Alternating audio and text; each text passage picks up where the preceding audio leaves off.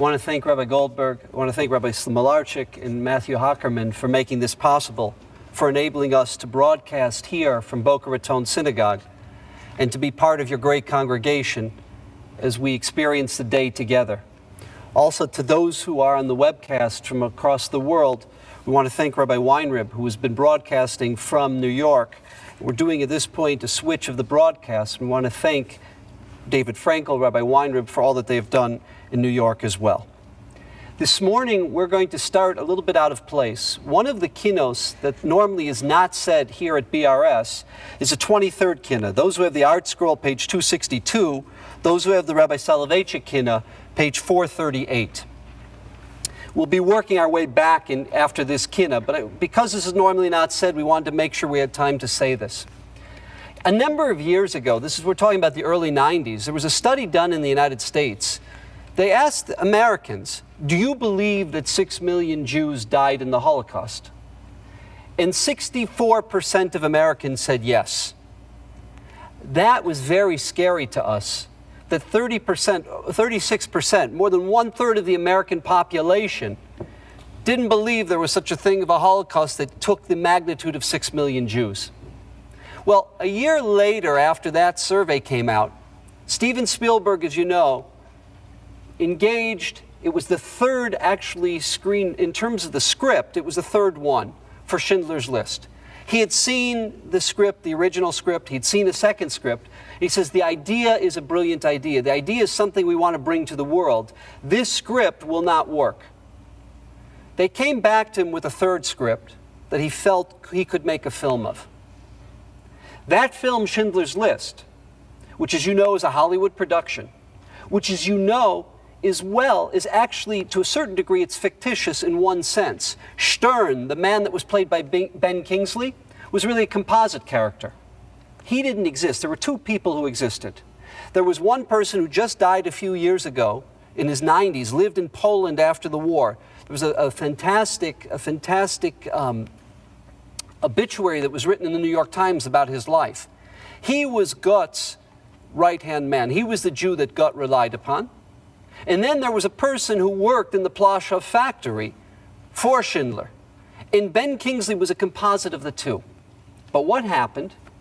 Through that film, which was the story of the Schindler Juden, it was not something that defined or shaped the events of Polish Jewry. It was not something that defined or shaped the Holocaust. But through Ben Kingsley's personality, Americans got a glimpse. They could relate to one person, the story of one Jew.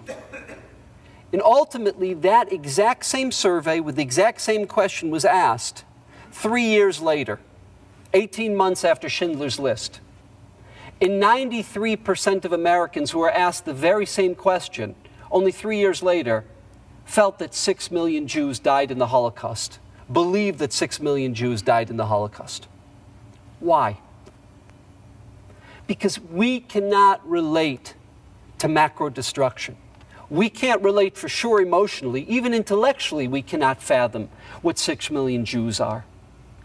We can't relate to that. The reason why in the history, in the annals of print, of literature, after the Bible, the second most read book in history is the Diary of Anne Frank. Why? Because it's the story of one adolescent girl, one Dutch Jewish girl. And through relating and experiencing to one girl, only then we can start to fathom the magnitude of 10, maybe 100, maybe 1,000, 10,000, 100,000, 1 million, 6 million. It's very difficult. The Chachmei HaMasorah, starting with Yirmiyahu Navi, last night Perek Daled, was the Hesped. We're going to come back to Yoshiyahu. It was the Hesped for King Yoshiyahu, one young man who had a chance of transforming the Jewish world. But not just Yirmiyahu, the Kalir, Rabbi Elazar HaKalir, who holds our hand throughout Tisha B'Av, who takes us through Tisha B'Av. They understood that you can't just speak in terms of macro destruction. You have to relate to the individual. And through the pain and sorrow and the suffering of an individual world, the life of one human being, the life of one Jew, only then can we start to fathom, maybe fathom, the depth of Tisha B'Av. This story that we're about to read, Chaf Gimel, is based upon a Medrash Eicha. It's based upon the Gemara and Hanizakin in the 5th parak of Gittin. It's not the story of the great king, of the great leader, of the great scholar. We'll talk about the great scholars in Chaf Aleph in the 21st Kinot. This is the story that we all relate to, we the orphan generation after the Holocaust, of what's referred to as the 7th million. Maybe we should use the term the 9th million. 6 million were obliterated, were heinously destroyed, were annihilated. But unlike in every Jewish community in America, Australia, Canada, Israel, where we have buildings that were dedicated by survivors, yeshivot who were dedicated by survivors, that we have institutions, the survivors who made it, who rebuilt their lives, who came with absolutely nothing, penniless, broken, and they rebuilt their lives. But what we don't talk about is those survivors who physically survived the Shoah, but they died in the camps. They died in the ghettos. They died when their parents were sent to the left and they to the right, or vice versa. The story here is of a young boy and a young girl, probably in their late teens, early 20s. He might have become the next Kohen Gadol. He might have become the next Gadol Hador, the head of the Sanhedrin. She would have been one of the leaders, the matriarchs of our people. She may have married the head of the Sanhedrin. They were raised in a beautiful home. Their father was Rabbi Yishmael Kohen Gadol. We will read and study what happened to him, how he was brutally butchered and executed by the Roman executioners in the siege of Jerusalem. And they, like thousands and tens of thousands of others, were taken out the Jaffa Gate. You know, when you look at the Ir Atikah, the city of Yerushalayim, it was built in a way with a major north-south route, a major east-west route. What's the north-south route? What we call Shar Shechem, the Damascus Gate, because that gate ultimately takes us through the Via Maris, takes us north to Shechem. Then what we call today the modern Highway 60 is really the path that Avram Avinu took coming to Israel. It's a path that Yaakov took coming back from Lavan. That valley, that crack in the Via Maris takes us to Shechem, and then there's a pivot, a turn, and we go into Mesopotamia. We can go to Syria, to Turkey, to Iraq. So that's one northern path out of the Beis HaMikdash. But the western path out of the Beis HaMikdash that we're all familiar with, the Jaffa Gate, Shar Jaffa, that takes the path in the crevice that today has become the highway, the Tel Aviv-Jerusalem highway, that ultimately takes us where? To Jaffa, to the Jaffa port. The Jaffa port in antiquities, in the time of Yonah, in the time of the son and daughter of Rabbi Yishmael Kohen Gadol, who we're about to read about, was not a small little port where you can barely fit a small fishing boat. It was a huge deep sea port. But we know because of, meteorologically, because of what happens when the weather pattern over the Mediterranean hits the land, hits the coast, that we call the Tel Aviv-Jaffa coast. What happens is there's a drop of dust, of dirt, and instead of it being a deep sea port, today you can only fit a small little fishing boat there. I mean, those of you who remember, what is the very first Israel bonds project? When David Ben-Gurion came to America selling Israel bonds, and the people who bought those bonds never expected to be repaid with them. Do you know what the very first project was? To turn Haifa into a deep sea port. So Israel would have the chance to do export-import, to have ships that it could ship and have an economy. That, what Haifa looks like today, that's what Jaffa was in the time of the Romans. And they were taken, unfortunately, with thousands and tens of thousands of others, and they were shipped across the Mediterranean, and they were sold on the Roman slave market. Now, we know from the most basic lesson that we remember from microeconomics, You have something called the supply and demand curve. How does the supply and demand curve work? The price, the selling price of anything, is a function of supply and demand. What happens when you radically increase supply?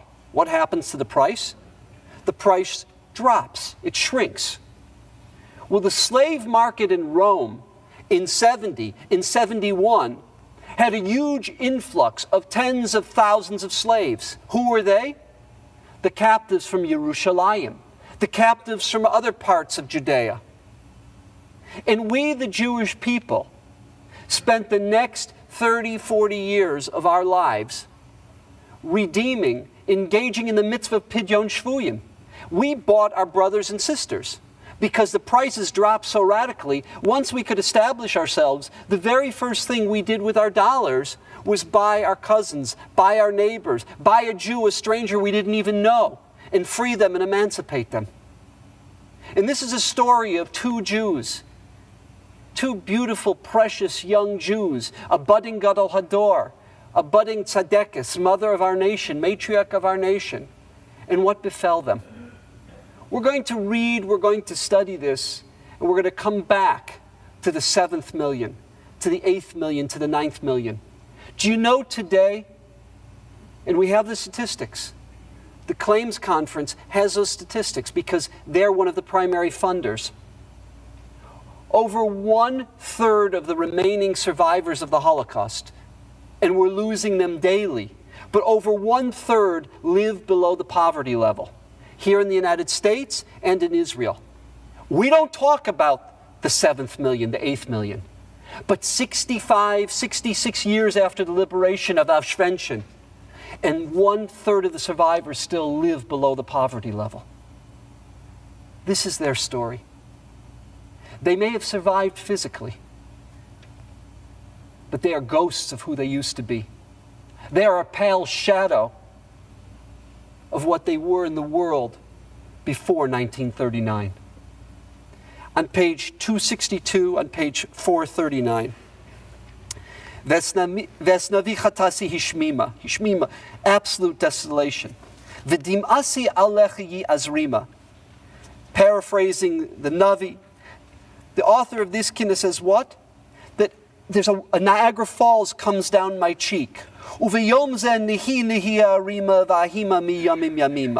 key line the Rav used to speak about is Vahima miyamim yamima. What is miyamim yamima?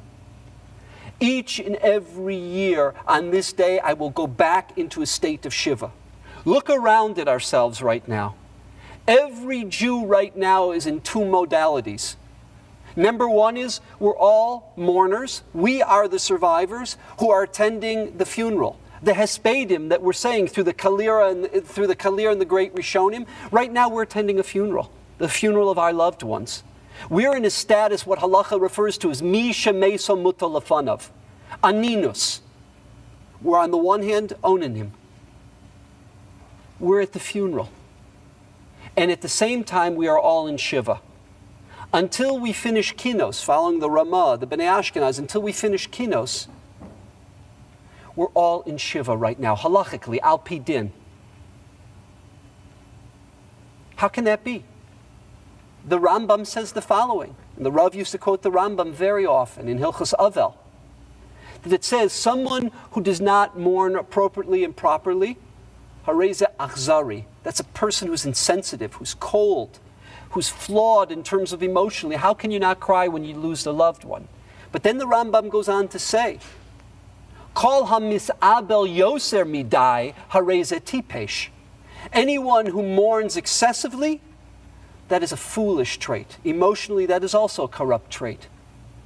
As human beings, we were born to die. Whether we live 20 years, 60 years, 100 years, 20, 60, or 100 years is a blink of an eye historically.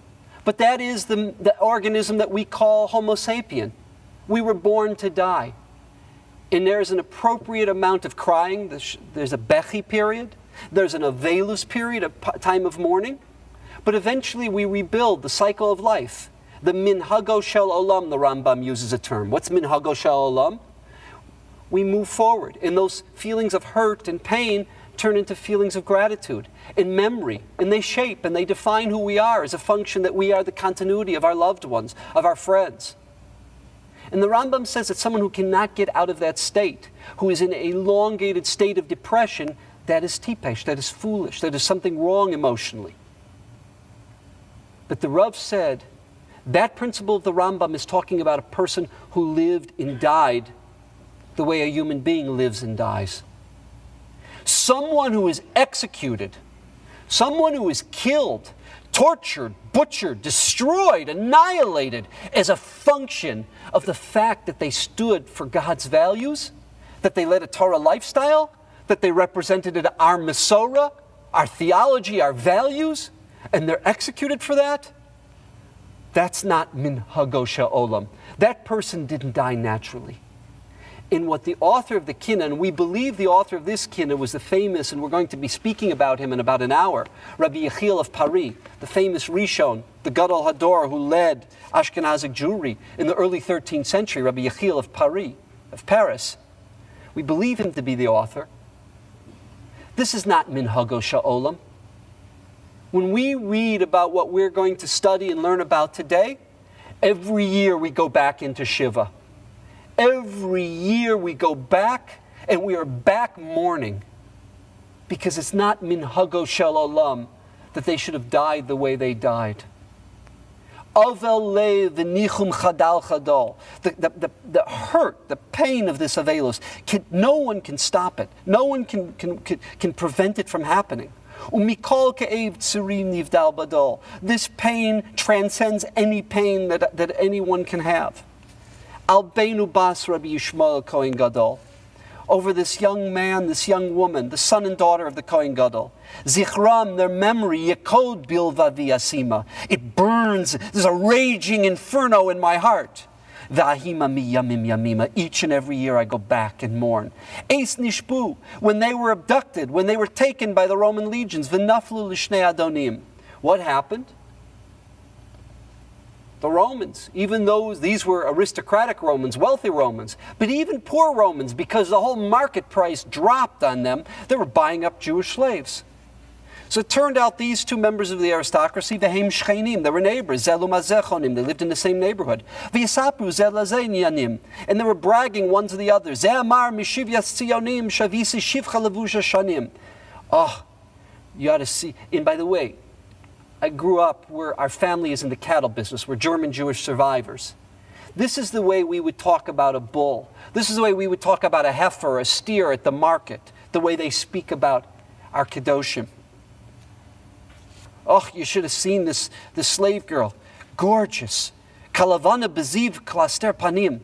Her face, it radiated like the moon. How many of us have been out on a camping trip where there is no electric lights, where all you see is that beautiful moon, right? Think about mid-month, mid-chodesh, the radiance, klaster panim. Uvetor Ketzia v'Yamima. You know who Ketzia and Yamima are? The daughters of Job, of Eov. We remember from Sefer Eov the description of these gorgeous, these beautiful children that he had that were taken away. V'ahima miyamim yamima. Re'eu siper. His neighbor, one guy brags about his acquisition at the market, so the other says, kiflayim, kefel, I'll brag twice as much. I got a better deal. Hey, nani ba mishvi Yerushalayim. You know who I bought off of the slave trade that we picked up from the slaves of Jerusalem? Shavisi eved yefeinayim. You had to see his eyes. When we buy an animal at the cattle auction, or when we buy from a farmer an animal, you look at the eyes of the animal for the health. So you're talking about the son of Rabbi Yishmael, Kohen Gadol, as an animal. Kashemesh, you said that she radiated like the moon? Kashemesh betakfo is tzarayim. Remember Gary Cooper, High Noon? This guy has the radiance of high noon. V'sahar es semana hishlima. V'ahima miyamim yamima. So they said, bones the game. Look, let's breed them. Let's breed the two of them. What are these, animals? This is what we do on a farm. You have a cow that produces a lot of milk, but her milk fat is weak. So you go to a sperm bank, and you find a bull that's got the right sperm that produces fat producers. You find an animal that's a great fat and milk producer, but she's got a bad spine. So you go to a sperm bank and you find a bull that'll have what? A good spine, so that the offspring will have the strength of the mother and the strength of the father. That's the way they speak about our people.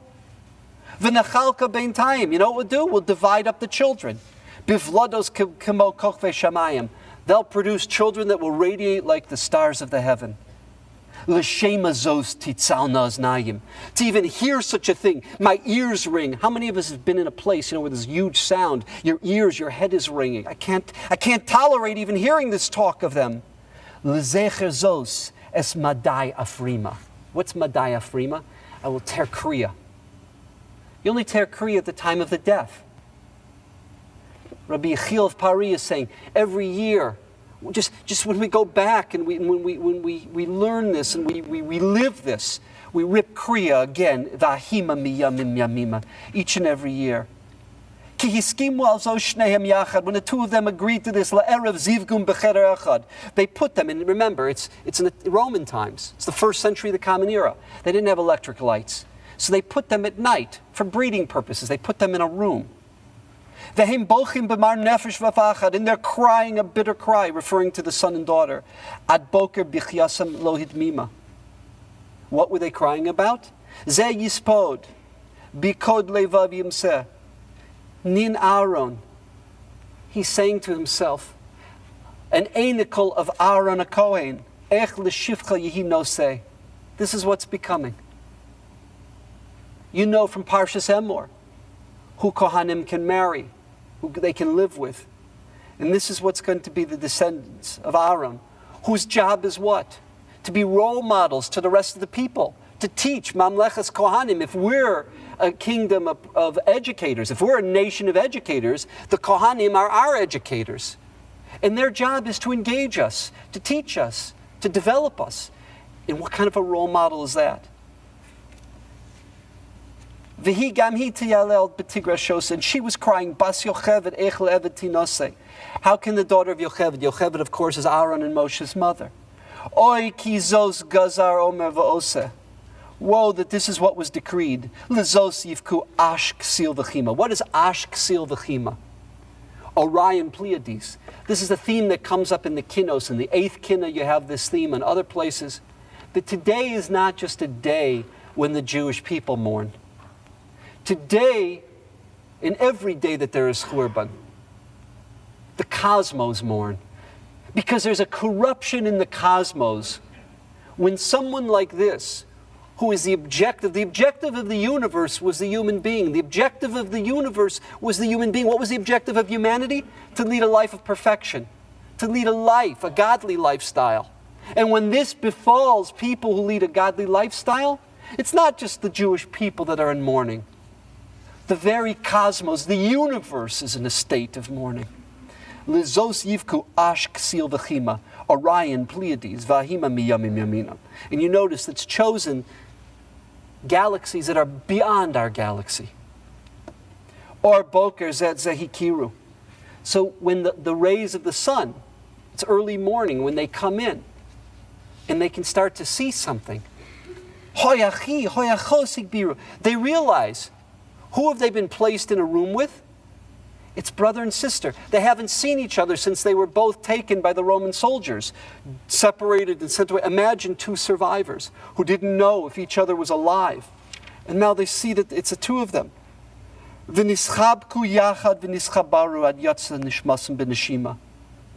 embraced each other until their souls, their last breath, and they died.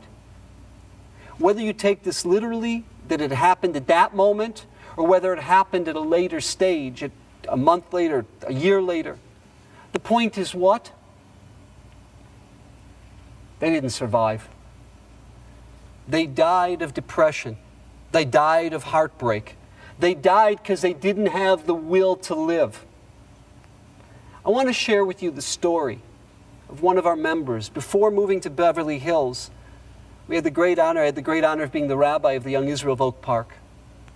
And we had a member from a family known as from the descendants of Alexander Hasidim. You have to understand, in Poland, there were 2, I'm not talking about Galicia, and I'm not speaking about Lita, I'm speaking about Poland proper, what we call the Kingdom of Poland, or Congress Poland.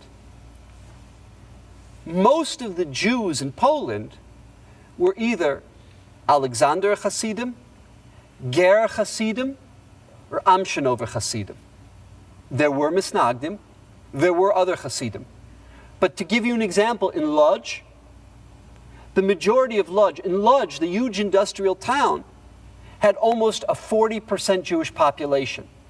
Krakow, Warsaw, and Lodz, the three major cities, each of them had between a 32 and a 40% Jewish population. I mean, New York, which is defined as a city with many Jews, the tri-state area, doesn't have that kind of a percentage. These cities were defined by the Jews. And in Lodz, there was always an agreement between the Ger Hasidim and the Alexander-Amshinover Hasidim that the chief rabbi of Lodz would be a Misnagid. That way one group wouldn't have the advantage over the other, because those were the two dominant populations there. So this is a person, his father was in the lumber business. They owned thousands of acres in Poland of woodland. And they had lumber mills. And they exported the lumber all over Europe. Maybe other continents as well. And he had the father, a Hasidic family, as we said, Alexander Hasidim. He had all girls and one boy. This boy was going to be raised to be his Talmid Chacham. This boy would be raised to be a Rebbe in one of the Alexander shuls, or a Rosh Yeshiva in the Alexander Educational Institution. And he was raised in such a beautiful life, and he loved to learn, and he loved piety, and he would visit the Rebbe, and he would learn from great scholars. And he had this life, and he had a dream of who and what he would be. In September of '39, when the Wehrmacht came in and took over Poland, and then shortly after when the SS came in, and Jews were forced, as you know, to wear Stars of David, and many Jews were killed, and eventually Jews were put into ghettos, and eventually those ghettos were liquidated. This young man ends up being the only survivor of his extended family. Not only does he lose his sisters, his mother, his father, he loses everything. I meet him as a man in his 70s. He survived. He never survived. He had a job as a painter. He would make a few dollars here, make a few dollars there, try to get a job here, a job there. Sweet, nice man. But a man who never left 1939. And who could blame him? He lived, he survived physically. His wife, as well, was a survivor, was a great support to him. But he was lost. He was in a world that wasn't his world. He was in a universe that wasn't his universe. And he was a ghost of who he was. And he was a ghost of who he could have been. That's the story of the son and daughter of Rabbi Yishmael Cohen Gadol.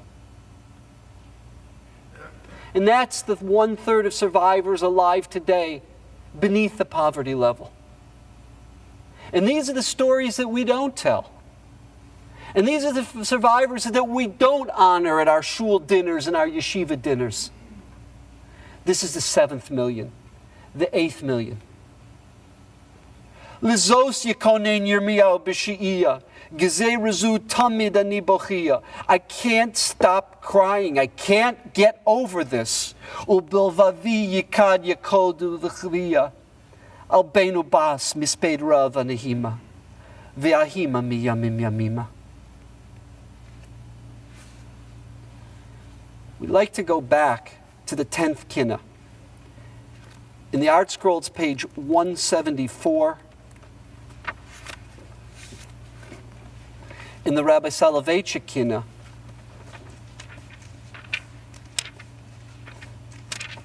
we're on page 268. 174 in Art Scroll, 268 in the Rabbi Soloveitchik.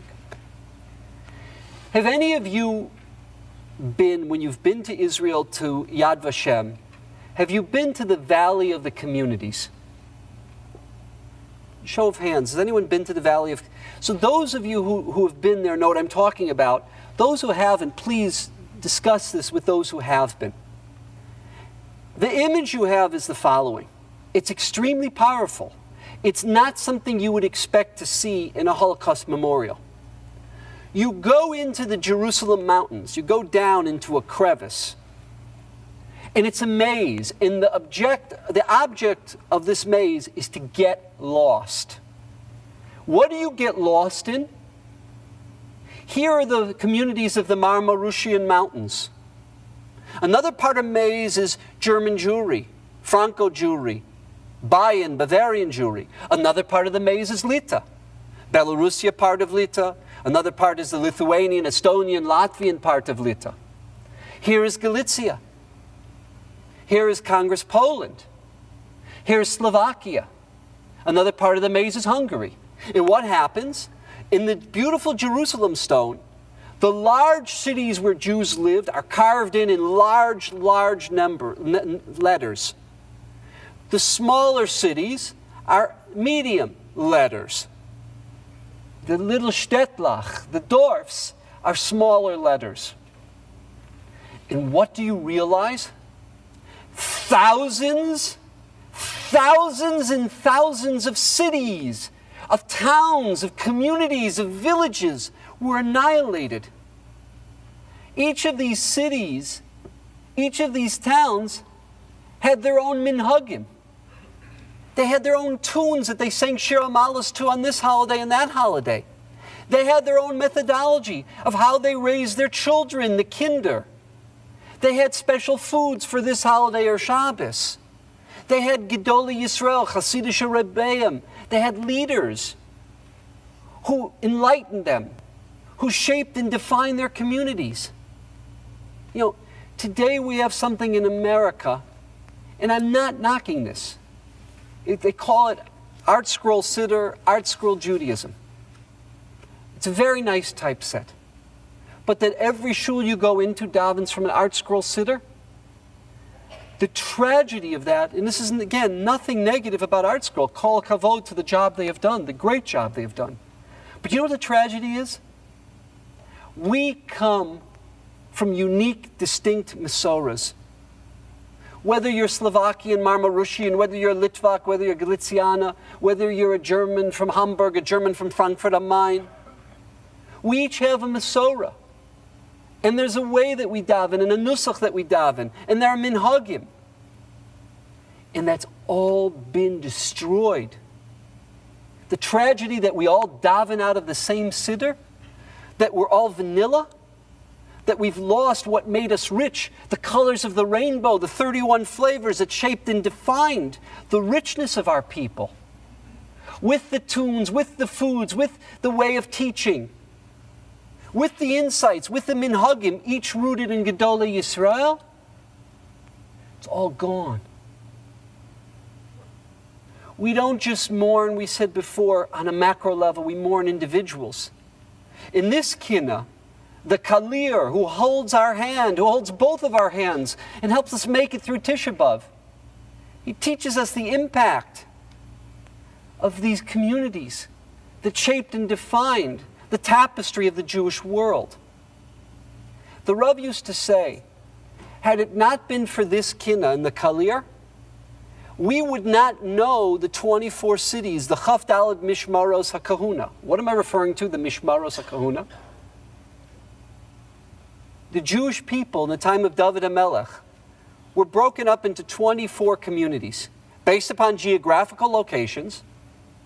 And each of these communities, on a 24-week rotation, the Kohanim, Leviim, and hopefully escorted by Yisraelim, would make the march to Yerushalayim, up the hills to the city of Jerusalem.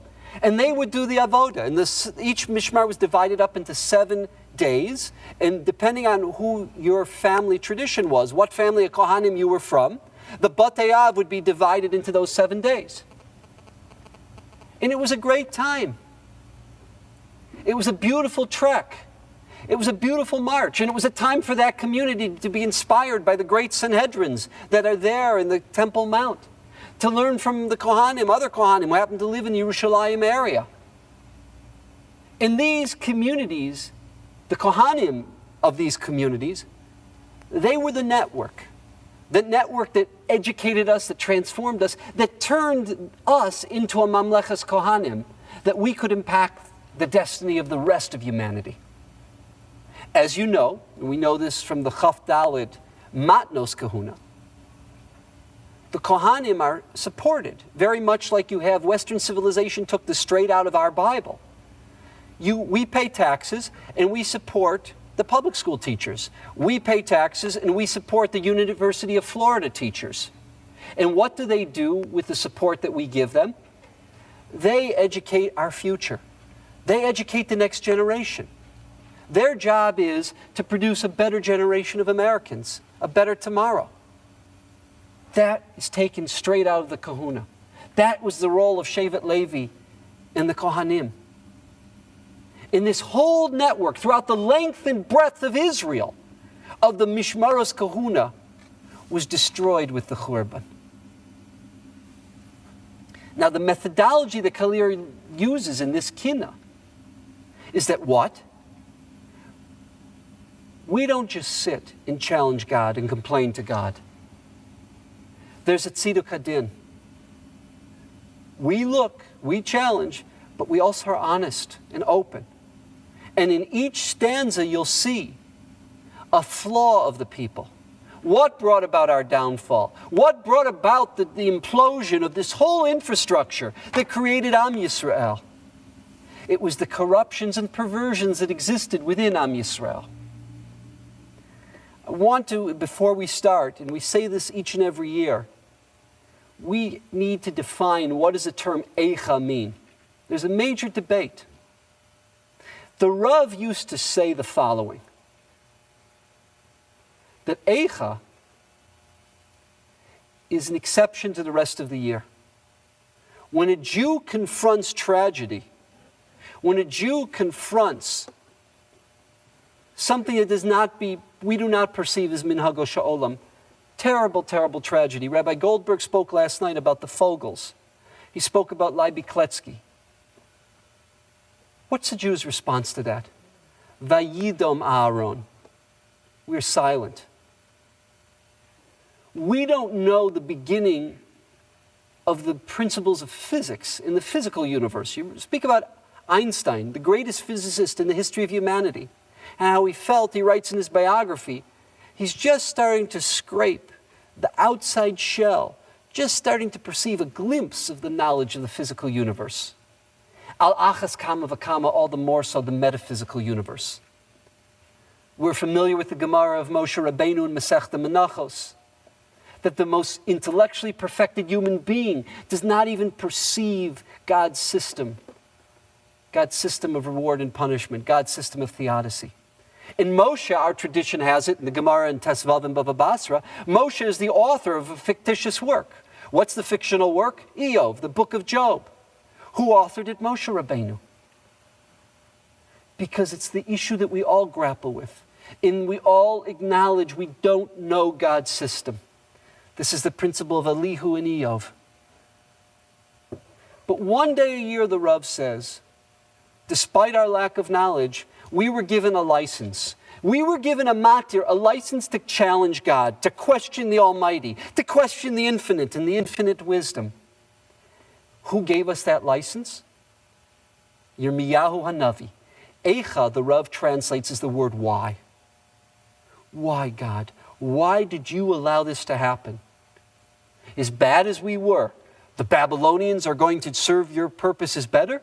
Why, Almighty? The Romans, we're going to study in Kinot Tezayin, I believe, the 16th Kinot, the story of Titus, what he does. That you prefer over what us? You'll take Hamas, Hezbollah, over the Fogels?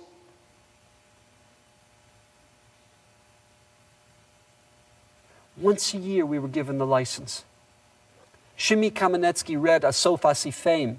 He read the Haftorah. The Rav used to say The matir in the morning to ask why and to challenge God is Yirmiyahu's Asof HaSifim, the 8th and 9th chapters of Yirmiyahu. The matir, the license at night, is Eicha. The Rav had a student, he's a Rosh Yeshiva in Far Rockaway. Many of you have heard and learned his Torah. Rabbi Yisrael Chait, Yeshiva B'nai Torah. He disagreed respectfully with his Rebbe on this issue. He felt that Eicha is not why. You're not challenging God. Eicha is a rhetorical question.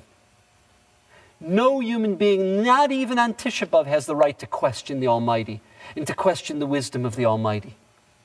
Eicha is, how could it be? We're asking ourselves, how could we have allowed this to happen? How could the city, Josephus describes Yerushalayim, 1.1 million Jews would converge on Yerushalayim for Pesach. That city that was so beautiful, that radiated with the sound of children, of senior citizens and children sitting on park benches, with Jews singing the Hallel on the rooftops. How could that city be so desolate, so bereft? That's what Eicha is. It's a rhetorical question. We're asking ourselves, we're not questioning God, we're not asking God. We're asking ourselves the question, how could this have happened? How could we have allowed this to happen? Eicha Yashva Chavatzeles HaSharon. Question, what is Chavatzeles HaSharon? Could be the Beis HaMikdash, could be referring to the Jewish people. The Damam Ron Mipi Nosei Aaron. The singing, the silence of those beautiful songs, of singing Shiras V'Tishbachos to HaKadosh Baruch Hu was silenced. V'na'o Mishmerosam Kohanim B'nei Aaron. Not just the Kohanim in the Beis HaMikdash, where they were front and center, but the Kohanim throughout the 24 cities, throughout the network of the length and breadth of Israel, was silenced. K'nimsar habayis b'misar ve'maron. Many of you are familiar with Maron. B'chol sivkeh, and again, we're using the starting terms of each of the paragraphs, of course, come from the acrostic of Eicha. What's the notion of using the Aleph Beis? Why is a Kalir using this methodology? He learned that from Yirmiyahu Hanavi, from Jeremiah the prophet. The notion of using the Aleph Beis is this. God, the devastation, Almighty, the devastation is beyond description. It's beyond explanation. We use everything we have from A to Z, from Aleph to Tuf, to describe the devastation. And we can't. We can't articulate the gravity. That's the notion here. B'chosivke, a double crying mechumash svarim. Kine'arag kohen v'navi b'yom kippurim. We are all familiar, we learn every Tisha B'Av, the 34th Kinot, the execution by the Jewish people in the Beis HaMikdash on Shabbos that falls on Yom Kippur, a Yom Kippur Shabbos in the Beis HaMikdash. We killed our Navi, we killed our Kohen Gadol, Zechariah Hanavi from Bayis Rishon. So we want to challenge God? We want to question why this is happening? When our teacher, when our leader, the ultimate Kohen, Zechariah Hanavi, tells us, engages us, challenges us to change our ways, and we butcher him, and then we cover it up, and the next day, it's like, the newspaper, you go from this terrible event that happened to the soldiers that were shot down in Afghanistan, and then you turn to the sports pages. Deshaun Jackson has ended his holdout, and he's in, and then we go to the weather, and then we're going to go to speculation on the Italian economy and how's that going to affect the euro, and how's it going to affect the global economy. Next. We butchered, we killed our own, our teacher, our leader, and we covered it up, and we never came to grips with that issue. We never did tshuva as a society for that. And then we wonder why our Kohanim are being taken from us. For his blood were slaughtered many, many young Kohanim, meaning the future leaders, the future educators. Many of you have been to Tzipori. The University of Michigan every summer has an archaeological dig there. You know Tzipori because after the Bar Kokhba revolt and after there was an abetment of the Hadrianic decrees, the student of Rabbi Akiva's greatest student, Rabbi Meir, his greatest student is Rabbi Yehuda Hanassi. It's in Tzipori that he reconvenes the Sanhedrin, and they create this great work that we call the Mishnah. The Mishnah, the work that saved Judaism. Because Judaism was on the brink, on the verge of being lost. They took all the key issues, the key axioms, the key postulates, the key issues on every area of Jewish law, and they enveloped them. And they put them and edited them into one work, the Mishnah, that we would be able to maintain our Masorah, our religion through. But that Tzipori was lost. Tzipori today, you know, is what? It's an archaeological site. And you can see beautiful mosaic floors, and you can see great structure, and you can see that there were Jews that were religious, and that there were Roman pagans that worshipped idols, and that there were Batei Midrashos, and that there were theaters, and that all was happening in Tzipori. That much we know. But you want to know something? No one has lived in Tzipori for close to 1,700 years. It's an empty shell. Galsa me'artza kala mikushata. That beautiful adorned bride. Think about a kala on her wedding day. That was the Jewish people. We were God's kala. Ba'avon maisras shmita. What happened? The Ribono Shalom made a covenant with us. I'll bring you into a land in the middle of the universe, the Via Maris, the linchpin between the African continent, between Mesopotamia. You can shape the destiny of humanity from that land. But there are conditions. You must ultimately know the land is not your land. You must ultimately know the assets are not your assets. You're a portfolio manager. You're managing this piece of real estate. You're managing funds. And I'm telling you, you can do what you want with 90%, with 80%. But 20% is going to be spent on charity, on the poor, on the Levium, on the Kohanim, on the maintenance of the city of Yerushalayim. And that the land once in every 7 years is not going to be worked. It's going to be a sabbatical. In an agrarian economy, in an economy where the GNP is primarily agribusiness, 1 in 7 years is going to be a time when everyone is a Kohen, when we're all learning, we're all growing, we're all transforming ourselves, our families. But no, we knew better. God, stay out of my business. It's my land. It's my money. It's my assets. It's my business. Stay away. You have a place in the synagogue. You have a place in the prayer book. Not where it counts. And my finances and my business. And we violated the covenant. And we violated that contract with the Almighty. And with the 4 punishments where we punished. Me'ed Yehuvshata mishmeres mafsheta. Darchei ha'heichal damamu. What's Darchei Heichal? The ways, the paths to the Heichal. Have any of you been in the Gush? They've discovered one of these fascinating infrastructure. Remember in the Eisenhower presidency when we established in America a whole infrastructure? The east-west highways would have a zero at the end or an even number. The north-south highways would have an odd number. That's why 95 and 75 converge upon southern Florida. You have 80, 90. Down here you have 10. You have 40.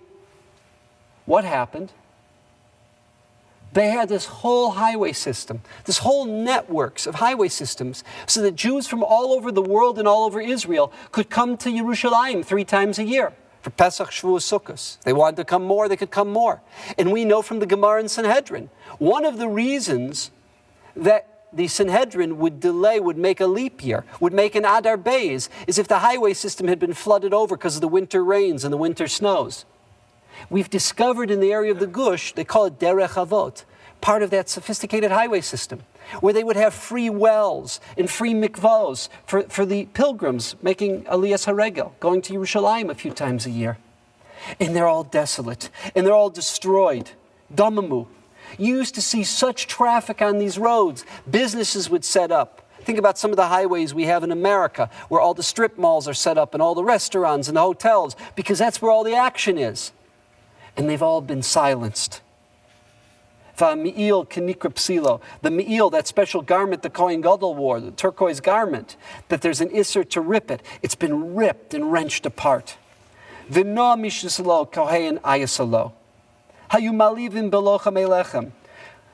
happened? We mocked, we attacked We despised our own scholars, our own teachers. Lochamei lechem, that's, by the way, the term the Ramban has for his critique of the Baal HaMaor is the Milchamos Hashem. Milchamta Shel Torah. Because the battle, instead of attacking each other, it was the battle of ideas, to refine and perfect ideas. They're called Lochamei lechem.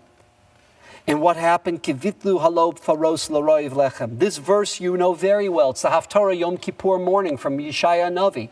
What does Isaiah Yeshaya Navi tell us? You think it's an empty fast? Is that what I want from you? I want the fast to create a catharsis, a transformation, so that when you see someone who's hungry, when you see the poor, you take care of them. When you see there are families who can't afford to educate their children, that everyone is giving their meiser to the local day schools, to the yeshivot. I want you to feed the hungry, to clothe the naked. That's the purpose of the fast. And we missed the point. We grabbed on to the superficial, to the fast. That we did. But the objective of the fast, that we violated. V'ra'avu v'tzamun, instead we became famished. We became thirsty for mimayim u'milechem, for the basics. Kivutlu shtei alechem mi beis lechem. Bethlehem. Only today do we appreciate this Kinot. Only today do we appreciate the Megillah of Ruth. Because for the last 2 millennia, Bethlehem, like the rest of the Judean hills, it's been an empty, barren wasteland. These rocky, empty hills. What do you see today when you go to the Gush? Beautiful flowers, wineries, orchards. And there's the description that we have of Bethlehem would be the equivalent of Nebraska, of Kansas, the breadbasket of Israel. That's why the Shtei Alechem, the Gemara in Menachos says, Lichatchila, ideally it should come from Beit Lechem, from those Judean hills. The first barley, what we call the Omer, the first wheat to the base of Mikdash, what we call the Shtei Alechem. Why? Because that's the richest soil to grow barley and to grow oats and to grow wheat in. And it's all become nullified. Why was it called, by the way, Beit Lechem? Because as you're traveling south into Africa, the Via Maris, to what we call today Highway 60, takes you to Beit Lechem. And it was a place where somebody could go to sleep for the night, could get food. And it's all bereft.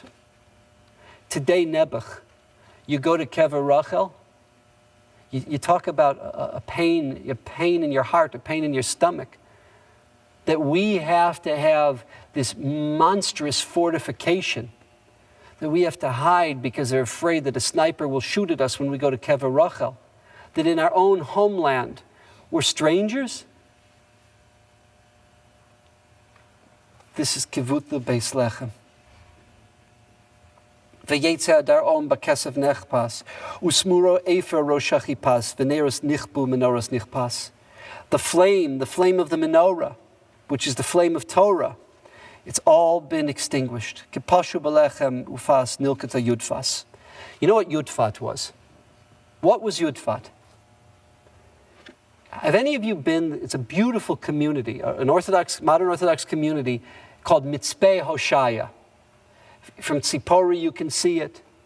Mitzpeh Hoshaya, it's the home of Elazar Stern, who was the highest ranking Orthodox general in the history of the IDF. Danny Statman, the professor at Haifa University. Beautiful community. If you see the kids come home from Israel and they've got this t-shirt, do it on a donkey, you know they were in Mitzpeh Hoshaya. Because they have this whole experience where you relive how Avram and Sarah lived. You know, and they have a whole a living three-dimensional experience there, how they ate, how they lived, what they rode on, etc. From Mitzpeh Hoshaya, you can look one direction, you see Tzipori. The other direction you look and you see Yudfat. You know what Yudfat was? That was the center of the revolt against Rome.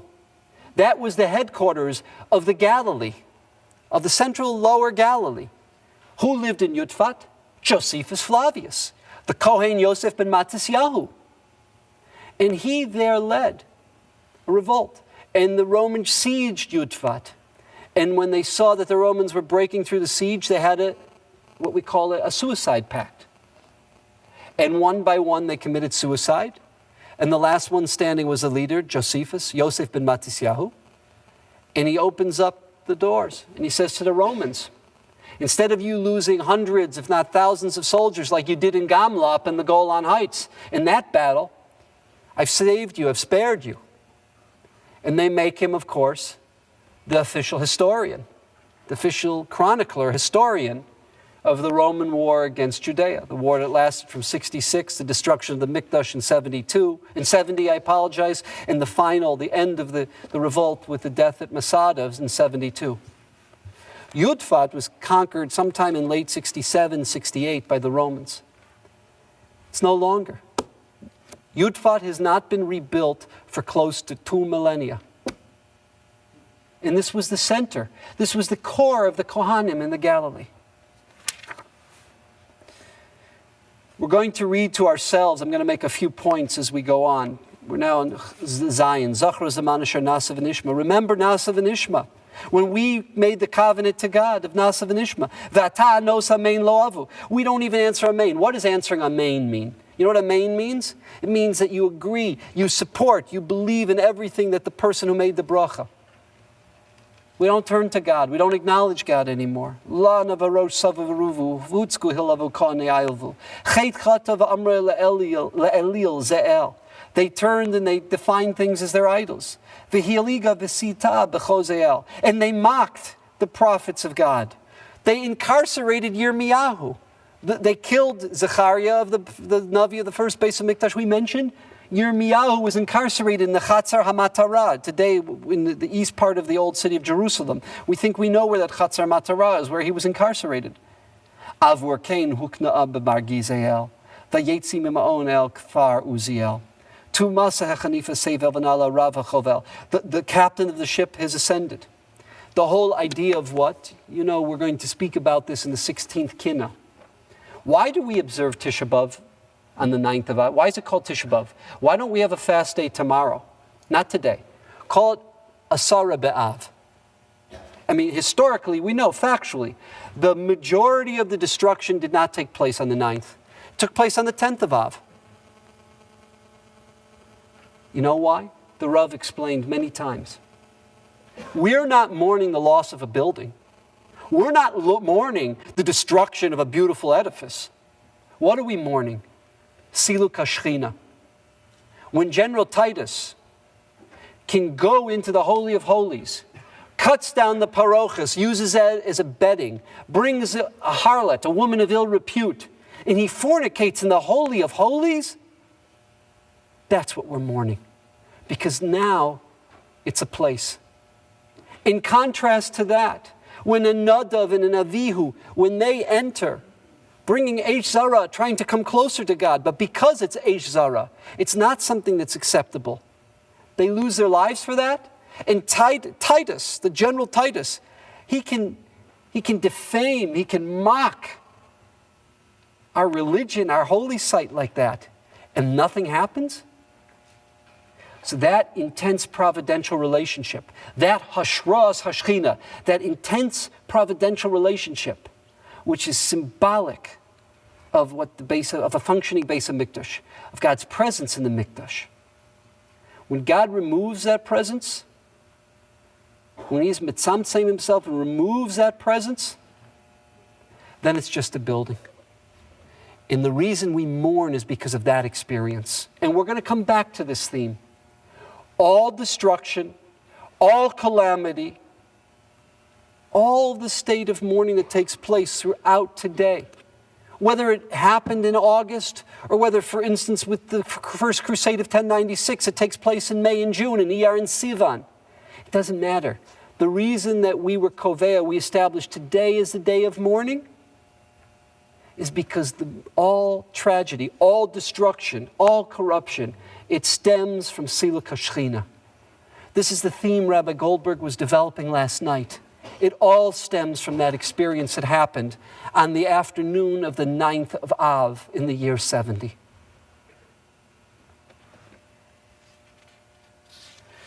The Chaf.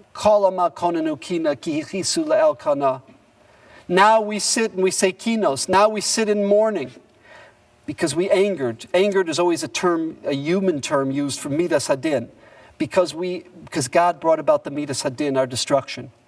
What did He bring it about with? Begoy naval, with a despicable, a disgusting nation.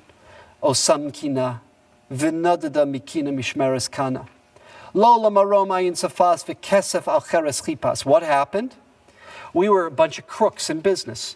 We had earthenware goods, earthenware vessels. And you know what we did? We did a silver coating. Kesef. You see the phrase? Kesef al cheres chipas. We silver coated it and we sold it as a silver vessel.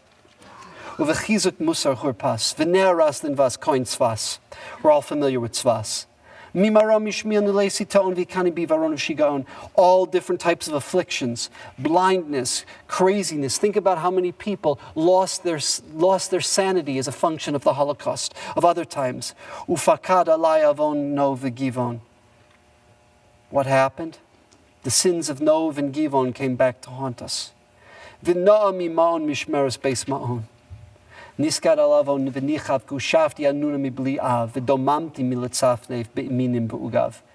no longer can use the beautiful orchestra, the instrumentation that was allowed in the Beis HaMikdash, that beautiful sound to accompany the Levium singing. It's all gone. V'nasa alai kina. Now what do? We sit and we mourn and we wail kinos. Mishmeros Yeshevav. Yeshevav is actually one of the few mishmaros that we have recorded in Divrei Hayamim. Rabbi Yeshevav, they believe, the reason it's called Rabbi Yeshevav is because he came from that town. Sila kol abirai morei haraya. All the great Gedolei Ador have all been trampled, they've been destroyed. V'lo niskar li akedus Maria. In the Sanhedrin that sat on that holy place, the place of the Akedah, of the binding of Isaac. No. The schuyos of Yitzchak and Avraham, the schuyos of the great members of the Sanhedrin, it's not happening. Meirov Mered Umirya. If any of you, and I saw Rabbi Goldberg gave a shiur here on the Shabbos of leading up to Yom HaShoah, where he learnt with you tshuvas from Shelos Tshuvas Mimam Hakim, Rabbi Ephraim Ashri, who just passed away within the last decade, the survivor of the Kovna Gado. Now keep in mind, of all of the communities of Europe, the ones that suffered the most were Lithuanian Jewry. 8% survived. 92% of Lithuanian Jewry was massacred by the Nazis, by their fellow Lithuanians, who were horrific. You want to get a sense, if any of you have been to the Holocaust Museum in Washington, Dr. Yafa Eliach, great Holocaust historian. Her husband, Rabbi Eliach, was the Rosh Yeshiva, was the principal of Yeshiva Flatbush. Her daughter, Smadar Rosenzweig, is a great educator. Dr. Eliach wrote a book on her town, Aishashuk. Aishashuk was a small Lithuanian community where the Jews lived for 800 years, for 8 centuries. And supposedly, at least the Jews thought, had wonderful relationships with their Lithuanian neighbors. That all changed in 1941, when it wasn't the Nazis. It was their Lithuanian neighbors who, at the urging of the SS, at the urging of the Germans, who just brutally murdered them, slaughtered them. And when you read the story of the Kovna Ghetto, Kovna Ghetto was in the suburb Slobodka. Slobodka was a Jewish suburb of the second largest city in Lithuania, Kovnias, or in Polish, Kovna. And Rabbi Chanan Wasserman, the great Gadol Hador Rabbi Chanan Wasserman, in his Talmidim of his yeshiva Baranovich, on how they die al Kiddush Hashem. We know the Mir Yeshiva, because the Mir Yeshiva miraculously was survived. They had visas to go to Shanghai. But what about the hundreds, the thousands of yeshivas like Baranovich who were for high school students, of Batei Midrashos, of Kolalim? All are future Gedolei Ador. The Rav used to say, you know who came out of Baranovich? The future Gedolim. Those brilliant children, those Wunderkind, who were sent from all over Poland, from Lithuania, from Belarus, who were sent to Baranovich to be tutored, to be mentored by Rabbi Chanan. And then he would send them on to a Telz, to a Kletsk, to a Slutsk, to a Mir. The reason we don't have Gedolei Ador today, the reason why we are an orphan generation, is they were all butchered. These people, going back to the Kinot, Sila chal abirai morei horaya, they're all taken from us. Velo niska lo kedas Maria merov mered umiria hutzaga erom ve'eria mishmeres me'aria. Al gabi chorshu chorshim, the Romans plowed over the meters of the Temple Mount. That's one explanation. Also, chorshu chorshim is what? The Romans symbolically, when they captured a city, they would take a team of oxen and they would symbolically plow a circumference around the city that it's been destroyed, been defeated. What do we have left? Not holidays, not teams of people streaming into the Yerushalayim for the festivals. All we have left is fast days. Whether the city was named Yavnis or Yavanis, whether it was a function of the Greek influence there. Persa ve'ein yad sholeach ki lo yamina b'hashkim v'shaloach v'hush b'sabris melech. That what's the bris melech? The covenant from Parshas Vayikra. That the salt will always be put on that which we put on the altar. There will always be salted meat to put on the altar. There's no altar anymore. There's no mikdash. Ve'ein shemen memulach b'rosh hamamlach. Tzadiku Hashem kifiu maras. We quote Yirmiyahu. This is actually a quote from Yoshiyahu. And we acknowledge that God is true, God is righteous, because we have rebelled His command. We have violated everything He asked from us. And instead, Va'aru aru ad yasodba, that's what the Romans said. That's the famous quote from Kapitel Kuf Lamed Zayin, describing both Chorbanos. Usamura ziv zimras, instead of singing Shiras Hayam, which is a triumphant, successful song that the Jews had after the destruction of the Egyptian military, after the salvation of the Jewish nation. Instead, we have Kinim Aleh Necharas. Instead, what? All we have is lamentations and mourning and hespedim for the destroyed people. Uvekatzve Eretz Nizras Mishmeres Natzras. What's Natzras? Nazareth. Again, it was always a major city in the Galilee. Karasi b'tzar li v'lo kara v'konanti bayar ba'arav v'chova nera dolek b'ma'arav. That famous ner ma'aravi, that was always the sign of what? Hashras hashchina. The fact that it defied the laws of physics. And that even though the 6 other candles in the menorah went out, the ner ma'aravi, the western candle, it kept burning and burning. It defied the laws of physics, which was a sign that this was a place of an intense perceived presence of God. It's been extinguished. V'reach la'arav. God does not, the sweet smell of our offerings and our prayers are no longer pleasant to the Almighty. Machal la'arav. Reiku sarti kaniyav saniyav aniyav adasi katon letev menuya, letevach menuya. We're like sheep taken to slaughter. V'na mechanuya migdal nunia. Shamu kinis hamti b'tzachana v'sasam meni tchina. Rabbi Goldberg quoted by the Kriyas HaTorah. He said, we don't say the Mishaberach for Cholim at this point. As you noticed, we also don't say Kaddish Tiskabel. Tiskabel tzlo son u'son. God, please accept our petitions. Please accept our praises that we have done in this prayer service.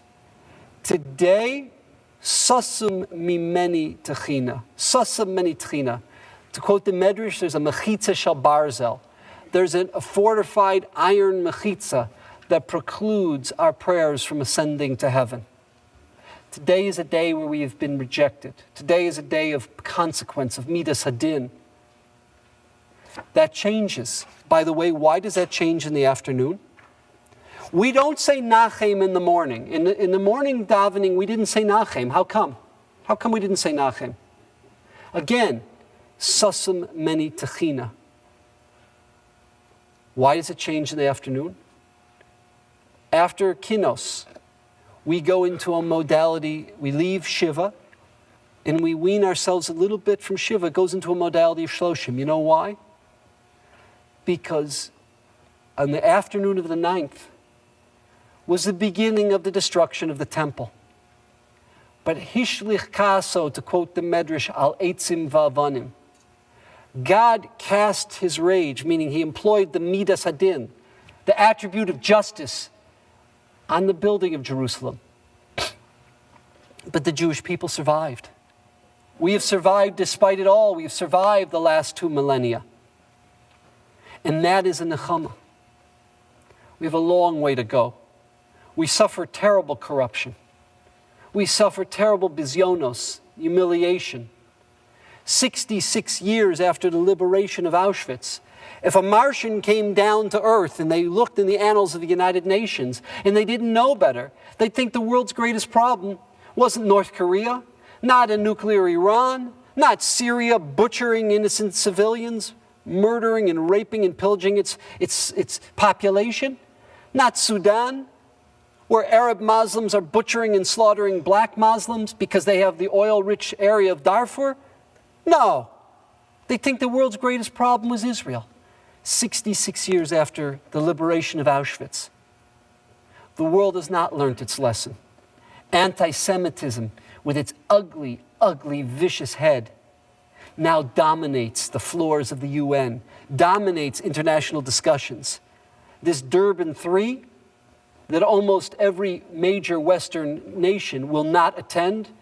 Most have already announced they will not attend it because it's a mockery. Others will follow. That Durban III can take place. The world has not come very far in 2 millennia. It has not progressed very far. But I'll tell you, the Jewish people survived. Our Torah has survived. God's system, God's values have survived. And for that is Chatzi Nechama. For that we say Nachem in the afternoon. That the wrath was not the annihilation of the Jewish people, but rather the annihilation of a building, of a city. For that we say Nachem, for that we say Kaddish Tiskabel. And for that we will make a Mishaberach and we will continue to pray. In the Mechitza Shel Barzel, the Sasam Meni Tchina will be pierced. V'lo nasan li rachamim v'chanina, u'mikir aschana na'a kfar yochana. Shamu ki yatsasi v'shivya v'nisra das marom shvuya v'ushati l'shama v'erbuvya. I've been in a state of desolation, of confusion. Umehester chavuya, galsa beis chavia. Tavora samuni hadamim v'shasu sha'arai shamemim. The gates that protected, any of you who've been to an archaeological site, the sophisticated gates that would protect the city, they are all desolate. They've been destroyed, and all the traffic that would come to the gates, because that's where the marketplaces were, that's where the activity was. It's all lays desolate. V'heishiv achor yamin ba'avon slamim ga'ag ginson salmin.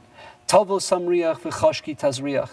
Please, God, my darkness, you should enlighten. V'chadesh atzmosenu tafriach. Enable us to sprout. You can't even count the grass seeds when you have a grassy surface. Millions and now enable us to rebuild and replenish the millions that have been destroyed. V'reach nichochenu kikedem tariach. And please, once again, smell the sweet fragrance that we are offering to you of our prayers, of our korbanos. Umishun chatariach. And enable us once again to be guests at your table. Shulei chamas ariach. The Kohanim who have been dispersed from their lands, their places, who have been dispersed from the Mikdash, enable them and us once again to come back. The 11th Kinah. Okay. Those who want to say those lines on their own, please do. Page 182, the 11th Kinah. Page 288, 182 is the art scroll, 288 is the Rabbi Soloveitchik Kinah. Again, the idea of the individual. The Rav used to quote in his introduction to this Kinah that what would happen? Rabbi Akiva, who was raising funds for the revolt against Hadrian, for the revolt against the Romans, what we call the Bar Kokhba revolt, he would travel to North Africa, he would travel to other parts of the Roman Empire where there were Jewish communities. And he went to a community by the name of Ginzak, the Medrash in Bereshis Rabbah mentions. And in Ginzak, he would tell about the destruction and what happened to the Dor HaMabul. And it didn't move people emotionally. And Rabbi Akiva was a great orator, he was a great teacher. So what did he do? He told the story of Eov. And he discussed and analyzed the tragedy, the personal tragedy of Eov and what happened in his life. That moved the people to tears. That moved the people to giving charitably and otherwise. And the idea of the impact of an individual one life, one individual. This is the story of Yoshiyahu HaMelech. Now, this is a fascinating story because I'll use an analogy. Think about what 70 years of communism did to the Jewish people.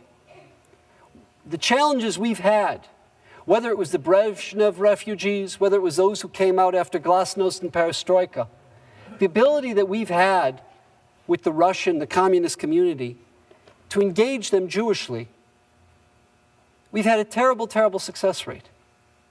Because to change a culture that is 3 generations of socialism, of communism, of a disdain for religion, of a mocking of religion, is not a simple thing to do. We've had a far better success rate with the Persian refugees that have come after the Shah until this day, with the Bukharian refugees, with other groups that were not under the oppression of a communism. The analogy here is Yoshiyahu is coming after his father Menashe, his grandfather Menashe, ruled the Jewish people for 55 years. We never ever had a longer reign in Jewish history than Menashe's 55 years. And even though Menashe, towards the end of his reign, himself starts to do tshuva, he's unable to undo the corruptions in terms of avodah zarah, eradication of good role models, of educators, in terms of the corruption in the judicial system, the system of Batei Din. And then he's followed by his son Amon, who I believe is king for 7 years. Yoshiyahu,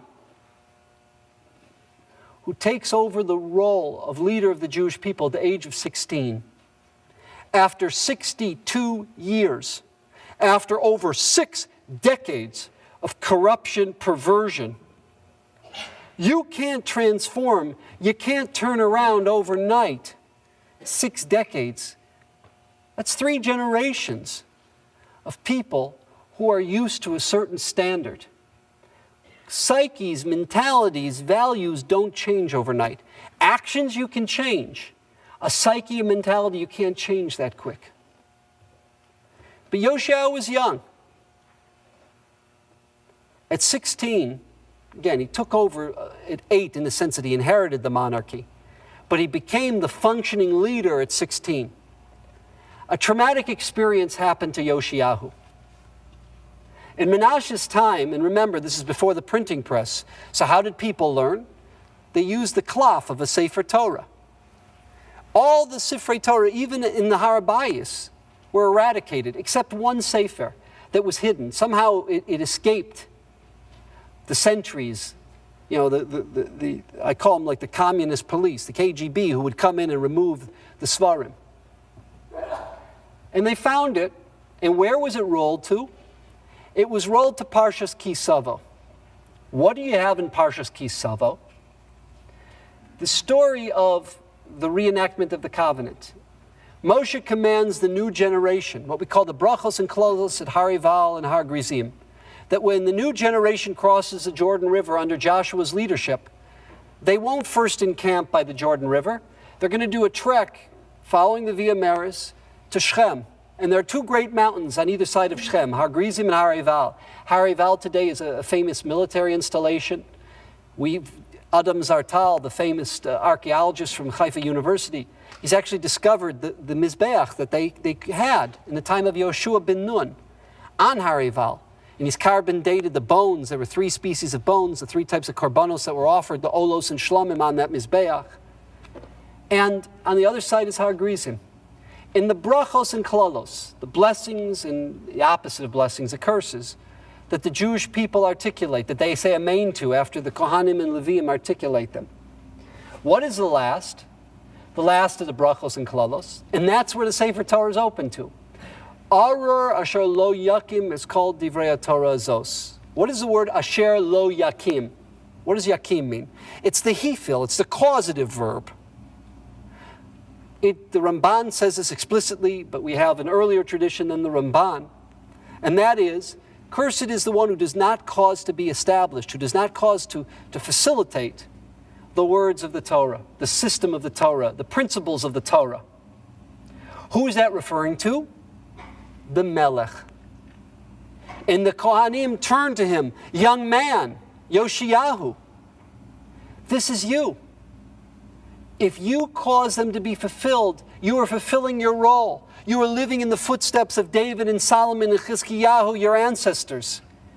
If not, then woe to you, because you've wasted the opportunity. You've wasted the role that you were given by God in facilitating a society that's a healthy society. A society that's rooted ethically and morally in the principles of the Torah. Theologically, it's a perfected society. That's an intellectual society. It's not a superstitious, corrupt society. Yoshiyahu is traumatized.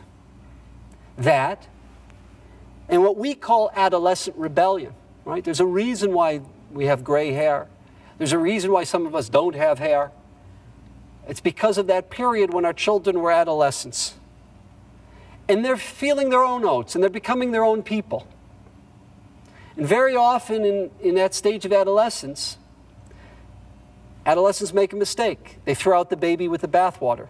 They don't just feel their own oats and cut the bonds with their parents. Sometimes they reject and throw everything away from their parents. Yoshiyahu starts to look.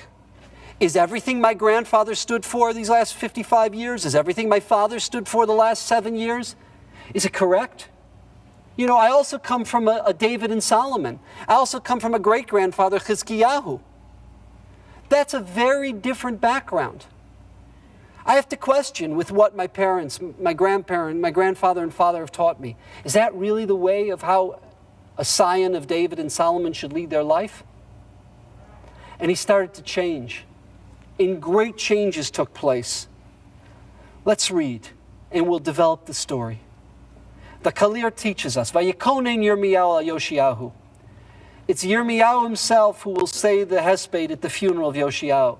Eicha Eli, how is it that I'm in a state of lament? Konenu me'elav. Ben shmona shana heicha lidrosh me'elav. After 8 years of being officially the king, when he started to function as the king, at 16 did he begin to seek out his God. On his own. Not because his father or his grandfather taught him to do this. B'nei Cham ba'avram chanu alav. Who are the descendants of Cham? Egypt. Remember this, very important. We, the Jewish people, Beryl Wine always says, the Almighty never gave us Madagascar as a national homeland. We always are there in the middle of what's happening, the dominant powers that are defining what's happening on the earth. For 70 years, it was between the U.S. and USSR. Israel was the battleground between the West and the Eastern Bloc. Today, it's between Islam and Christianity. In the times of Tanakh, you always had the great southern empire, Mitzrayim. And remember, Mitzrayim is not some third world rinky-dink country in North Africa. It's not like today where half the people are under the poverty level, where they've been living off American aid. Before that, they were living off Russian aid. Mitzrayim is not Egypt. It's close to 1/3 of the African continent. It's a major power. And on the other side is the great Mesopotamian power. Before this time, it was Ashur, Assyria. At the time of Yoshiyahu, it's Aram. After Aram, it becomes Bavel, Babylonia. But Aram is a good part of Turkey, part of Syria. It is the dominant northern empire. And what happens? Egypt is going to war. Egypt is taking tens of thousands of troops and munitions, and they're going to take the Via Maris to attack Aram. In Paro Necho, Paro is the head of Egypt, of Mitzrayim. His particular name was Necho. Paro Necho says to the young king Yoshiyahu, hey Yoshiyahu, I'm coming through your land with tens of thousands of troops. Get out of my way. I will not go to war against the Jews. I will not battle against you, but stay out of my way. Yoshiyahu politically does not want to be seen as taking sides. There's no such thing as neutrality. If you allow Egypt to go through your land, that means you're siding with Egypt against Aram. And he doesn't think Aram is going to lose this battle. In fact, he thinks that what Russia did to Napoleon is going to happen to Paro Necho. But Yirmiyahu tells him, don't get involved in a battle that's not your own. Stay out of this. Please, I'm saying on behalf of God, stay out of this, Yirmiyahu tells him. What does Yoshiyahu say to Yirmiyahu? Hey, you stay in shul. You stay in the base medrash. You'll give a sermon on Shabbos morning. You'll teach Torah. Stay out of politics. The theological mistake that Yoshiyahu makes is what?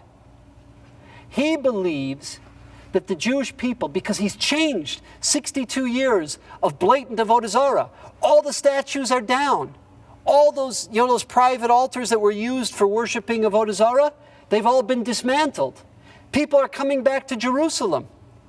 We haven't had Aliyas HaRegel like this since the time of my great-grandfather Chizkiyahu. There's been a radical transformation. There's been a major change. What he doesn't understand is, Yoshiyahu, you don't know what's happening behind closed doors. To your face, they're wonderful. To your face, they're not worshiping idols. You know what they're doing behind your back? Stick it, Yoshiyahu. Stick it to you. And they've got their private altars. What happens, achar stiras hamezuzos, behind the closed doors? You don't realize you can't change a culture. You can't change a mentality overnight. And what did he assume? He assumed that the special bracha that we read about at the beginning of Parshas Bechukosai, that not only does it describe that if the Jewish people are perfected, we'll have shalom, peace, but it says, Cherev lo sa'avor ba'artzachem. The sword shall not pass through your land. What's Cherev lo sa'avor ba'artzachem?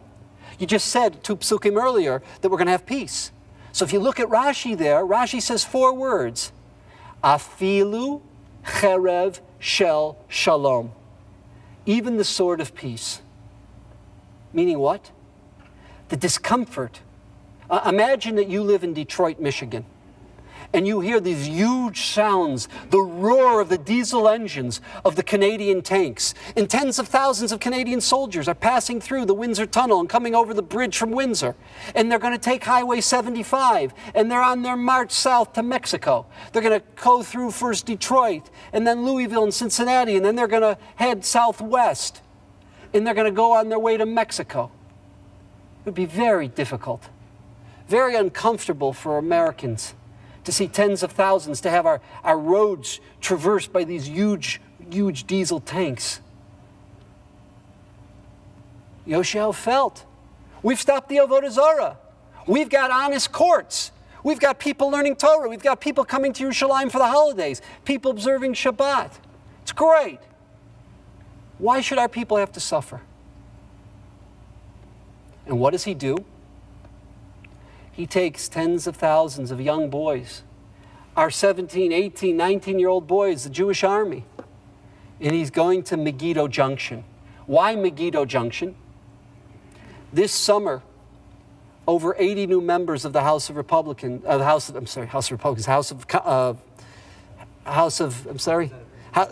Senate, the House of Representatives, sorry about the Freudian slip there, the House of Representatives. Over 80 new members are going to be traveling to Israel this month. You know that?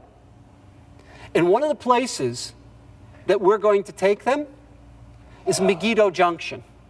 Why Megiddo Junction?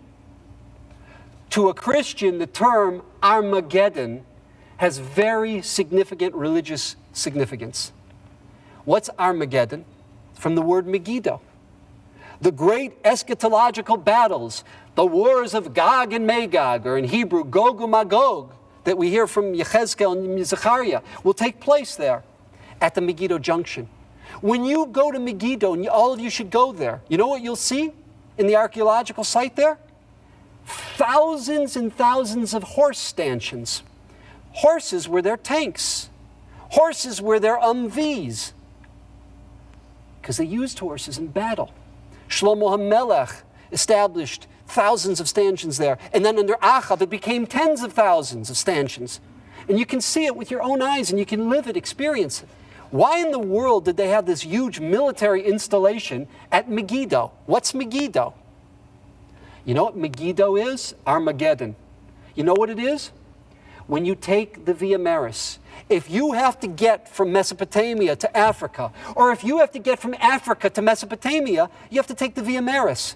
You're not going to go with troops through Highway 60, through the valleys that Avram Avinu and Yaakov Avinu took.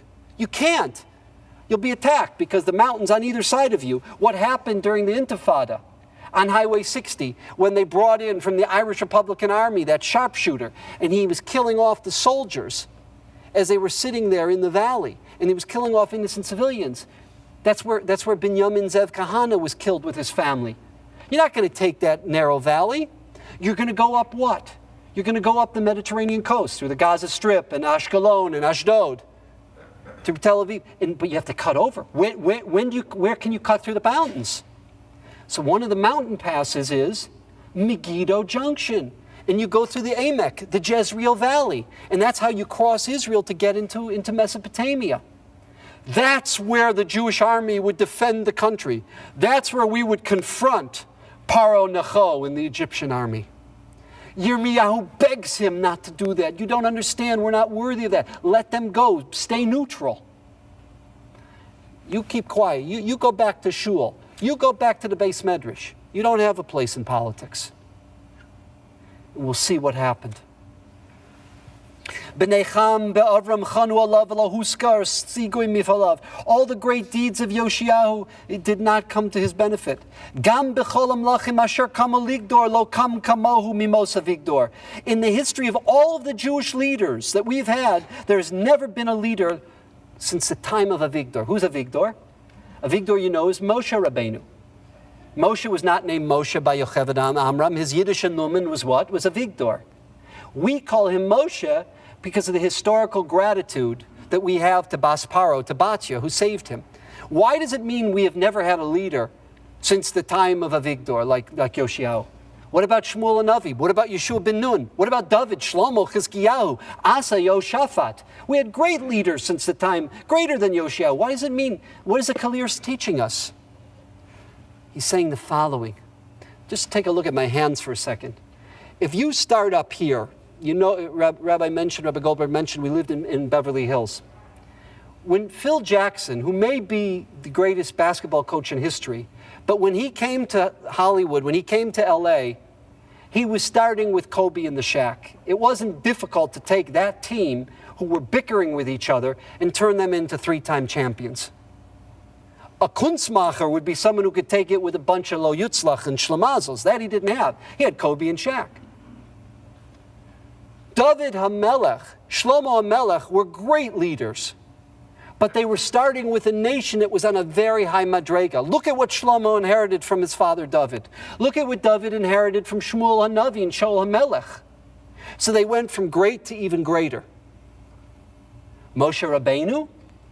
Moshe Rabbeinu was starting with what?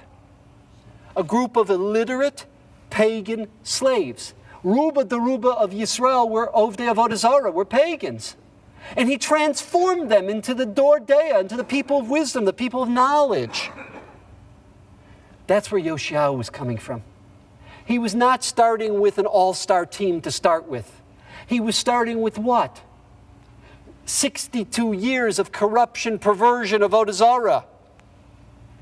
And that's why it says, Lo kam kamohu mimos Avigdor. But what happened? Davak bo avon leitzanei hador.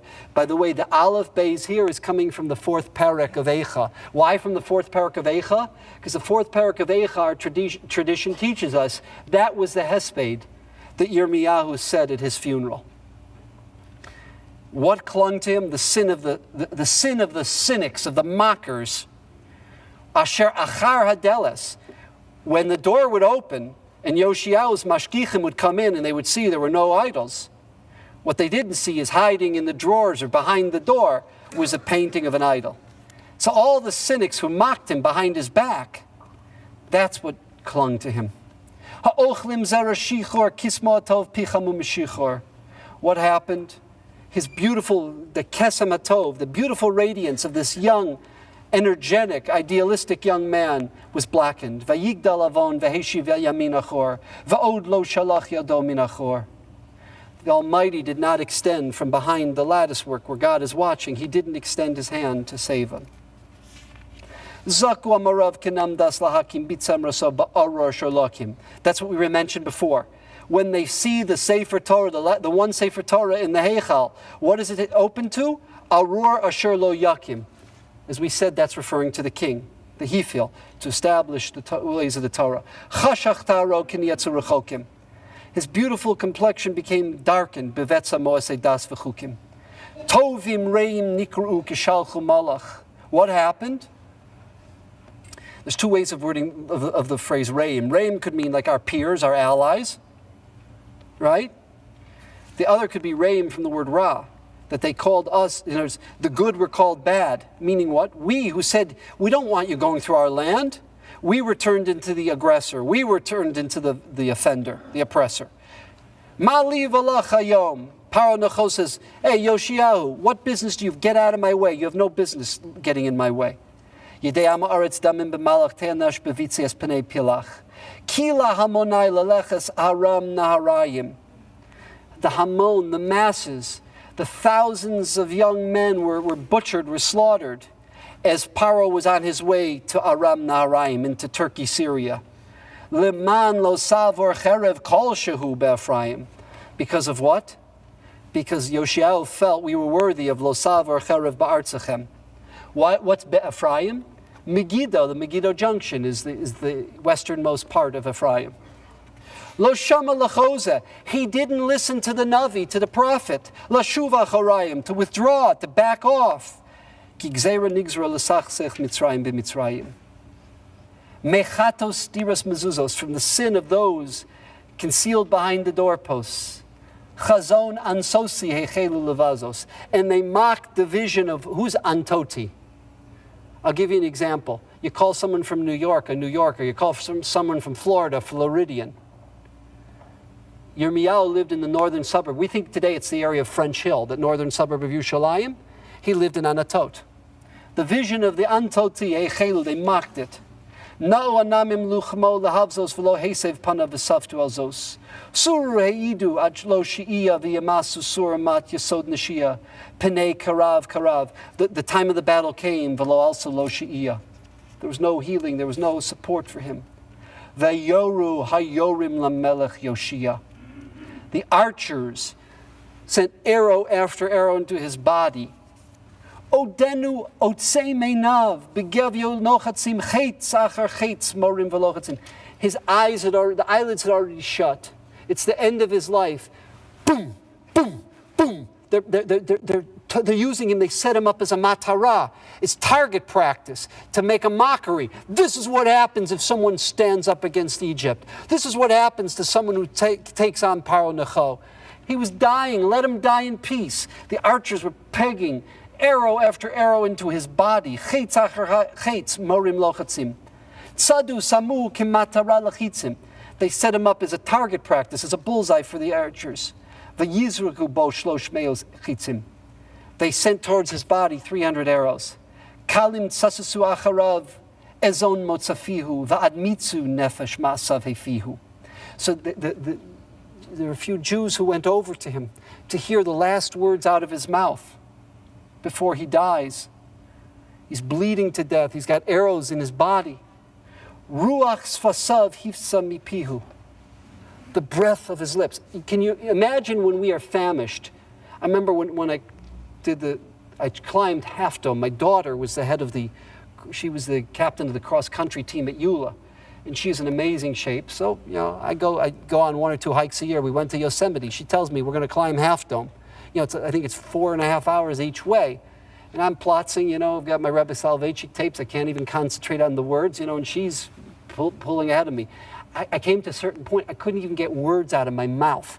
All I could do is, air was coming out. That's how famished I was, how beat up I was. That's what's left of Yoshiyahu. He can't even say words. It's just air coming out of his mouth. What is the ruach sfasav, the breath from his lips? Tzadik hu Adonai ki marisi fihu. He says tziduk hadin. God was right. God is a true judge, is correct. What's happening is justice because I rebelled against the word of the Almighty.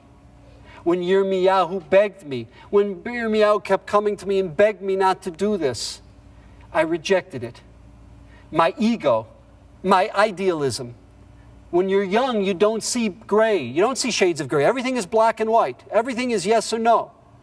And I didn't see that despite the fact that there was no public avodah zarah, that the court systems had changed, that there's aliyas haregel, despite all the great things that are happening, a society doesn't change in 2 minutes. It takes a generation, it may take 2. And I failed to heed the word of Yirmiyahu, to heed the word of God. Sisi Nof. Nof is, we call it Memphis, it's one of the cities of Egypt. Go rejoice, ki kanozam, l'shalem sha'onim bavon bitzam, for what you have done. Tam ha'kesem atov, that beautiful, beautiful young man, the future. He was the last hope we had. The last hope we had of averting a Churban Beis HaMikdash was Yoshiyahu. And now it's over. It's ended. Amzu b'fasham. Vayekonin alav kol echa yuam zav. And they lament him with kol echa yuam zav. Tam b'mikra echad kos Megiddo lishtos. We drank the bitter cup at Megiddo. B'moed shnas hashmita kigah hakel lasos. What is that last line? We all know that every 7 years, after the Shemitah year, in fact, it's the 612th or 613th mitzvah. It's Parshas Vayelach. It's either the very last or the second last mitzvah in the Torah. I think it's the second last mitzvah in the Torah, is Hakel. That Gans Klal Yisrael comes. Anashim, Nashim V'taf. Not just the adults, the men and women, but the kids they bring out. And after Havdalah's made, first night of Sukkot, we make Havdalah, everyone comes to the Har Bayis. And they reenact Har Sinai. They reenact the covenant, where the Melech Yisrael, the Jewish king, communicates the words of from Sefer Dvarim, Yasar Sadibro, Shema Yisrael, the Brachos and Klalos. The key theological, philosophical points of Yiddishkeit are taught by the Melech Yisrael. And there's a reenactment. In the kids, it's past their bedtime. They never stay up this late. But they're dafka being brought for this scene, because they've never seen a scene like this. I mean, those of you who were at the inauguration for President Obama, people said they've never seen anything like that in Washington. Thousands of people are marching on every street in every direction towards the Capitol. That scene, Lahavdil Elav Havdalos, will be the scene that we will have when the Beis HaMikdash is rebuilt. That night of Hakel will come from all sides of Yerushalayim, from all the places that we're staying. Men, women, children will all converge on the Har HaBayis for Hakel. That was what was supposed to happen. This is the summer of the year. You're going to have to help me with the math. 586 and 22, is that 608? This is the summer of 608 before the Common Era. It was 22 years, you'll see in a minute, before the Churban. 608 before the Common Era. So that fall, the fall of 608 BCE, the whole Jewish world would have come to learn Torah from Yoshiyahu. But instead of that, what happened? He was killed that summer at Megiddo Junction. And instead, the whole Jewish world came for his Levaya. Gans Klal Yisrael came for his Levaya. You know, we say the 3 parshios after Pesach, Acharei Mos Kedoshim Emor. We have a phrase. You know what they say? After you're dead, then they say you were a kadosh. Acharei Mos Kedoshim Emor. While you're alive, they eat out your kishkas. They rip out your kishkas. After you're dead, then they appreciate what they had. When it's too late, they appreciate what they had. That's what happened with Yoshiyahu HaMelech. Let's read this inside. B'moed shnas hashmita kegah hakel lesos. As the Hakel year was coming up, Tala esrim ushtayim meharos shasos. Instead, what happened? They came out for his funeral. And Yirmiyahu uses the acrostic. He uses Aleph to Taf. What is the Aleph to Taf of the Parak Daled of Eicha? We cannot appreciate the loss of this individual. The Jewish people are bound up with the destiny of Yoshiyahu HaMelech. From Aleph to Taf, it's a total devastation, this loss. Because the people cried and the people mourned, and because the people finally appreciated what they had in Yoshiyahu HaMelech, even those cynics, even those mockers, they appreciated what they had. The Churban was suspended, Tala. it was suspended for 22 years. Ki saftu lo echa be'esrim ushtayim osos, because they properly mourned him with the 22 letters, meaning total devastation from Aleph to Taf. Osos kinos libate mecholi, eski shachachti mecholali, zamosi ki la'ad yahali, rashati v'nasati v'nuta shahali. If we could go to the 13th Kinot. The 13th Kinot is page 192 in the Art Scroll, and the 13th Kinot is page 315 in the Soloveitchik Kinot. Ko. We said earlier that Eicha, according to the Rav, is why. It's actually questioning the Almighty. Eicha, according to Rabbi Chait, is a rhetorical question. How could it be? The Kalir here says that you can break up the word Eicha into ko. Where is the ko? What is ko? It's an important, crucial term. This Kinot is going to go through the ko. Ko is the term of Jewish destiny. I'll give you an example. In modern Hebrew, if I asked you, what is the word for here? You'd say, po is here. What is the word for there? You would say, sham, po or sham. Very often, the Almighty in the Chumash and in the Nevi'im use the term ko. Ko does not, like Ko Amar Hashem, a very common verse in the Nevi'im. It does not mean, thus saith the Lord.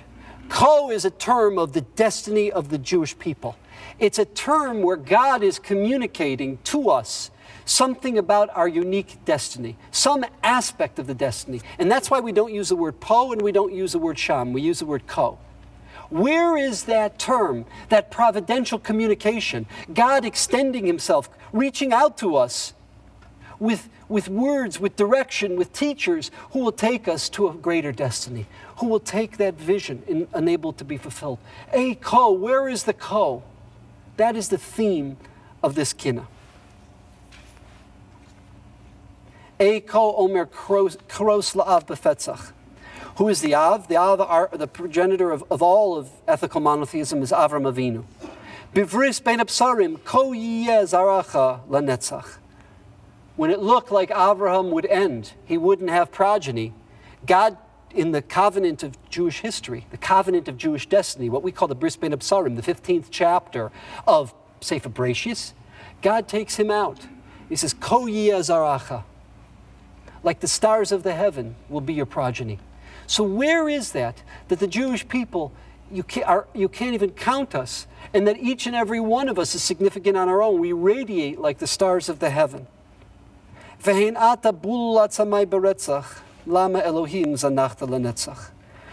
God, is it that you have cast us off seemingly for an eternal time? You know, after the Churban Bayis Rishon, so it was 70 years till we rebuilt the Beis HaMikdash. 52 years later, we already started to come back to Israel. This Golus is almost 2 millennia.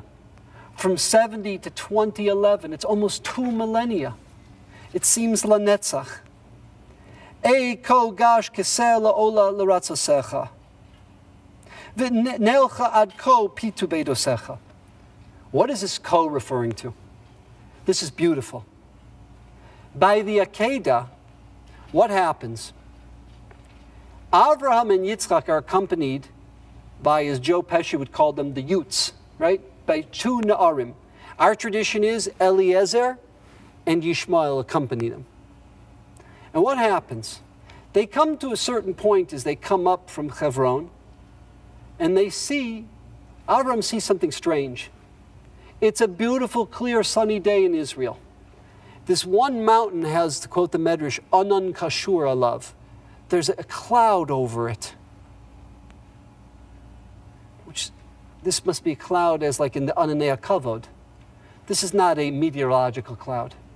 And he turns to everyone, do you see anything strange there? Yitzchak says, yes, I see a cloud out of nowhere over that mountain. Eliezer and Yishmael say, I don't see anything. Avram asks them, He says, please stay here. Stay here with the chamor. Po im chamor. Va'ani v'hana'ar nelcha ad, not ad sham, ad ko. What is the idea? So the Rav beautifully developed this in one of the Chamesh Drushos. As Jews, we are inextricably bound up with the destiny of humanity. And we go with Yishmael, and we go with Eliezer. But there comes a certain point where they go until that point, and we go further. I'll give an example. The covenant with humanity are the Sheva Mitzvos B'nai Noach. What is that unique, special covenant with the Jewish people? We call it perfected ethical monotheism. The covenant of Taryag Mitzvos. It's not enough, the 7 macro categories. We engage in 613 macro categories. So he says to them, we're going to go. It's not expected of a Gentile to give their life for something like this Yehareg Val Yavor concept. A Jew, we will give our life for godly value. Yehareg Val Yavor. Ani v'hanar nelcha ad ko. That complete sense of sacrifice. My body is not my body. My time is not my time. My talents are not my talents. My abilities are not my abilities. They're consecrated. Mukdash lakodesh baruch hu. They're consecrated to a godly lifestyle. And sometimes that godly lifestyle even goes so far as actually sacrificing our very life. God, through the angel, tells Avram, we don't do child sacrifice. We don't sacrifice physically. So then what was the purpose of the Akedah to start with? Because we believe in it. We believe in sacrifice. No, we don't slaughter ourselves. We don't give our lives. We give our talents, our assets, our resources, our abilities. That act of the Akedah is something demanded uniquely of the Jewish people. Vehenata, dakru kefelach rayasecha. We've been slaughtered. Instead of cutting the wood and not slaughtering Yitzchak, the Jewish people are slaughtered like a pomegranate. Yesh anapcha betzon marisecha. The smoke and the burn of your anger is through your flock. What is this referring to? Yaakov Avinu. Lavan, that duplicitous, manipulative trickster. During the last 6 years of the 20 years, when finally Yaakov was earning a living, what does Yaakov say to Lavan? And Lavan acknowledges, you ripped up the contract, you changed the terms, you broke the deal 100 different times in a 6-year period. And Yaakov never violated dishonesty, never violated integrity. And it was only because of the hashgacha where God would tell him, this is what, he would give him a vision of what he would see with the sheep, with the lambs. This is what I see. Where is that providential support in the worst of Gullus, in the worst of the Lavans? We're being slaughtered. We're being oppressed. Almighty, where is the ko? Where is that Jewish destiny that you used to save, to enable Yaakov to survive in Syria? Where is that for our people throughout history? Vehenata vikach the ir malaya teshuos. That city that was so filled with throngs of laughter and song is now with cries and oppression. Harima fel mechel mashuos. Eko zam v'harag mitzri kigan na'ul b'kodesh. Vayifen ko v'cho chutam ba'adas kodesh. This is Moshe Rabbeinu. Remember what happened? The Prince of Egypt. The Prince of Egypt most likely would have become the next Pharaoh. He couldn't. He was a restless, he was an ethical, moral soul. He couldn't sit there and just allow the Jews to be oppressed, manipulated, abused. He leaves the wealthy, nice, comfortable confines of the royal palace, and he goes into the slums, and he goes into the Warsaw Ghetto to see the plight of his people. And what does he see? An Egyptian taskmaster who sent out the Jew on an errand. Because it's dark, the wife assumes it's her husband, violates his wife, and then when the Jew comes back early, because the task was done early, what happens then? The Egyptian is caught. So he takes out the Jew and he starts beating him to death. And it says by Moshe, not vayifen po v'sham. Moshe looked over here, he looked over there. It says vayifen ko v'ko. So one medrash, you see in the Rabbi Soloveitchik Kinot, there's different explanations given. But one medrash, he looked, what would ever become of this person? When he kills it, I'm quoting Clint Eastwood in Unforgiven. What did he say? This young man wants to become a bounty hunter. He wants to become a killer. Clint Eastwood looks at him, don't you understand? When you kill a man, you kill everything he's ever been and everything he ever will be. That's the medrash on Moshe Rabbeinu. When you kill this man, you're going to kill what children, sons and daughters he would have produced, grandchildren, great-grandchildren. Vayifen kol v'ko. Moshe looked into the destiny. He knew the consequences. Another explanation is, what's vayifen kol v'ko? He looked at himself. Moshe had every right to justify, to rationalize, and say the following. Look, all right, so he's an innocent Jew, it's tragic, but let one Jew die, let him get beat to death. Let 10 or 20 Jews die, get beat to death. But you know what? When I become the Pharaoh, maybe it'll be 10 years, maybe it'll be 30 years. When I become the Pharaoh, I'll improve their plot. I'll improve their destiny. I'll make it better for them. If I sacrifice everything now for one Jew, well, I'm sacrificing the future of 1,000,000 Jews. Vayifen ko v'ko. He looked at what kind of a man he was. He looked at, we don't look at what could be or potentially for millions. One innocent life is being killed now. You save that innocent life. He looked at his future because he knew by killing the taskmaster, by saving the the Jewish slave's life, he knew he would be throwing away his future as the Prince of Egypt. Not only that, throwing away his future as the next Pharaoh, Vayifen ko v'ko. And he did that. And God saved him. He enabled him to become a fugitive. He saved him. He brought him back. And eventually the Jewish people were saved through Moshe Rabbeinu. What about that Vayifen ko v'ko? When a Jew dies, when a Jew is killed, look at what the Fogels produced. Besides what they built in Atzmona, then what did they do? The first thing they went to the community in the Shomron, Yitzhar. And they were building Yitzhar. And look at their kids and their children. We went this summer to visit their kids. They're living with Mrs. Fogel's parents. He's a great, great people. These are French Jews. Just all the Hod v'Hadar, the majesty, the dignity, the grandeur of what a Jew can be. He's a Rosh Yeshiva at a yeshiva called Machon Meir. He's the Rav of Boca. And Mrs. Fogel, Aleha Shalom, Zichrona Livracha, her parents are raising, instead of being grandparents, they're being parents now. You look at these people. These are what we say, the Idis Shebe Idis, la creme de la creme of our people. And what they would produce. Where is the ko? Where's the yifen ko v'cho?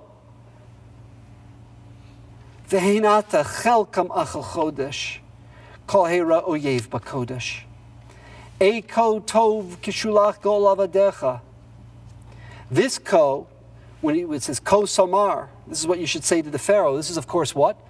God telling Moshe to communicate to the Pharaoh, to emancipate the people. It's the ko of what? Of the geula, of the redemption, of Jewish destiny. Lishalach amal lavdecha, to send out the nation from serving the Pharaoh. Vein ata yashvu bogdim beveis viudecha. Now the treacherous ones sit in our holy abode. You ever listen to the translations of these drushos that the imams give on Friday? From the makom of the Kodesh Kadashim, from the makom of the Heichal, the hate, the diatribes against our people, against our values. Yashvu bogdim, treacherous ones, beveis viudecha.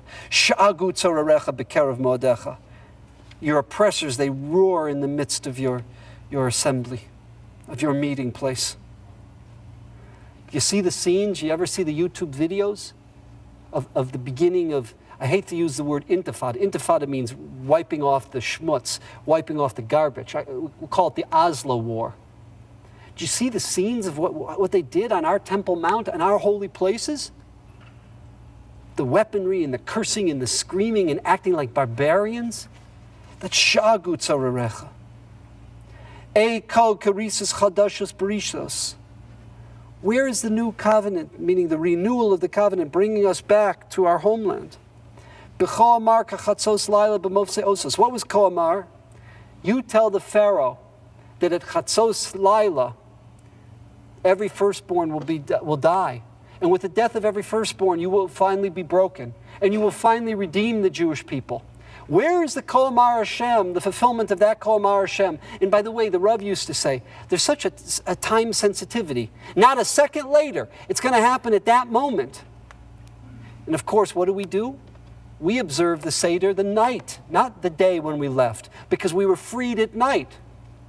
Where is that time sensitivity? It's almost 2 millennia since the destruction of the Beis HaMikdash.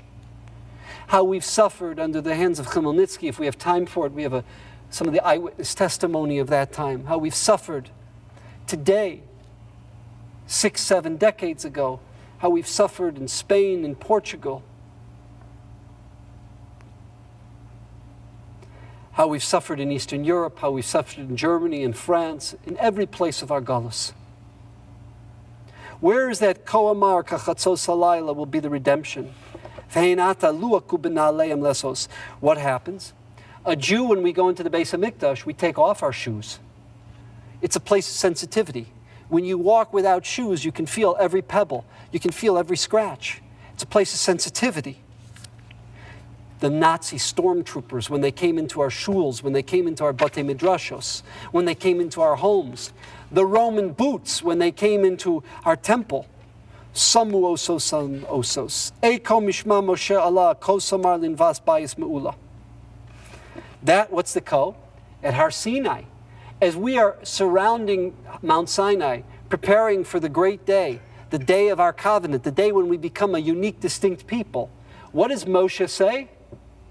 Ko somar lebeis Yaakov v'saged livnei Yisrael. Not only, ko means, I want specifically, Moshe, don't verteich and verbesser. This is the words, exactly, this is the way I want you to communicate it. This is how I want you to communicate to the female population. This is how I want you to communicate to the male population. This is how I want you to communicate to the children. There's a specific methodology in Jewish education that speaks to people ba'asher heim sham, at the point where they're at. There's such a sensitivity for that special covenant and special relationship, a sensitivity for the Word of God, how it gets communicated. Where is the Ko Somar Lebeis Yaakov? Where is it? Ko Somar Linvas Bayis Me'ula Vehin Ata Na'asuha B'nei Avla Yivada Kemevi Lamala. Ko Siach Shishim Osios HaKedumos. What are the 60 letters? Birkas Kohanim. What is Birkas Kohanim? Ko Somru Lebeis Yaakov Emor Lehem. Right. This is what what's Ko Somru? This is what you should say to the Jewish people. This is what you communicate. Yivarechecha Hashem v'yishmerecha. The first of the 3 is what? Is that providentially God will enable us to survive financially. Yivarechecha. What's yishmerecha? That the finances that we acquire and that we accrue will be able to keep. Many people the last few days have lost fortunes of money. It's one thing to earn money, to make money. It's another thing to be able to protect it, that we can survive, that it will take care of us in our retirement, that it will enable us to help our grandchildren have an education. Ya'er Hashem panav elecha v'chunecha. What's Ya'er? The Or Torah. Not just physical, that providentially God will take care of us, but intellectually. We will grow spiritually and intellectually. We are known to the world as the people of the book. The percentage of Nobel Prize laureates, despite all the anti-Semitism in the world, in the context of what percentage of the world we make up. What little Israel, tiny little Israel, has done in 65 years. The brain trust that we've been given, the ability to grow educationally. God has enabled us in education and inspiration to develop values. That's the second hand of providence. The third hand of providence, Yisa Hashem panav elecha v'yasem lecha shalom. The operative, the key term shalom from shlemus. You can be bright, you can be learned, you can be wealthy, If a person is not whole, if a person is not psychologically and emotionally healthy, it's all worthless. From the word shalom or shlemut, the shlemus, that God gives us the ability to be whole. We pray that for the survivors, and now there's literature on not only children of survivors, but grandchildren of survivors. The ghosts that haunt them should be excised. The travails of not being rooted, of being greeners, of being a refugee people, that we should be shalom, we should be complete, whole, psychologically, we should build healthy families, raise healthy psychological children. Because all the education and all the wealth is worthless if you're not a healthy human being. This is the bracha, the 60 letters. Ko sivarechu es b'nei Yisrael. This is what you should bless the Jewish people. This is the providence that should be bestowed upon them. What do we have? V'heinata nasua b'nei avla. The corrupt ones, b'nei avla, afflict us and oppress us. Yivada k'mevi lamala. Eiko siach shishim. I'm sorry, I skipped. V'heinata asku ruhudumos bisvach eitz kardumos. If you take a look at those of the art scroll, footnote 5 describes what is the so to speak, the axe that cut through the wood. Next paragraph. Eiko patz lakov am uveiracham kedoshecha. When Bilam was looking to find flaws and corruptions in the Jewish people, what did God say to him? Don't you dare curse them. But this is what you will say about them. Instead, you will bless them. The Medrash says that God literally took a bit, the way you would take a horse or a donkey, and he put a bit in Bilam's mouth. Bishu v'chosid aber humar liktosha. Humar from the word tamura. Instead of cursing them, this is the bless that they will be given. Ve'hein ata tzaru al yirkachecha. Our enemies are not blessing us now. Our enemies are cursing us now. Shilchu ve'es miktoshecha. Eiko kichas levim shleimecha. Shevet Levi. You know, today in the state of Korban, a Kohen can still duchen. A Kohen can still give the Birkas Kohanim, benches first.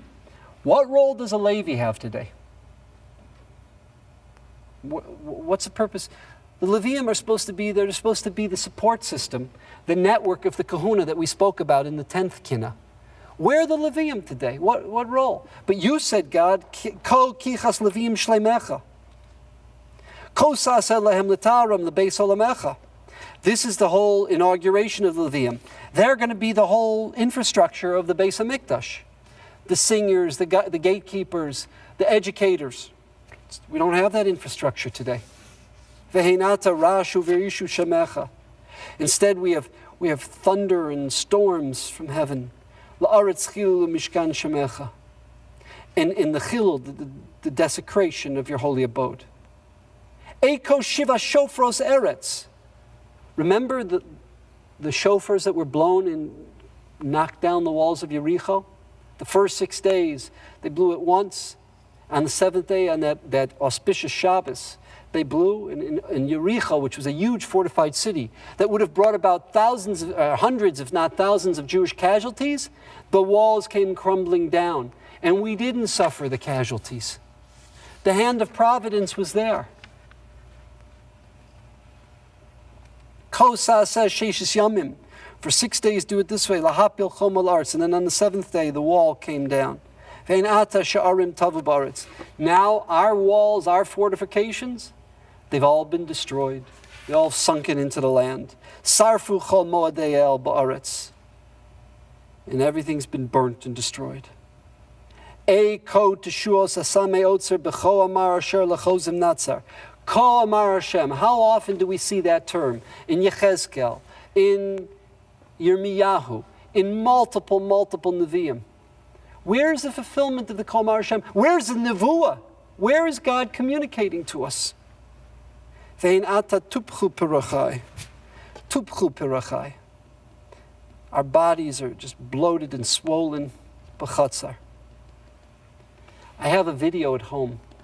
I don't know how they were able to do this, but they were able to bring in a camera somehow, some way into the Warsaw Ghetto. Not during the time of the revolt, of the uprising. During the first years of the Warsaw Ghetto. Do you know 100,000 Jews died in the ghetto alone of malnutrition, of starvation. And you see these nebuch, these little bodies. There's not enough people of the Chevra Kadisha to be picking up. The dead bodies are laying all over the street. They're everywhere, little children, these little children's bodies.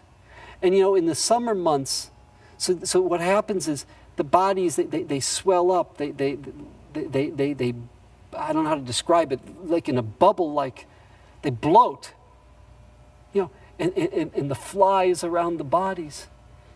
And people have become so numbed because they're so starved and they're so hurt and so pained, they've become numb. They just walk by the bodies while they're waiting for the members of the Chevra Kadisha to go around in the carts and load them up. I mean, literally load them up like crates. This is a description of Tubchu Perachai B'chatzar. Ad Masai Elohim Yecharef Tzar.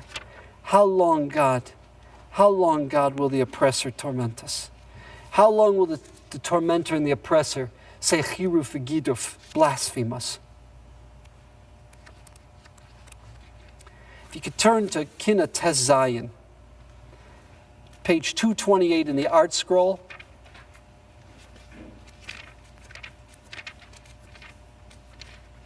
Page 361 in the Rabbi Soloveitchik Kinos. If you want to change the batteries now, if that's a good time. What we're going to read about in Tes Zayin, and if we have time as well in the 18th Kinah, is not just the affliction and the pain, but it's what we call the Chiruf V'Giduf. Sorry. I can do it one at a time. Yeah, can I keep teaching? Is the camera going? Okay. What's Chiruf V'Giduf? It's the blasphemy. We're going to see in the 18th Kinah the blasphemy of the church. But the mocking nature of how they treated us. I mean, I'll give you an example.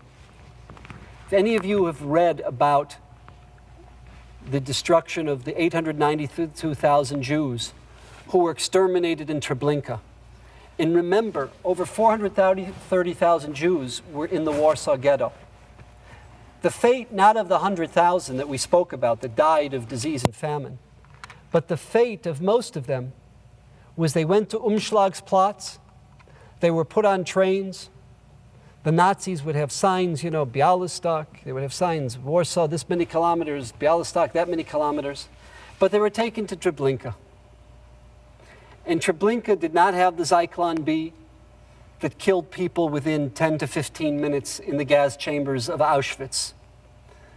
In Treblinka, in Belzec, in Sobibor, in Chelmno, they were killed with carbon monoxide poisoning. Most heinous death. That you talk to a pulmonologist, describe what it's like to choke to death, to gasp for air. It took 25 minutes for most people to die in these death camps.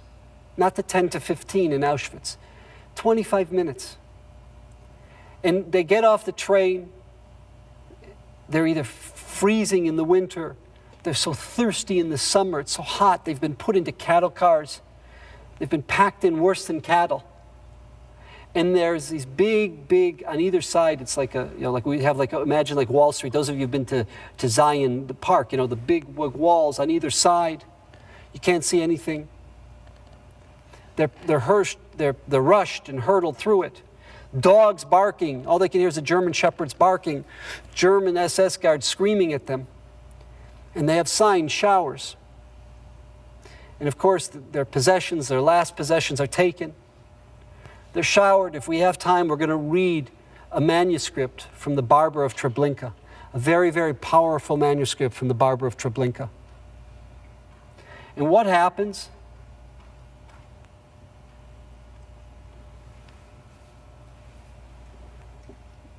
After they take off all their clothing, they cut their hair, the Nazis in their cynicism have as the entrance to the gas chambers in Treblinka the parochas from the largest shul in Warsaw. There are many large shuls in Warsaw, but one of them was known for a famous parochas, Zeh Hashar Lashem Tzadikim Yavovo. This is the gate of the Lord. The righteous shall enter it. In their cynicism, that's what the Nazis have as the entrance into the gas chamber. And it's only at that point that the Jews realize they're not being showered.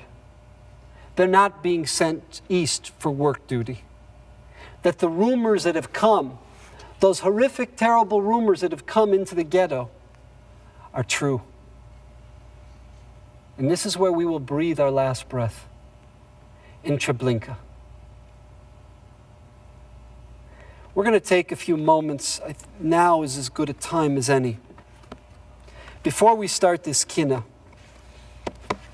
I want to read to you a transcription from Claude Lanzmann's interview of one of the very few survivors of the Sonderkommando. The Nazis, in their cynicism, would nickname the special units Sonderkommando. These were the units that brought their fellow Jews into the gas chambers. These are the units that took the dead bodies out and put them into the crematoria. These are the units that every 30 days themselves were exterminated, because there should never be a living witness. There should never be a living witness to what happened.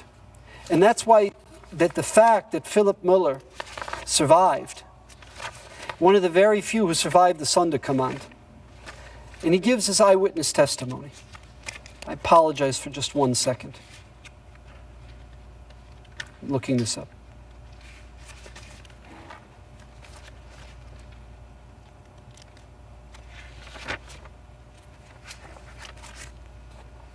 Philip Müller, survivor of 5 liquidations of the Auschwitz Sonderkommando.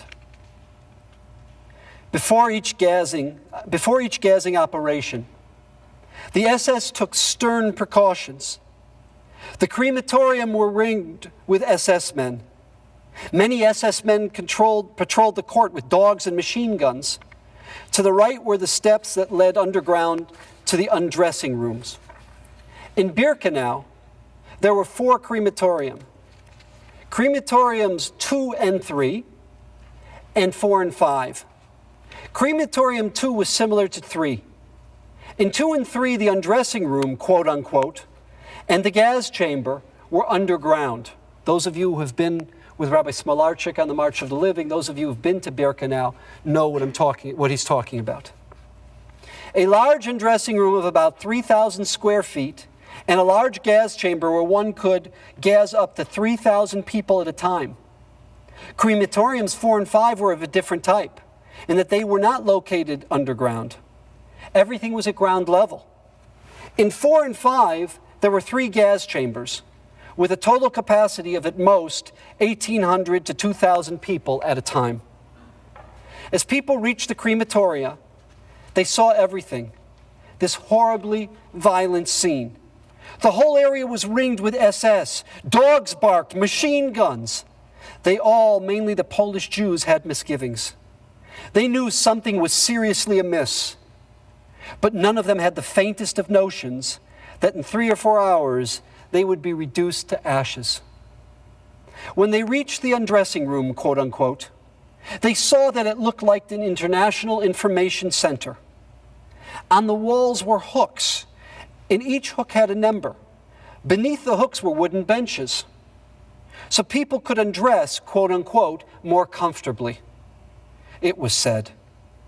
And on the numerous pillars that held up this underground undressing room, there were signs with slogans in several languages. Clean is good. Lice can kill. Wash yourself. To the disinfection area.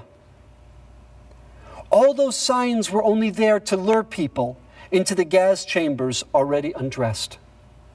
And to the left at a right angle was the gas chamber with its massive door. In crematorium 2 and 3, Zyklon gas crystals were poured in by a so-called SS disinfection squad through the ceiling. And in crematoria 4 and 5, it was through side openings. With 5 or 6 canisters of gas, they could kill around 2,000 people. This so-called disinfection squad arrived in a truck marked with a red cross and escorted people along to make them believe they were being led to take a bath. But the Red Cross was only a mask to hide the canisters of Zyklon B gas and the hammers to open them.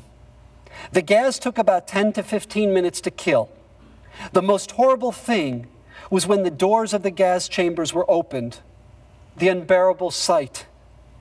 People were packed together like basalt, like blocks of stone. How they tumbled out of the gas chamber. I saw that several times. That was the toughest thing to take. You could never get used to that. It was impossible. You see, once the gas was poured in, it worked like this. It rose from the ground upwards. And in the terrible struggle that followed, because it was a struggle, the lights were switched off in the gas chambers. It was dark. No one could see. So the strongest people tried to climb higher, because they probably realized that the higher they got, the more air there was. They could breathe a little better. That caused the struggle. Secondly, most people tried to push their way to the door. It was psychological. They knew where the door was. Maybe they could force their way out. It was instinctive, a death struggle. Which is why children and weaker people and the aged, they always wound up at the bottom. The strongest were on top. Because in the death struggle, a father didn't realize his son lay beneath him. Claude asks him, and when the doors opened, Philip Muller answers, they fell out. People fell out like blocks of stone, like rocks falling out of a truck. But near the Zyklon B gas, there was a void. There was no one where the gas crystals went in, an empty space. Probably the victims realized that the gas worked strongest there. The people were battered. They struggled and fought in the darkness. They were covered in excrement, in blood, from ears and noses.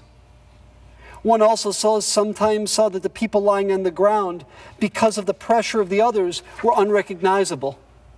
Children had their skulls crushed. Yes, vomit, blood from the ears and noses, probably even menstrual fluid. I'm sure of it.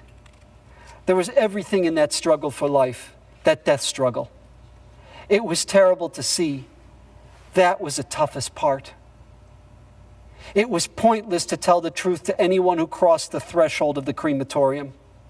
You couldn't save anyone there. It was impossible to save people. One day in 1943, when I was already in crematorium 5, a train from Bialystok arrived. A prisoner on the Sonderkommand, the special detail, saw a woman in the undressing room who was the wife of a friend of his. He came right out and told her, "You are going to be exterminated. In 3 hours, you'll be ashes." The woman believed him because she knew him. She ran all over and warned the other women, "We're going to be killed. We're going to be gassed." Mothers carrying their children on their shoulders, they didn't want to hear that. They decided that this woman was crazy. They chased her away, so she went to the men, to no avail. Not that they didn't believe her. They'd heard rumors in the Bialystok ghetto or in the Grodno ghetto and elsewhere. But who wanted to hear that? When she saw that no one would listen, she scratched her whole face out of despair, in shock, and she started to scream. So what happened? Everyone was gassed. The woman was held back. We had to line up in front of the ovens. First, they tortured her horribly because she wouldn't betray the person who told her. In the end, after terrible torture, she pointed to him. He was taken out of the line and thrown alive into the oven. We were told by the SS, "Whoever tells anything will end like that." We in the Sonderkommand, we kept trying to figure out if there was a way we could tell people, to inform them. But our experience in several instances where we were able to tell people, showed that it was of no use, that it made their last moments even harder to bear. At most, we thought it might help to tell the Jews from Poland or Jews from Theresienstadt. You know, in Theresienstadt, after one member of the family died, the rest of the family was sent to Auschwitz, who'd already spent 6 months in Birkenau. We thought it might have been of use in such cases to tell people. But imagine what it was like in other cases. Jews from Greece, Jews from Hungary, from Corfu, who'd been traveling for 10 or 12 days, starving, without water for days, dying of thirst. They were half crazed when they arrived. They were dealt with differently. They were only told by the SS, get undressed, you'll soon get a mug of tea. These people were in such a state because they'd been traveling for so long that their only thought was to quench their thirst. And the SS executioners, they knew that very well. It was all pre-programmed, a calculated part of the extermination process, that if people were so weak and weren't given something to drink, they'd rush into the gas chambers. But in fact, these people were already being exterminated before reaching the gas chambers. Think of the children. They begged their mother, screaming, "Mother, please, water, water." The adults too, who'd spent days without water, had the same obsession. Informing those people was quite pointless.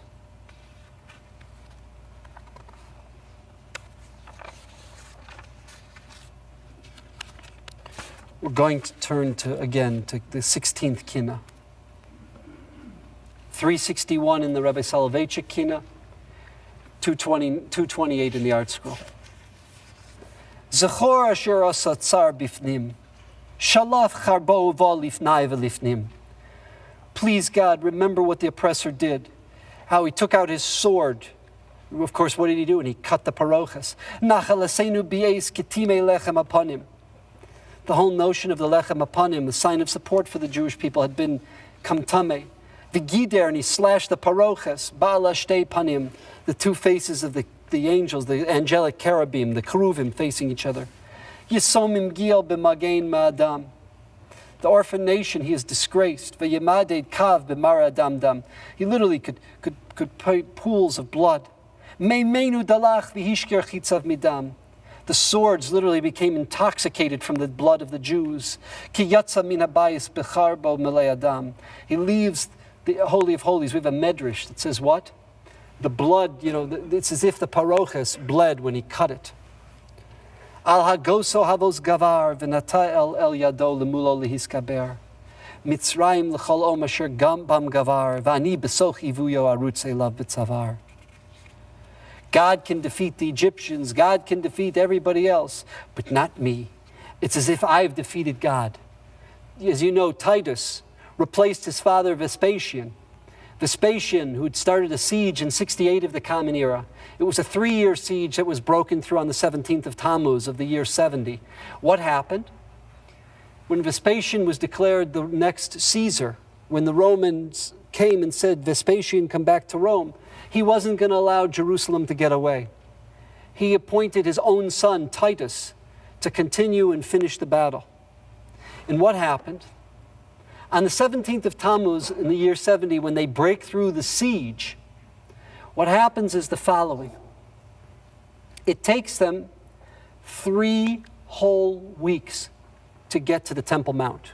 We know the Draya Vochen, the Gimel Shavuot. Now, let me ask you, those of us who have entered the Yafa gate, Shar Yafo, Shar Shechem, Shar Ayot, how long does it take us to walk from the entrance of Yerushalayim to the Kotel? If you're healthy or strong, 10 minutes. If you're weak, 20, 25 minutes. How did it take the Roman soldiers 3 whole weeks to get to the Temple Mount? You know how? Because every inch, every foot was drenched with Jewish blood. It was primarily the Kohanim, but the Jews of Jerusalem. They were fighting hand-to-hand combat. Every inch was a battle scene that we were fighting off the Romans. You know how many hundreds and thousands of Jews were killed in those 3 weeks? Just till the Romans could finally conquer the whole city? The temple, Yerushalayim, we fought with a fierceness. And by the way, it wasn't just the Jews of Jerusalem. When you go to the archaeological remains of Gamla, where the war started in 66 of the Common Era, what do you see? Leman Yerushalayim. They saw themselves as defending Jerusalem. They were the first line of attack, the first line of defense, I'm sorry. And by the way, those of you who've been to the Gush, and when you're in Israel, you have to go to Kfar Etzion, and you have to see the video presentation and the memorial to the men of the Gush who fought, who were killed there. They saw their battle as the line of defense for Yerushalayim. And it took 3 weeks for the Romans. Literally, it took a day to cover a foot, 2 feet, until they finally, the afternoon of the 9th, when Titus comes in. And when he enters the Holy of Holies, and we talked about it before, slashes the paroches, uses it as bedding, takes a woman of ill repute, engages in fornication in the Holy of Holies, and as if to say, you know, I have defeated the Almighty.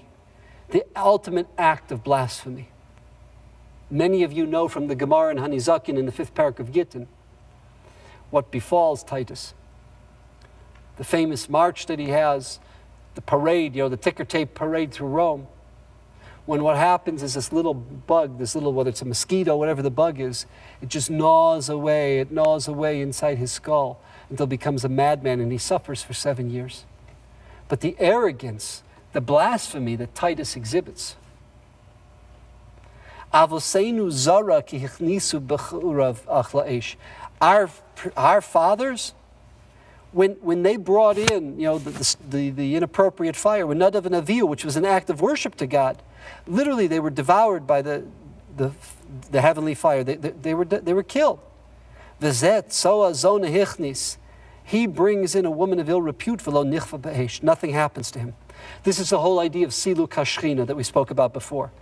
Avadim chitu besuko laba'asesh, va'almeh b'veisesh mimoram shalachesh.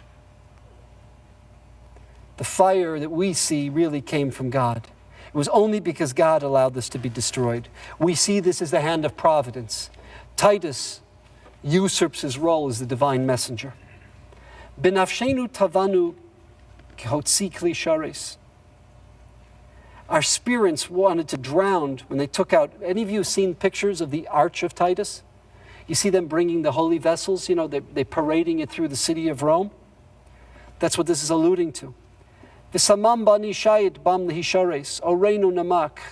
Our skin, our flesh withered. Kishkim mishares, v'lo matza tishim mushlosha klei shares. When the Kohanim get up and they go into the Mikdash, everything is gone. All of the precious klei shares, the ministering vessels, are gone. Nashim kisharu ki va'aritz bekarka habayis na'alav hecharitz. We spoke about this. The Nazi stormtroopers' boots, the Roman soldiers' boots. It's a lack of sensitivity. When you have bare feet, you're sensitive to everything. Here, there's no sensitivity. Sarim lupasu b'vo paritz. Beves kodesh hakadashim tzachano hishritz. He dared spray the Holy of Holies with his filth. Bachurim mi bachutz tzagum mechuzakim. The young Jews, you know, they thought they're going to defend against the Roman soldiers. The Saruki Yuzak B'shishim Ribo Mazikim. Zakenim Nizvasu. However, the older Jews were a little bit wiser, a little bit more mature. They realized, Kirshuhu Mishchakim. Asos Ritzono Vahu Asur Bazikim. It's as if the Romans are fulfilling the will of God. And it's as if God is bound in chains, unable to help us. Shava sotein vayavo admon. The first adversary, the Babylonian, has ceased to exist. There no longer is a Babylonian empire. But the red one, meaning Edom, Esav, Rome, has come. V'yasabev choma v'yaves chamon. And they envelop the wall. And then they come and they do terrible to the masses. Nafla erev evra al nine pizza lach veluz varmon. The wrath of God has fallen on who? The descendants of Yaakov. Why is the image there again of the sticks and in those were, so to speak, the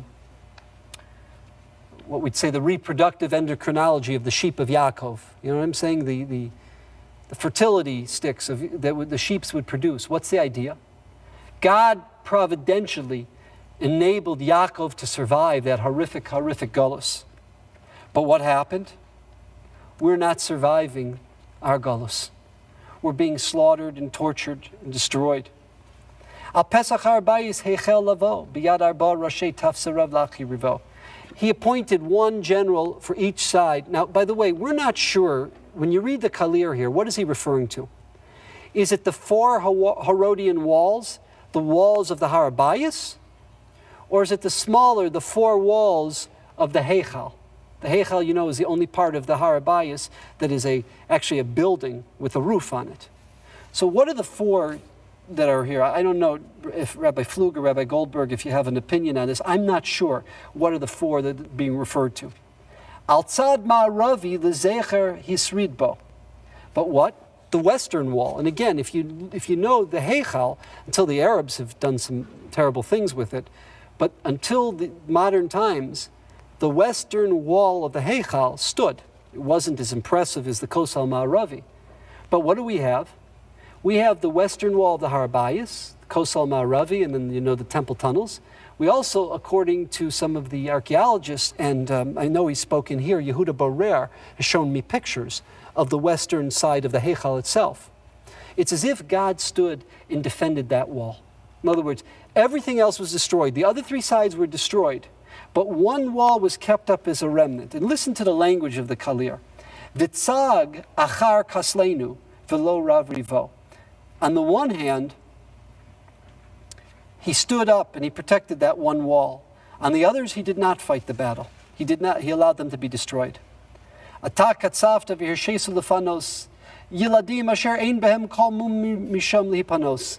You know, we look in the Holocaust, 1.5 million children.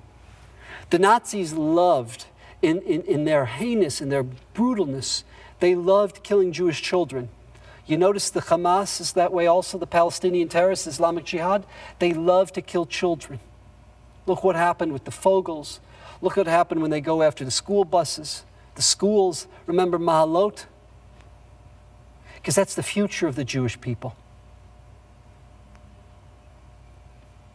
I'll tell you a story of a man by the name of Max Webb. I think Max is still alive in his 90s today. Max is a Polish Jew. And in 1939, shortly after the Wehrmacht took over, the SS came in. By the way, Max had been appointed by Ronald Reagan, by Governor Pete Wilson. He served on many governmental committees. Chappelle and Webb is a famous three partners, brother-in-law and two brothers. David Chappelle, who thank God is alive, Nathan Chappelle, and Max Webb were the partners, and they have a development business. They developed many communities in California and other states. And Max, when he was a young boy, an adolescent, he happened to be near the hospital. And he saw the SS soldiers going into the maternity ward, asking for the Jewish babies. And the first thing they did was they took these Jewish infants and with a joy, they clubbed their skulls against the wall. They clubbed the infants to death. And they took out the mothers, the newborn, you know, the women who just had given birth. And they took them up and they rounded it up and they butchered them, they shot them, they gunned them down. And Max runs home to his mother. And he tells his mother what he's seen. And she says, Meshallah. She says, Meshallah, I've got little children. I can't run with these children. I give you my blessing. You can go. You're not abandoning our family. You go. You take care of yourself. It was the last time he ever saw his mother, his siblings, his father. It was the last time he ever saw them. They were annihilated. This cruel sickness of killing our children that we're living through today. You know, people this sickness, Jimmy Carter of all people, they say the wall. First of all, you and I have all been there. The only part it's a wall is where there's a fear that they're going to machine gun and shoot through the fence. 90% of it's a fence. But you know that fence is saved? You know how many little school children that can go to school that haven't been butchered, haven't been blown up on school buses? You know how many lives that fence has saved? The thrill they have of annihilating our future, our destiny. This is that line.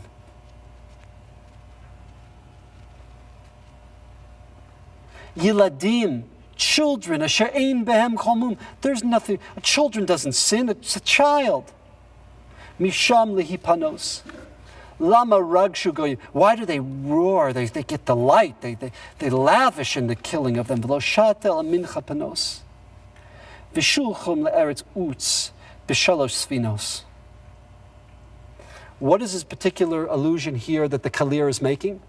It's again to a Gemara in the 5th parak of Gittin, to Parak HaNizakin. It's talking about not kids, but adolescent children. And they hear word that the girls are going to be sold as prostitutes. The Jewish girls are going to be sold as sex toys. And the boys are going to be sold as prostitutes, is for homosexual activity, again, as sex toys for the Romans. And as you know from the Gemara, and I'm going to take a minute to read a Gemara in a modern day version of this.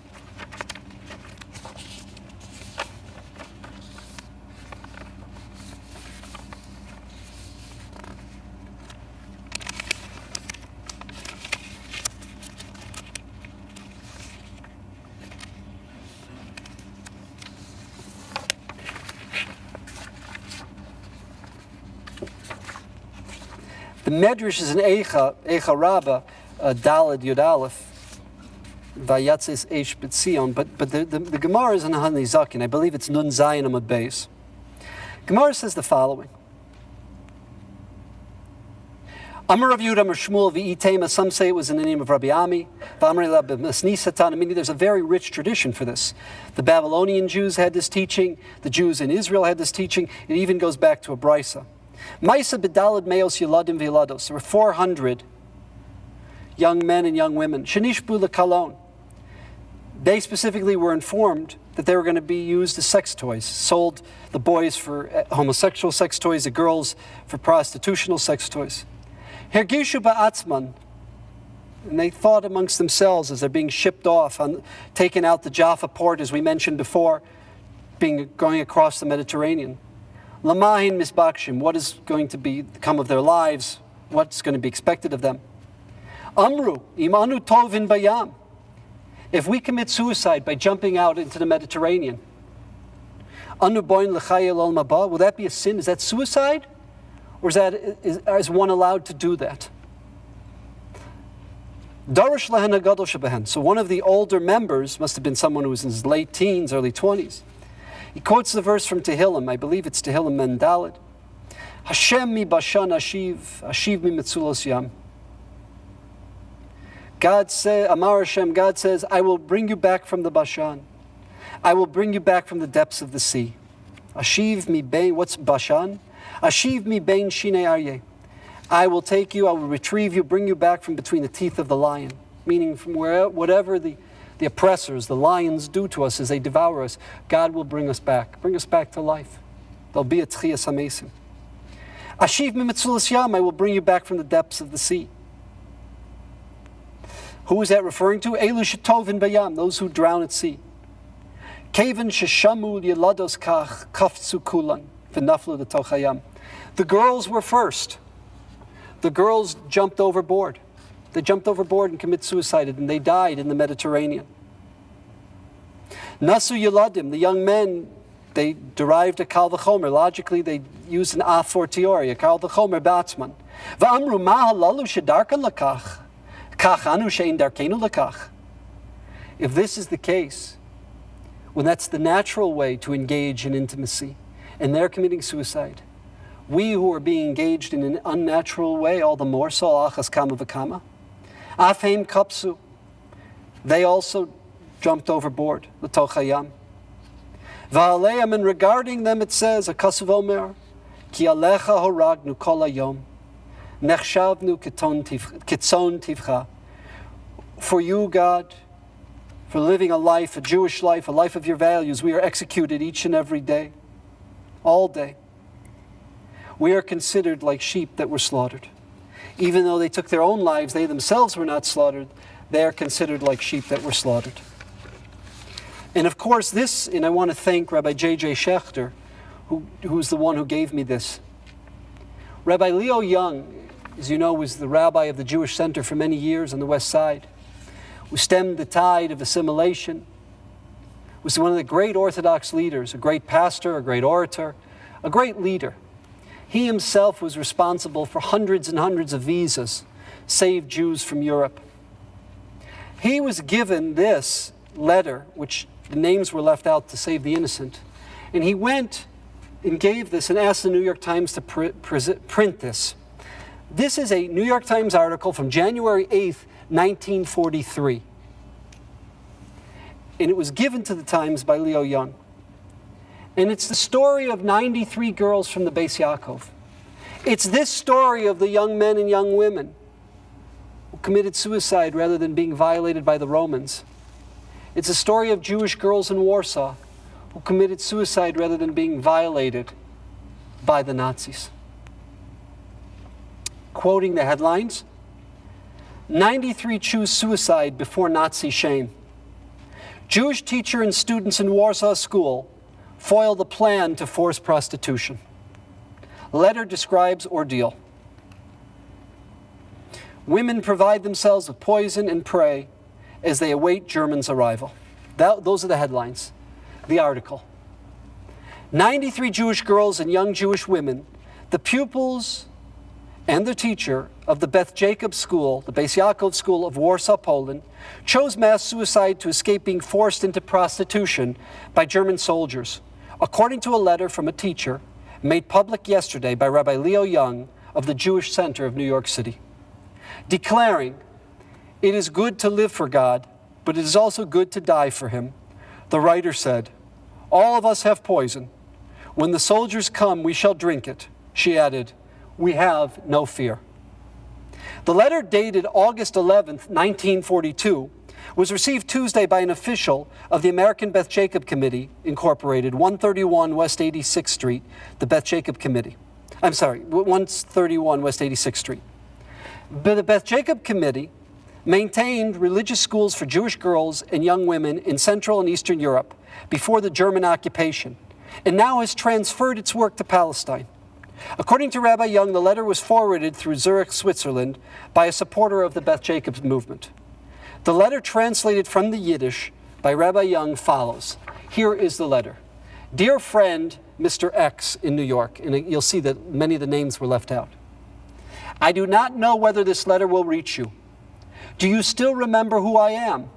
We met in the house of the late Mrs. Sarah Schneer, who was the founder of the Beis Yaakov movement, and afterward again in Marlenbad. When this letter will come into your hands, I shall not live any more. Give our regards to Mr. Yaakov Rosenheim, who is the head of the World Beth Jacob movement, and our friend Harry Goodman, who was an English benefactor of the Beis Yaakov movement, both in England. We all met in Warsaw at our friends so-and-so, and so-and-so's son was also there. We had 4 rooms. On July 27th, we were taken out and thrown into a dark room, having only water. We studied the sacred works and we got courage. In age, we are from age 14 to 22. The younger ones are afraid. I try to recall our mother Sarah Schneer's teaching of the Torah. It is good to live for God, but it is also good to die for God. Yesterday and the day before, we were given hot baths, and we were told the German soldiers would come tonight to visit us. The Germans do not know that our last bath is our tahara, our purification before death. Today, everything was taken away from us, and we were each given 1 nightgown. All of us have poison.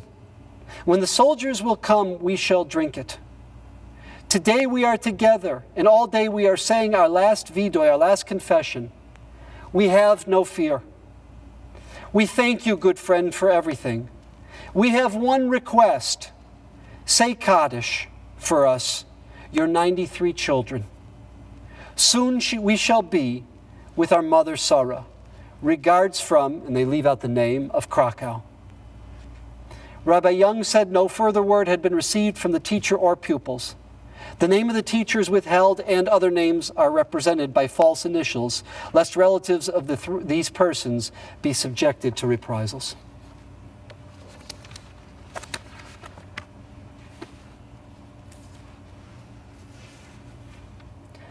Ki sahomos boad nafshan.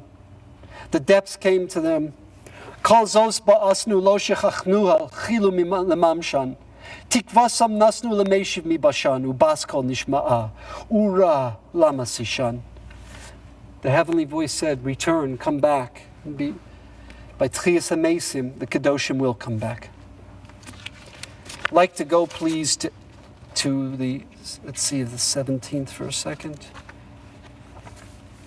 Shimi, would you lead us, and then we will respond to the 17th Kinot. We'll respond the Alalayli. And in the Art Scrolls, page 234, and in the Rabbi Soloveitchik, it's page 375. Yeah, you say like the line, and then we'll respond Alalayli. Alalayli.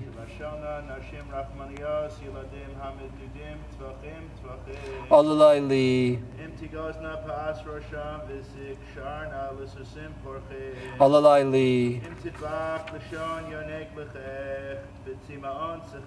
Alalayli.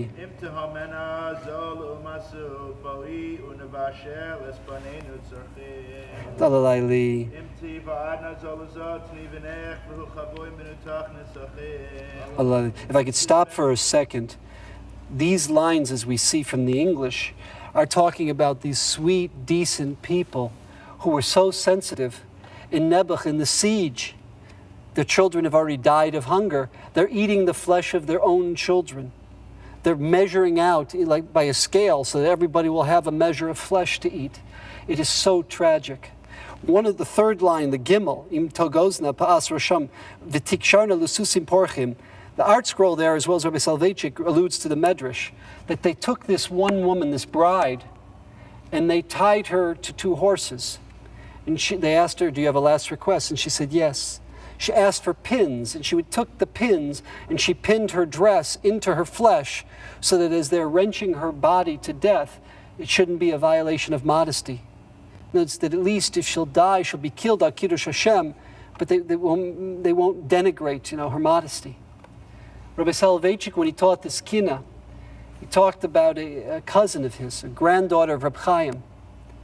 And the son was the husband, and again, give me 1 second, I'll give you the name of them.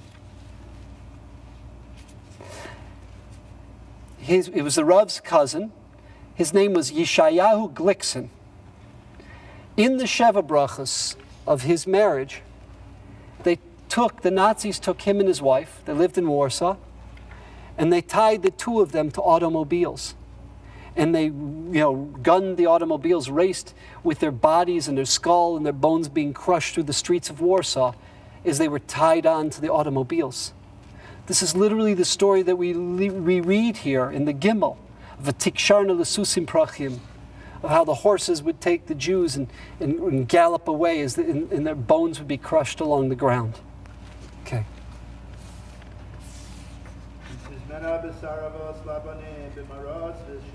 Alalayli. Alalayli.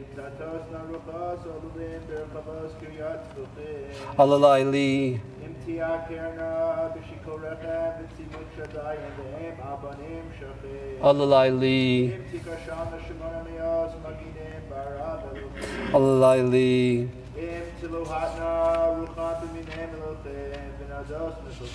Alalayli. The last two stanzas are what happened to the survivors of Churban Bayis Rishon.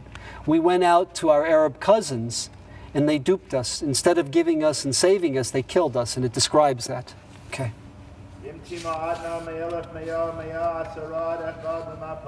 Alalayli. Alalayli. This is the Kohanim being killed in the Battle of Yerushalayim, being killed on the Temple Mount itself.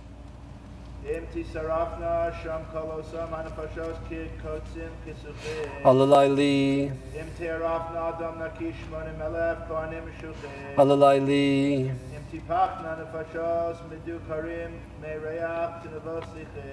Alalayli. Alalayli.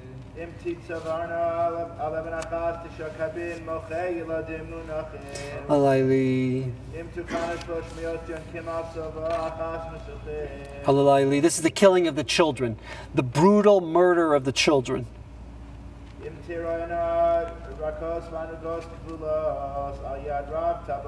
Alalayli.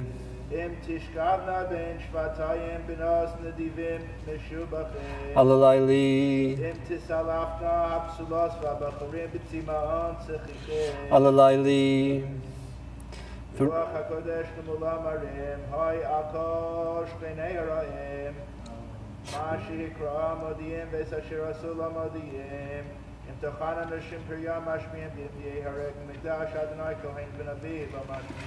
You see the response from the Almighty. We're crying out, God, how can you do this? Even if one innocent individual is killed, you kill 80,000 for one?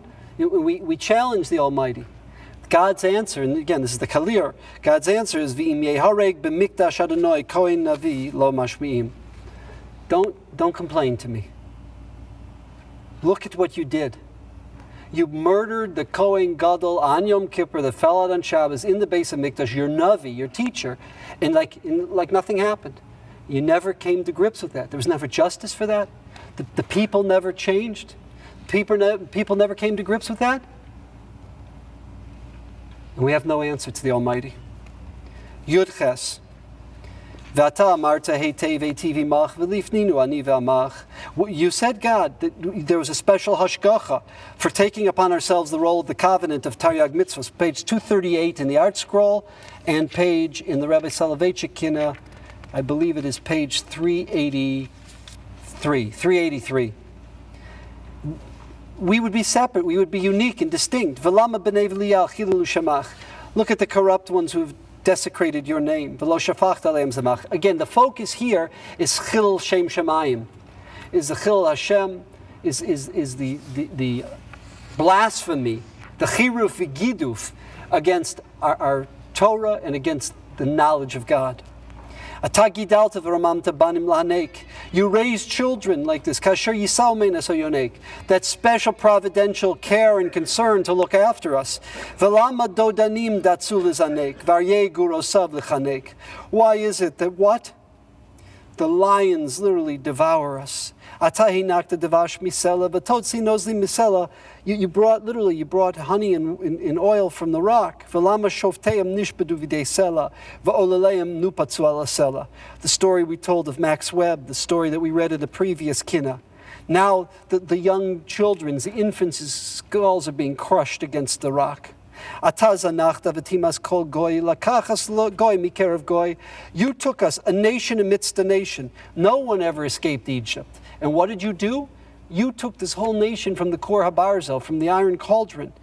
That special providential protection and security that we had. Now what happens? No protection from the nations. The nations come on our land, and they say, let us annihilate the Jewish people. Alluding to Shir Shirim, the concubines, the 60 or 80, meaning the other nations. What is Yazmu Moavim v'Amonim? The ones who were closest to us, our concubines, so to speak, is our cousins, Lot's descendants. What did they do? When the Babylonians destroyed the Beis HaMikdash, they took out the Kruvim and they mocked the Jews. They said, oh, these Jews, they claim to be monotheistic. They claim, look at that. Look at what they worship. They worship these angelic-like images. Now, that was a lie and a corruption. But the point was they were out to mock us. La'amzu bakruvim monim. And everything else is with the finger of God. Etzba Elokim. The Beis HaMikdash is the Yad Hashem. It is so precious that it's developed and controlled by the hand of God. God, why have you turned away? The Rav used to use a term on this line, Hester Panim. Why is it that it's as if we know you're watching, but it's as if you're not doing anything? You just let it happen. In today's world, it's Hamas, it's Ahmadinejad. 70 years ago, it was the Nazis and the Ukrainians and Lithuanians and Polish Catholics. In one generation, it's the Catholics in Spain, the Christian Spain. Another generation, it's Eastern Orthodox, the Ukrainians in the 17th century. Today, it's the Arab world. Look at how they mock. Look at their cartoons. Look at the diatribes that they say against our theology. How can you allow this? Vatinabel kisech vodecha. Ata marom lo'olam Hashem v'rishon konanta marom merishon. V'lama nietz Russia. Why does the wicked blaspheme? Bepev lashon. They were given a mouth, a tongue to use properly, and they use it to despise, and not to mock us, to mock you. Ad ki nagat tsar bi'ishon. Ata sasta l'tov aleinu. At the beginning you rejoiced to do good for us. B'siach tivienu v'sitaenu. You were going to bring us in and plant us in the land. V'lama aritz cheref amar Elohema. Why does Titus come in now into the Holy of Holies and say, where is their God? Asher yochal chelev zivachema. Ata forarta v'ozcha yam. B'tasach b'delasayim yam. Originally at the sea, what happened? We sang Az Yashir. We saw the providential hand of God against the Egyptian army. Why is it now that we are drowning in the sea? Vayigdal shivri kayam. Vata kadosh yoshev tehilos kadoshim. You who sit over the praises of the holy, the prayers of the holy, bekarav yeshishim and mikudashim. Velama ragshu goyim am kadeshim. That shorish of kuf dalad shin, it could be referring to kadoshim, like the first two lines, meaning the pious Jews. Kadeshim, of course, are who? The kadeshim are the horrific ones.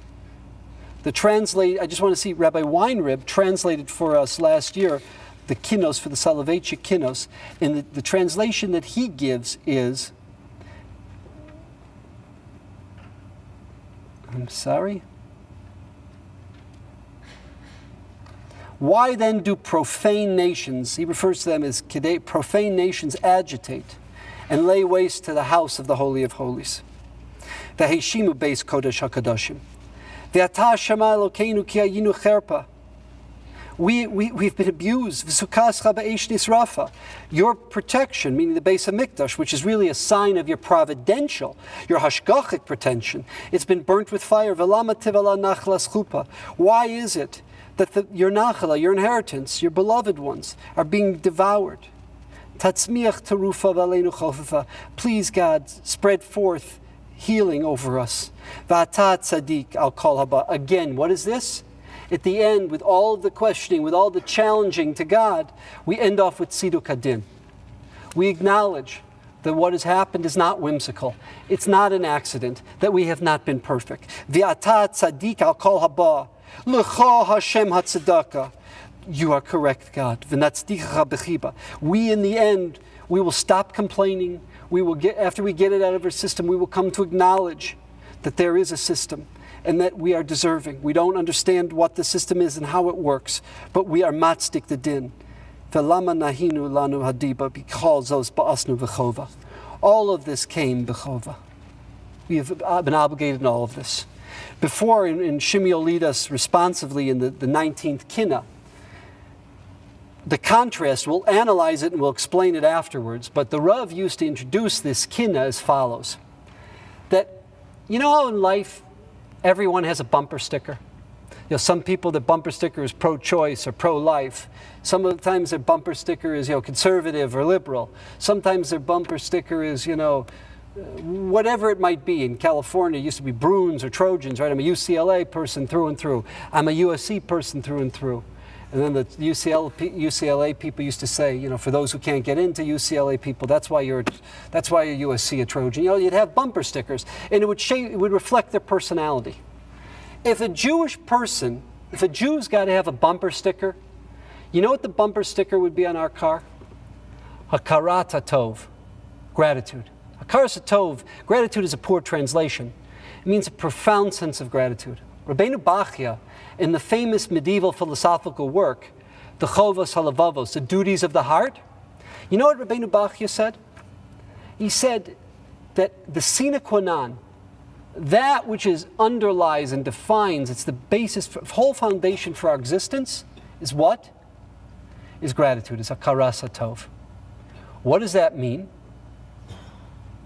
Before you get into the Jews are the people of ethical monotheism, the Jews are the people of charity, of tzedakah, the Jews are the ones who testify to God's creation and sustaining the universe, right? God is the Borei Olam, that's Shabbos. Yes, Shabbos is fundamental to Judaism. Talmud Torah Keneged Kulam. We're people of wisdom, a people of Chachma. That is a foundation of Judaism. But underneath, what is the foundation beneath all of these foundations? Rabbeinu Bachya says, it is a grateful people. Grateful to God, grateful to our ancestors, grateful to our teachers, our parents, grateful to our employers, grateful to those who do good to us. It is a people of profound gratitude, hakaras hatov. And that is the idea here. The idea of this kinna is we were ungrateful. We despised. We spit back at the Almighty. Instead of reflecting hakaras hatov, we did pumfakert, just the opposite. We'll explain it afterwards, but let's read it in responsive first. Well, if you would do the first line, and then you'll do the line Lecha Hashem et Tzedakah, and then we'll do the line Velanu Boshes upon him.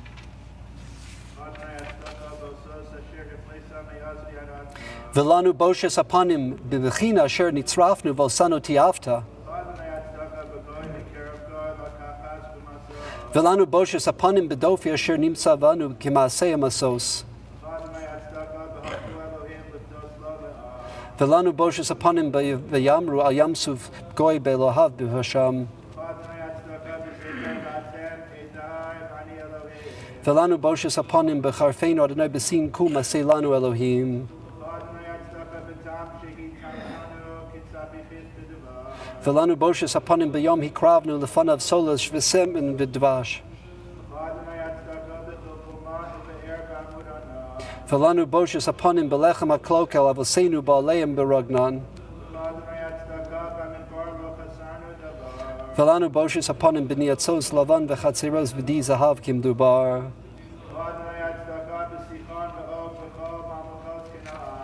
Velanu Boshes upon him b'achan asher ma'al b'cherem b'li mitzo ma'an. Velanu Boshes upon him b'tzelem micha givo anachnu voshim.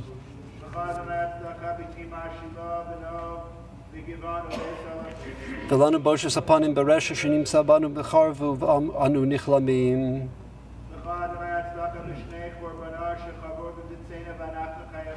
Velanu Boshes upon him b'shuvenu elecha b'chol leiv shetashuv eleinu b'rachamim.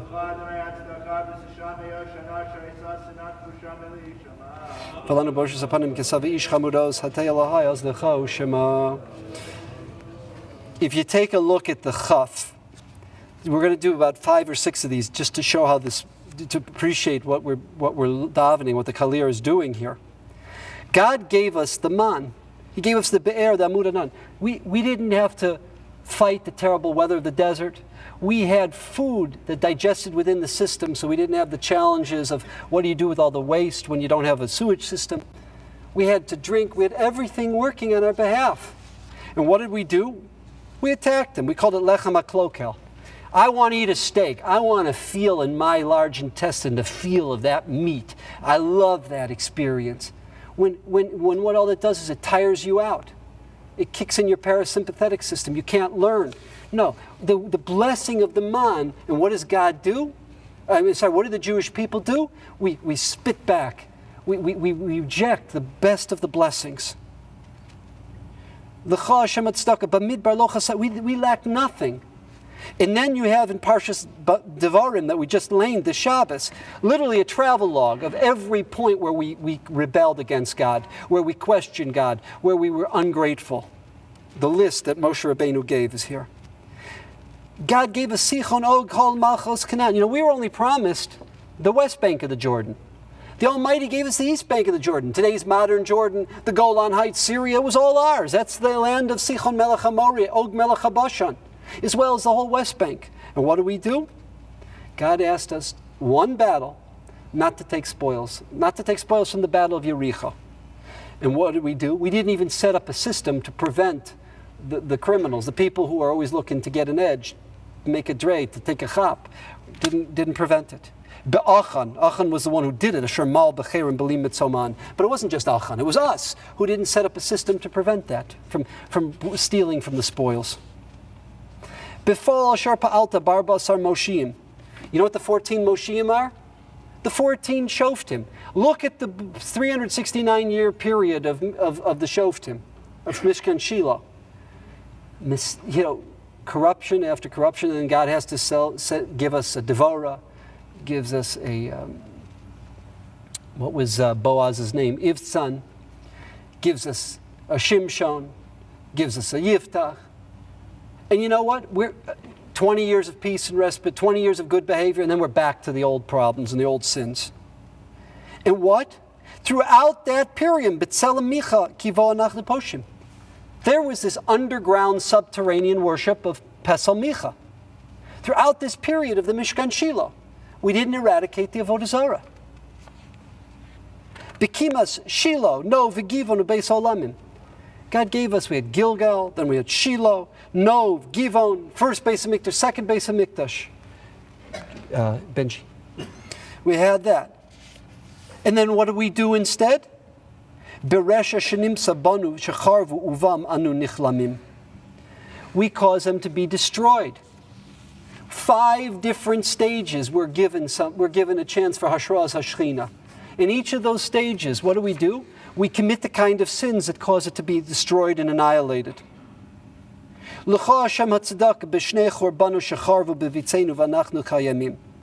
in that, and we've talked about this, Hishlich Kas al Eitzim Vavanim, God's wrath was taken out on the Temple Mount, on a structure, on a building.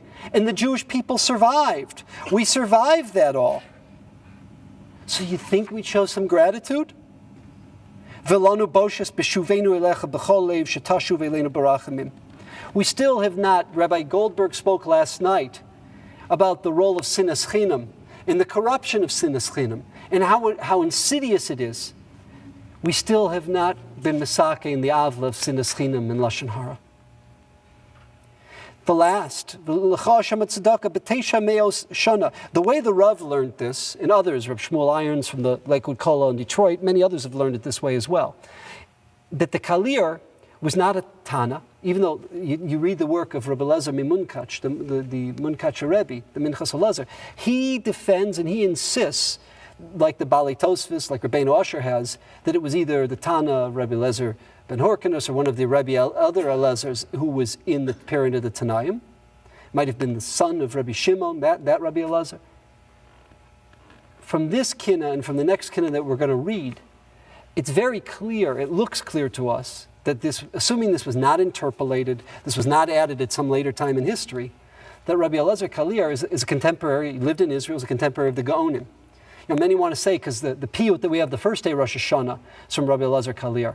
Could be that in Israel there were certain places they only kept one day Rosh Hashanah, whether it was in proximity to Yerushalayim, whatever their svara was.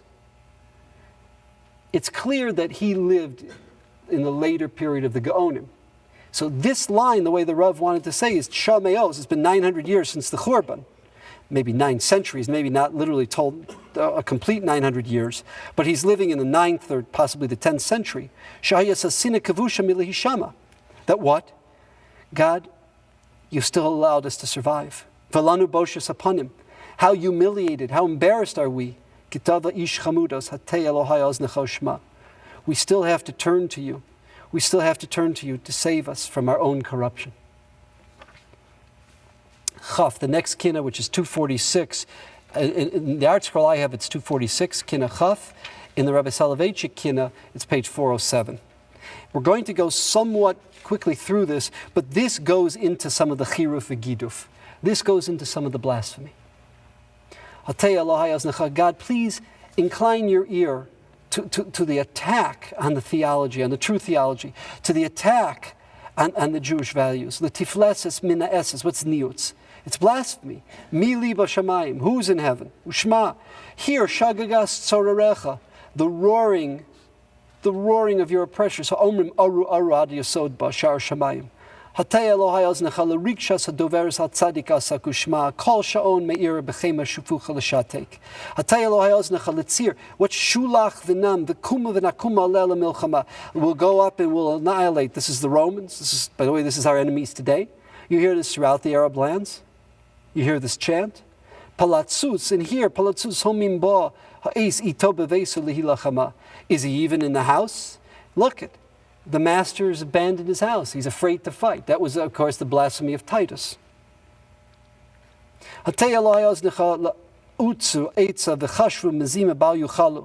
In every generation, they come up with schemes. They come up with plans.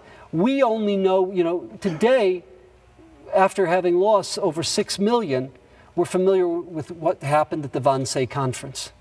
You know how many Wannsee conferences there were that we don't know about in every generation? Think about it, even in Los Angeles, when they found the 2 African Americans who had robbed the gas station, were recruited, became members of Islam. And one very smart LAPD person didn't have to do that, but he thought something was fishy. He went into their homes and they found the plans to attack shuls, to attack synagogues, to attack the Israeli embassy. And this is Masim B'chol Yom. What Homeland Security is discovering, what we don't know about, which will become declassified in 20 years. Utzu Eitza. V'chashvu mezima bal yuchalo. Ushma sichas noatzu leiv yachtav alecha los nistakalo. By the way, I think it's a big mistake that we don't destroy the homes of terrorists like we used to. They went into the home where these 2 guys were, the 2 guys that butchered the Fogel family. And they saw in their home and the next home, they saw all the radar equipment, all the high-intensity lenses. They looked specifically in places which were blind spots in terms of the fence of Itamar. This was a whole terrorist operation in this town. And that there's a woman who runs the New Israel Fund in Israel. She's sitting there hugging, embracing the mother of these 2 butchers who murdered. How can the IDF violate their human rights, go into their homes like that? These animals, they confess to the killings. We have all the weaponry. We have all the equipment that was used to scope out so they could come in and they could do their attack on the Fogels. This is Utzu Eitza. And this is happening. Please, God, hear their plans. Sichas noatzu leiv yachtav alecha alos nistakalu. This we talked about when I was here in February at the Boca Raton Synagogue over Shalosh Shudas. You wonder, why is it that we say Shema in the Musaf? What are you saying, Shema Yisrael Musaf? It's a philosophical declaration. It's not a Shevach to Kadosh Baruch Hu. Why is it put there? Because the Byzantine Christians, they would put sentries. They would prohibit us from saying Shema Yisrael in our davening, in our prayer service. Why? Because it's a declaration of the unity of God. And they said no. They took that verse and they twisted that verse to be a declaration of the Trinity. And they said, Hashem is God, Elokeinu our Lord, the carpenter of Nazareth, Hashem, the Holy Spirit. All together they make up one. 3 is 1. They took the most Jewish verse, the most monotheistic verse in the whole Torah, in the whole Bible, and they twisted it. And then they wouldn't allow us to say it. And the same thing was true, they wouldn't allow us at a later point to say Kadosh, Kadosh, Kadosh in the Kedusha. They had sentries, the Byzantine Christians, in the shuls in the Galilee and in the Golan Heights, the last vestige of a Jewish community left in the Holy Land in Israel, and they prohibited that. The reason that we say the Kedusha de Sidra Vuvalet Sion Goel is because we waited till the sentries left. They saw that we finished our Amida, our prayer, and then what we did was, after the fact, we added a Kedusha de Sidra so that we could still maintain and say Kadosh, Kadosh, its real meaning. Not that it was a support for the Trinity, God forbid, but what Isaiah the prophet, what he taught us, what it meant. The uniqueness and the special nature of God in time and space, in the heavens and the earth. This is what this is referring to. Noatzu leiv yachtav alecha alos nistakalu. Hatay Elohai oznecha leniatzu v'shilchu ba'esh mikdash mora. how they laughed and how they rejoiced in the burning of our temple. Ushma, I mean, think about that. Think about what the Nazis did on Kristallnacht. You look at the SS, how proud they were. How proud and arrogant and boastful that they burned and destroyed the Jewish synagogues. Apparently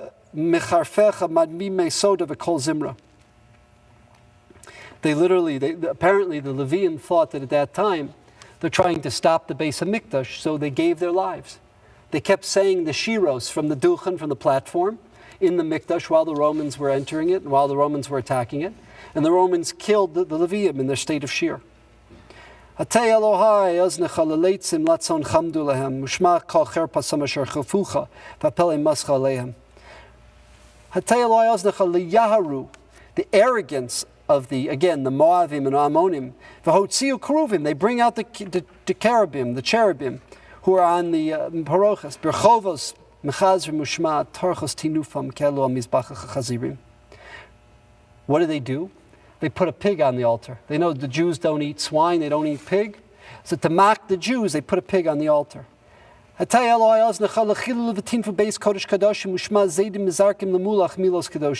do? They mocked us. Remember how the Nazis would cut off the payos? They would always find a Jew with payos and a beard, and they would publicly, cut it off, and they would make another Jew cut it off. Well, they did this with the bris milah. They took the male genitalia, the place of where the foreskin had been removed, and they would cut that off to mock us, to mock our covenant with God.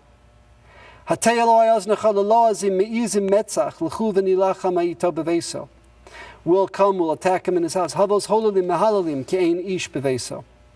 know what this is referring to? This is the theology of the abrogation of the covenant. That there was a violation, an abrogation of the covenant. And you're familiar with Justin Martyr, the Justinian Code, and you're familiar with the theology of St. Augustine, of Augustinian theology. The only reason that the Jews have a right to survive is we're going to be there as witness people.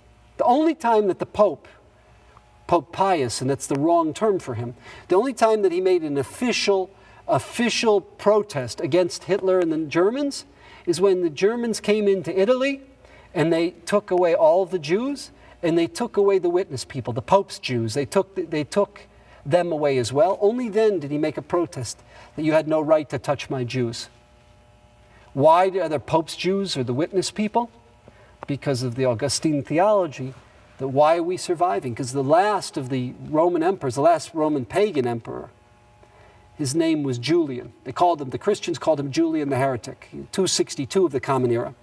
And Julian said, look, if this people, if they've been rejected by God, if they've been abandoned by God, if there's been an abrogation of the covenant, why are they thriving all over the world? Granted, they're not primarily in their homeland. They're in every corner of the earth. They've been sent around the diaspora. But look at what they're doing. Look at the impact they're having on every society they're in. So if there's been an abrogation, then why are they thriving? They've rebuilt their lives the last 2 centuries. So the response to that, the theological response that they had, the Christian world had, was, well, they have to witness the second coming. And the only reason God is keeping them alive and keeping them around to witness the second coming. So there's a lot of, we'll call it theological anti-Semitism that exists. We're not sensitive to this because since 1965, Vatican II and some of the more modern, especially some of the movements and the decisions that were made by the previous Pope, you have an abetment of this. And specifically now when there's been abetment of this in the Catholic Church, there has been a huge rage of this. Where? In Islam, both amongst the Sunni and the Shia. Horrific statements made. Because in the Quran, the Quran can say anything you want it to say. It's got the most wonderful, nicest statements about the Jews, and it's got the most heinous, horrific statements about the Jews. So you pick and choose, depending on the time, the place, who you're dealing with. You pick and choose what you want to quote. And it has not been easy. A lot of the anti-Israel experiences you see, whether it's in Norway and Sweden, whether it's in other parts of Europe, France, Germany, Belgium, Holland, it's anti-Semitism clothed with the hechsher of being anti-Zionist or anti-Israel. And we're seeing that. And we're seeing it out of Muslim countries. We're seeing it out of places like Malaysia. Just a couple weeks ago, there's an Israeli who plays on a British soccer team, on the Chelsea team. What were they doing in the crowd? Every time he touched a ball, they were screaming and cursing anti-Semitic. Malaysia. Are there any Jews that live in Malaysia? How many Jews live in Malaysia? And this is what we're seeing. And this is what is being described here. It's not the killing per se. That's the other kinos. It's the blasphemy. It's the vile. It's the horrific. It's the vicious language that leads to crime, that leads to killings. Gidufeha v'cherufeha. You hear that line? Mishtachezes ad kisach ha'od. Let it reach your holy abode. And they say, look, the fact that the temple's not being built, that's a proof. There's been an abrogation of the covenant. Otherwise, why would it sit there for 2,000 years? What do you think Arafat did when Ehud Barak was the prime minister? They try to destroy 2,000 years more, I apologize, over 3,000 years of Jewish antiquities. What they were doing under the Temple Mount, what they're doing in Shechem, what they did in wherever you go. Bechias maspidim v'korim, us who are crying, mechakim and yearning Masai Yibaneh, when it will be rebuilt. Hatei Elohayos nechala omrim uza v'shukach v'nutash. Here's the abrogation of the covenant. The Jews have been abandoned. They've been forgotten. They've been cast off. They are eternally desolate. Ushma en kasenu v'kine kinasenu. Hear our kinos. Hear our lamentations. And please, God, shine your countenance on your mikdash that is destroyed. Chaf Aleph, the 21st kina, which is 250 in the art scroll and 415 in the Rabbi Soloveitchik kina. Two introductions we make every year to this kina. Two important introductions. Number one is, this is based upon a late medrash. It's actually a fictional medrash. The only bridge between the first two that were killed, Rabbi Shimon Gamliel the Nasi, and Rabbi Yishmael Kohen Gadol, the Kohen Gadol, who were killed in the siege of Jerusalem, and the latter the latter seven, there's one bridge, it's Rabbi Akiva. Rabbi Akiva was alive. He was a young, budding scholar in the time of the Churban Bayis Rishon. Rabbi Akiva is the Gadol Hador during the Hadrianic decrees. Now what happens? Many people don't even read this on Yom Kippur. Eila Eskara. See, there's two times we study this medrash. Arze Alavano, which is written here by one of the Chachmei Ashkenaz. We read this on Tisha B'Av. And this is Avelis. This is mourning, going back to the Rambam. It's not minhago shel olam.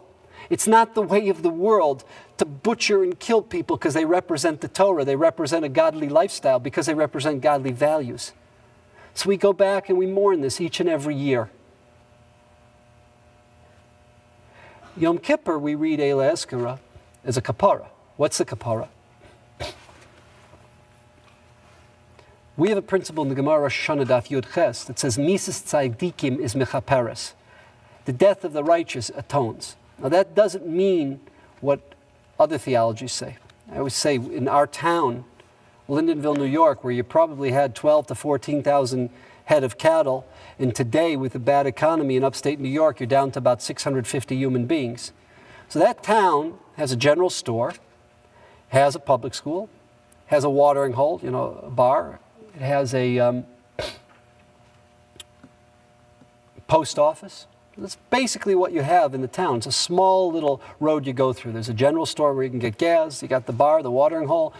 You got the post office, the public school. Maybe there's something else. I don't know.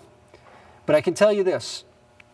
When you drive into that town, there's a big sign from the Methodist Church. It says that the carpenter of Nazareth died for our sins. And then you know when you're leaving that town, because there's another big sign from the Methodist Church. The carpenter of Nazareth died for our sins. That's how you know you're coming into Lindenville or you're leaving it.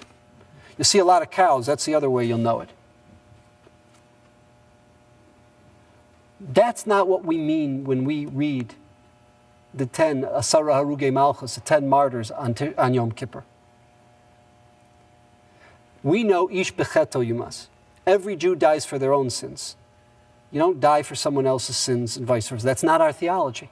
Every human being is responsible before God for their actions, their thoughts, and their deeds, and their speech.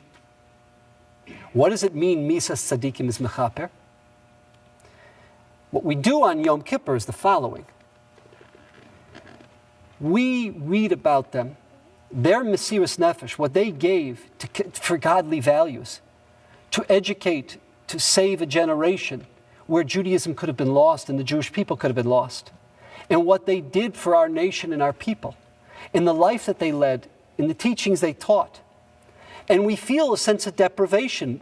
There's a real deprivation with them not there. And what we've lost in their death, what was lost. And that forces us on Yom Kippur to do what? To commit ourselves this year, to lead a life, is being the Mamale Makom, to fill the footsteps of Rabbi Akiva, Rabbi Chanina ben Teradyon, and Rabbi Yehuda ben Bava, to continue their destiny, to continue their legacy, to not allow their values, their teachings to die with them, that their death should be not for naught. We become their students, we become their children. I'll use a modern analogy. When Rabbi Soloveitchik died, when Rav Aaron Kotler was nifter, what do you have? I have on my shelves today over 60 volumes. Now, some of them are not so good quality because not everybody who writes about the Rav understood what the Rav was saying. But many of them are fantastic, amazing quality in every area of Torah. Whether it's Kinos, whether it's Malchiyos, Zichronos, and Shovros, whether it's philosophy, whether it's 20 different Masechtas, whether it's, all 14 books of the Rambam. You name it, in Rabbi Soloveitchik's teachings are Chai V'Kayim. They're being studied, they're being learnt. Why? Because when he died, the students didn't want his methodology, the Brisker method. They didn't want his Torah, the Torah that he taught for 45 years in America, the Torah that he wrote from Berlin, the Torah that he taught, that he learned as an adolescent in Lita. They didn't want that to go for naught. So they stood up to the plate. They stood in his shoes. And the same thing is Mishnah's Rabbi Aaron that's taking place now in Lakewood.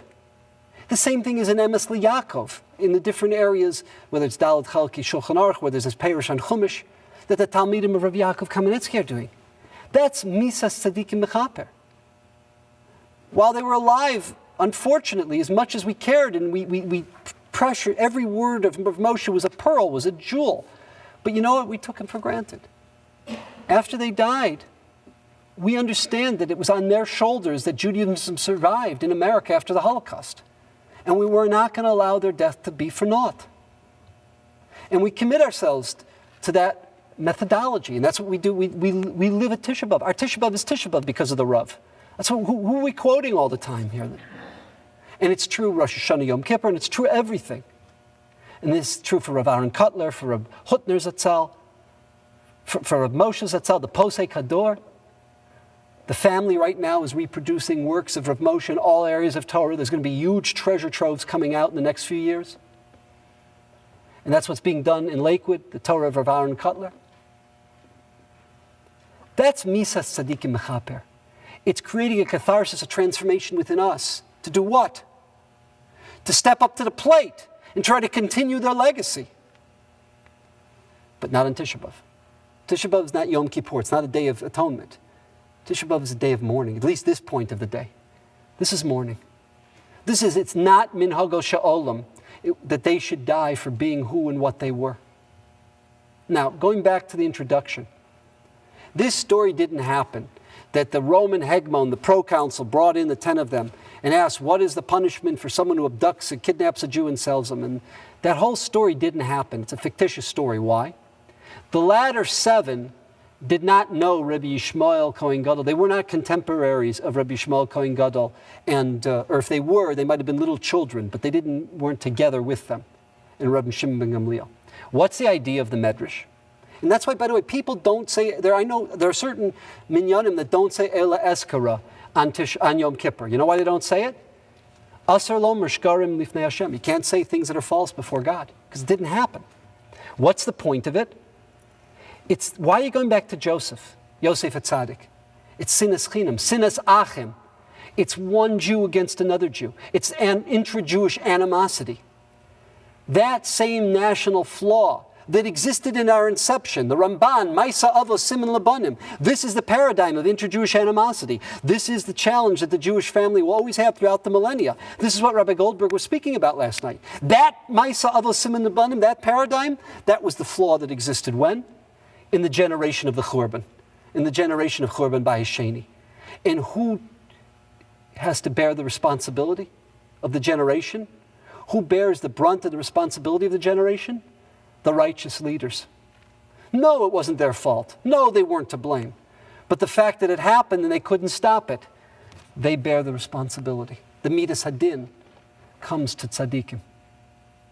That's the idea of that medrash. It's sinas chinam all over again.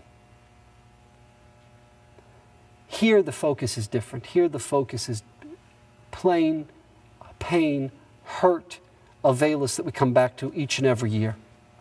Arzei HaLevanon, the real cedars of Lebanon are not the pillars of the building. The real Arzei HaLevanon who are the pillars of our lives, the people that build the Jewish people, our pious, our scholars. Adirei HaTorah, the masters of the Torah. Balei Treisen b'Mishnu v'Gemara. Why are they called Balei Treisen? You know what trace is? Shield. Why don't you call them the archers? Why don't you call them the ones who bear the spear? Why the shield? Because true tzaddikim, it's not about attacking you and attacking your opinion. It's about looking for the truth. So if I've said something true and it's correct and it's challenged and it's attacked and challenged, I have to be able to defend it to know whether it's true. Their focus was not ego. It was not knocking someone else's opinion. It was much more about finding the truth. And that's the idea of a shield, trying to see, does it hold up to the test, to the attacks. Giborei koach. Giborei koach has two meanings here. They were people of great strength, but internal stamina, internal fortitude. Amaleha betara. Their work was done betara. Damam nishpach kamayim, their blood was spilled like a river, like rivers. Noshasa gevura, hinam kedoshi arugia malchus asara. These are the 10. And we're going to see from the end of the Kinot, it wasn't just these 10. These are the most famous 10. Al eila, ani bochia ve'eni nigra. Each and every year do I cry again over their loss. Zos bezachri, even in mentioning it, ezak zaka gedola amara. This is Mordechai's, when he cried out on the streets of Shushan. I cry out a bitter, fearful, painful cry. Chemdas Yisrael, Klei HaKodesh, Nezer HaTorah. They are the most precious of the Jewish people, the Klei HaKodesh. Why are they called Klei HaKodesh? They're our crown jewels, Nezer HaTorah. You know what Klei HaKodesh means? It means this. Their very bodies become Klei HaKodesh. It's not, see, we, God bless us, we have the opportunity, we learn, we daven, we do chesed. When we're helping someone, when we're davening sincerely, when we're learning, so we're acting as righteous, angelic beings. But we go back to ourselves, our regular mundane selves. It's not a negative, it's who we are. Not these people. Their whole, not just their being, but their very body became a Klei HaKodesh. It became transformed. They were a different Gavra, a different persona whatsoever. A different persona, a different person, a different type of human being. That's who these were. Tahorei Leiv, they were pure of heart. Kodshei Kadashim, they were the holiest of holy. Shchitasan b'misa chamura. And they are slaughtered in such a horrific way. Yadu goral mi'Yerushalayim lecherev berura. Remember we talked about the first two during the siege of Yerushalayim? The first two are the Kohen Gadol and the Nasi of the Sanhedrin. And all they wanted is, I should die first. I shouldn't have to watch you be executed. Who did it fall upon? Who was first? Kinfal goral Rabbi Shimon, the Nasi, Rabbi Shimon Gamliel. Pashat, by the way, Pashat Savaru Bacha Kenigzera Gzera. It says he extended his neck. He started to cry. Why did he cry? There's a beautiful medrash. Medrash is on Mishpatim. You know what it says in Mishpatim? That don't afflict the widow or the orphan. The widow is someone who's got no husband to look after. The orphan has no parent to look after. It says, if they cry, I will hear their cry. God responds to the cry of the widow and orphan. So he says to the Kohen Gadol, to Rabbi Ishmael, you know, I don't know of anything that I've done that horrific in my life. He says, maybe you didn't do anything on purpose. Maybe it happened as a function of who you were. He says, what do you mean? He says, did it ever happen that there's a long line? You're the Gadol Hador. You're the head of the Sanhedrin. Everyone wants to talk to you. I mean, think about today, all the people that want to get into Rabbi Elyashiv or to Reb Steinman. What happens? Is it possible? There was a widow there, an orphan there. And they said, if I were important, or if I came from an important family, if I was a somebody, or if I contributed to the building of the Jewish institutions, he'd take me right away. And they sat there and they felt bad about who they were. Not because you played favorites. God forbid, you never played favorites. But you caused them inadvertently to feel this way, to feel that they were a nobody, that they were a shlemazel, that they didn't count, and caused them pain and hurt. And he says, you've consoled me. He says, that could have been. And I cry and I weep over that I've caused tears to an orphan or a widow. But I appreciate what you've said to me. That was the Boca that's being alluded to here. The Rabbi Shimon Chazar Hegmon Lahargo Benefesh Netzura, to kill him. Mizera Aaron Shal Bevakasha Livkos al Ben Agvira. And the descendant of Aaron, the Kohen Gadol Rabbi Shmuel, cries over who? The Ben Agvira. The descendant of King David, the Nasi of the Sanhedrin. Natal Rosho, he was decapitated. They decapitated him. He took his head, when the son al kurvos of Menorah Tahora, he put it on his lap. He put his eyes, to the skull, the decapitated skull. Upiv al piv be'ava gemura. Anav Amar, he cried out, Peha misgaber b'Torah, the mouth that is so great, such an articulate, clear, teaching voice. Pisom, now all of a sudden Niknasa was decreed upon him, Misa Meshuna Chamur, this horrific, terrible death. The whole question, how could the Kohen Gadol, possibly it's a mace mitzvah, other Meforshim have other approaches, how could he touch the corpse of Rabbi Shimon? There were no Jews there, it was just in front of the execution, or maybe it was mace mitzvah. Other answers are given. So now Tziva Lahavshiz, this Rosho HaMelech B'Sara Schira.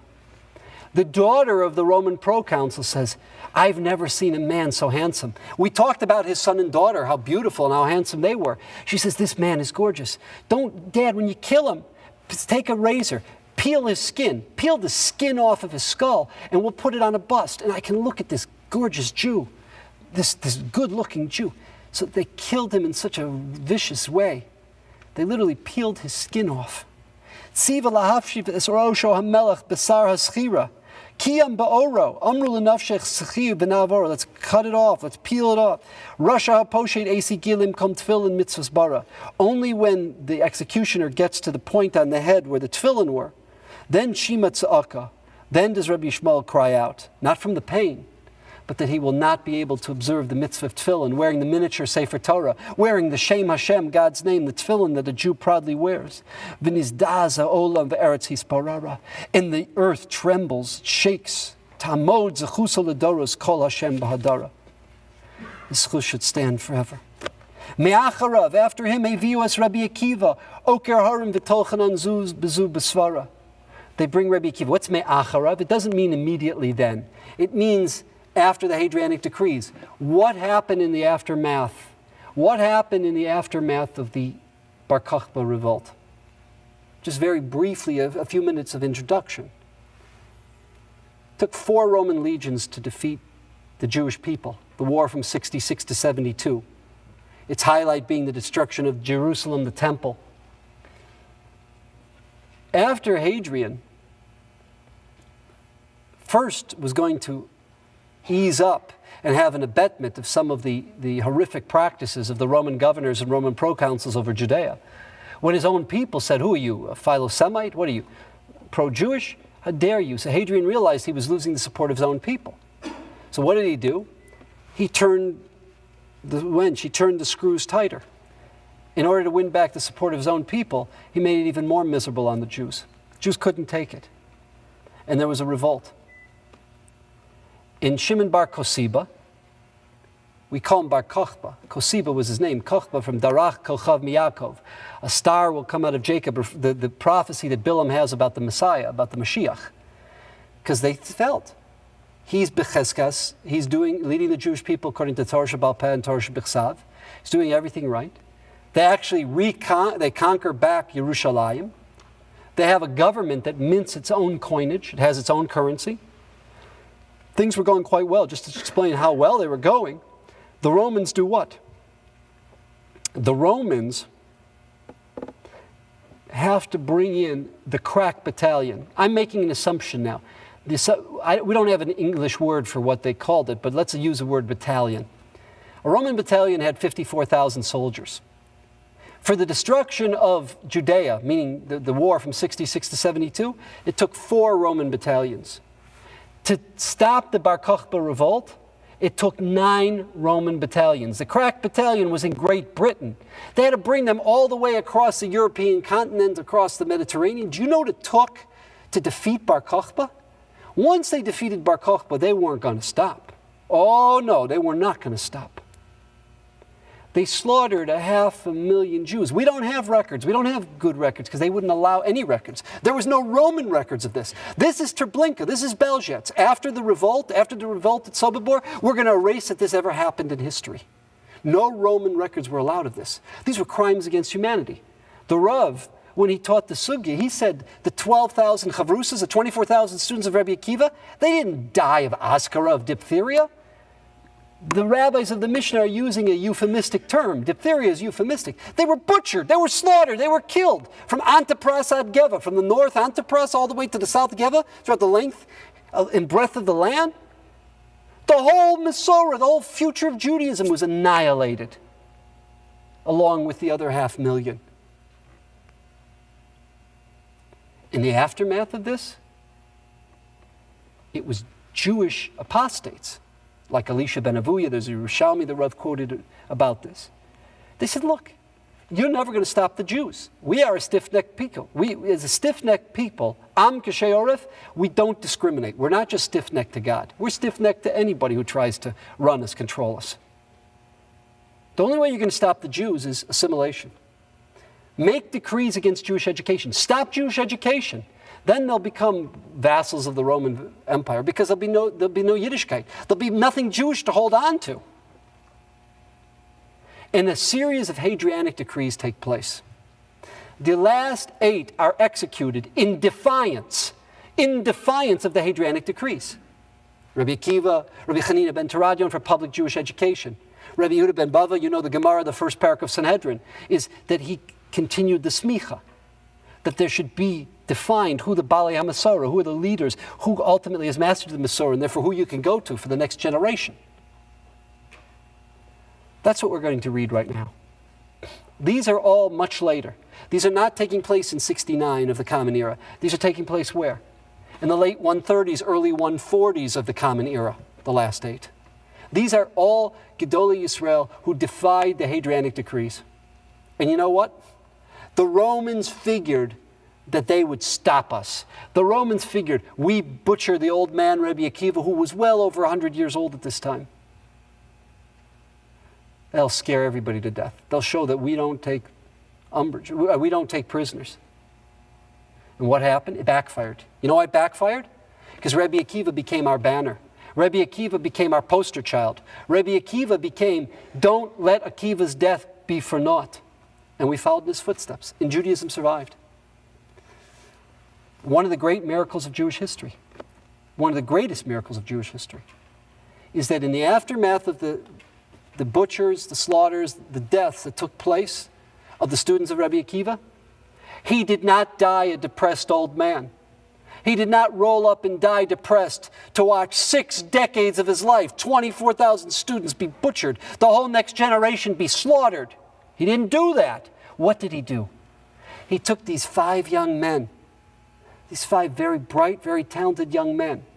The greatest of them was Rabbi Meir, Rabbi Shimon Bar Yochai, Rabbi Yehuda Bar Ilai, who after there's an easement and an abetment, a non-enforcement of the Hadrianic decrees, he reestablishes the Sanhedrin up north in Usha. Rabbi Yossi and Rabbi Elazar ben Shemuel. Rabbi Elazar ben Shemuel will be killed as well. But these 5 young men, Judaism will survive through these 5 young men. These 5 young men that he works on the last years of his life in defiance of the Hadrianic decrees, because he educated them and he taught them, our religion will survive. Me'acharav hevius Rabbi Akiva oker harim v'tochanan zubasvar. What is oker harim? He could figuratively, he could lift mountains and grind them together in svara. Es besora misarkin.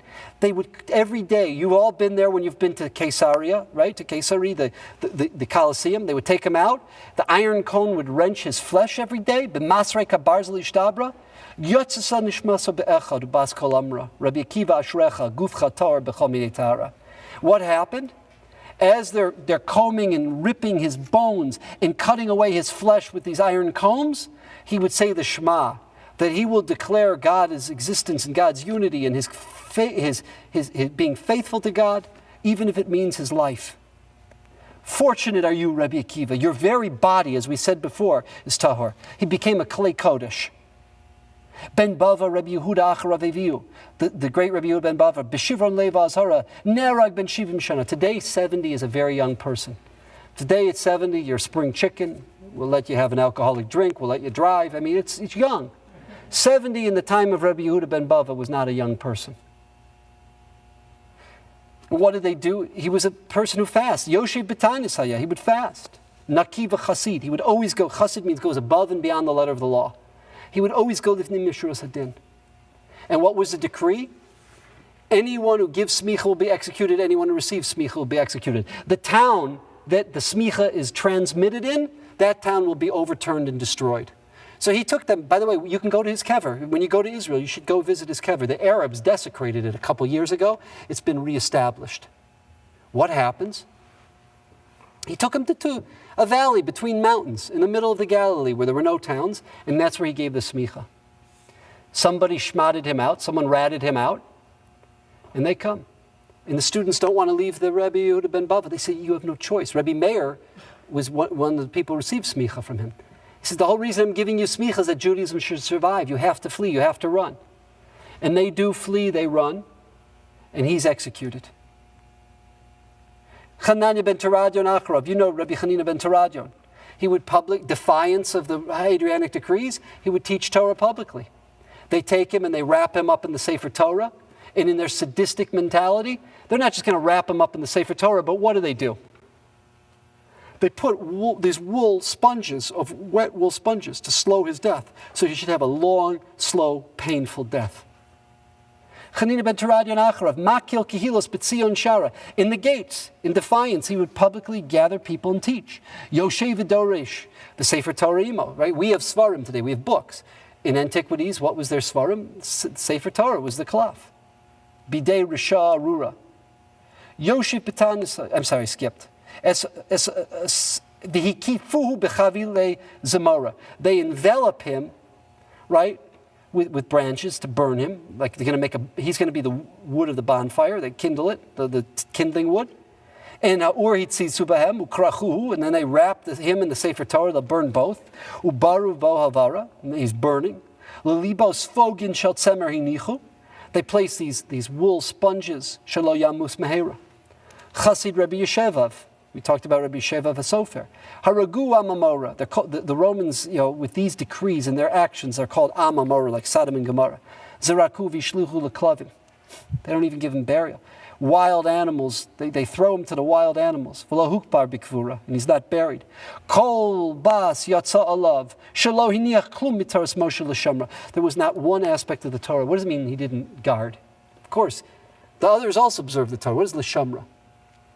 His greatness was he could bring out the principles, the concepts, the values. There are certain actions that we do, certain mitzvahs we observe, but ushmartem, right? We say lishmor in Ava Rabbah. What do we say?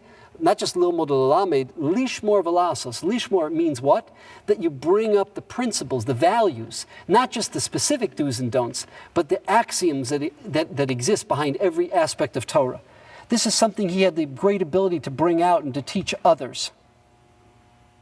Es Rabbi Chanina ben Chachinai v'achrav Rabbi Chutzpitz b'yom evra.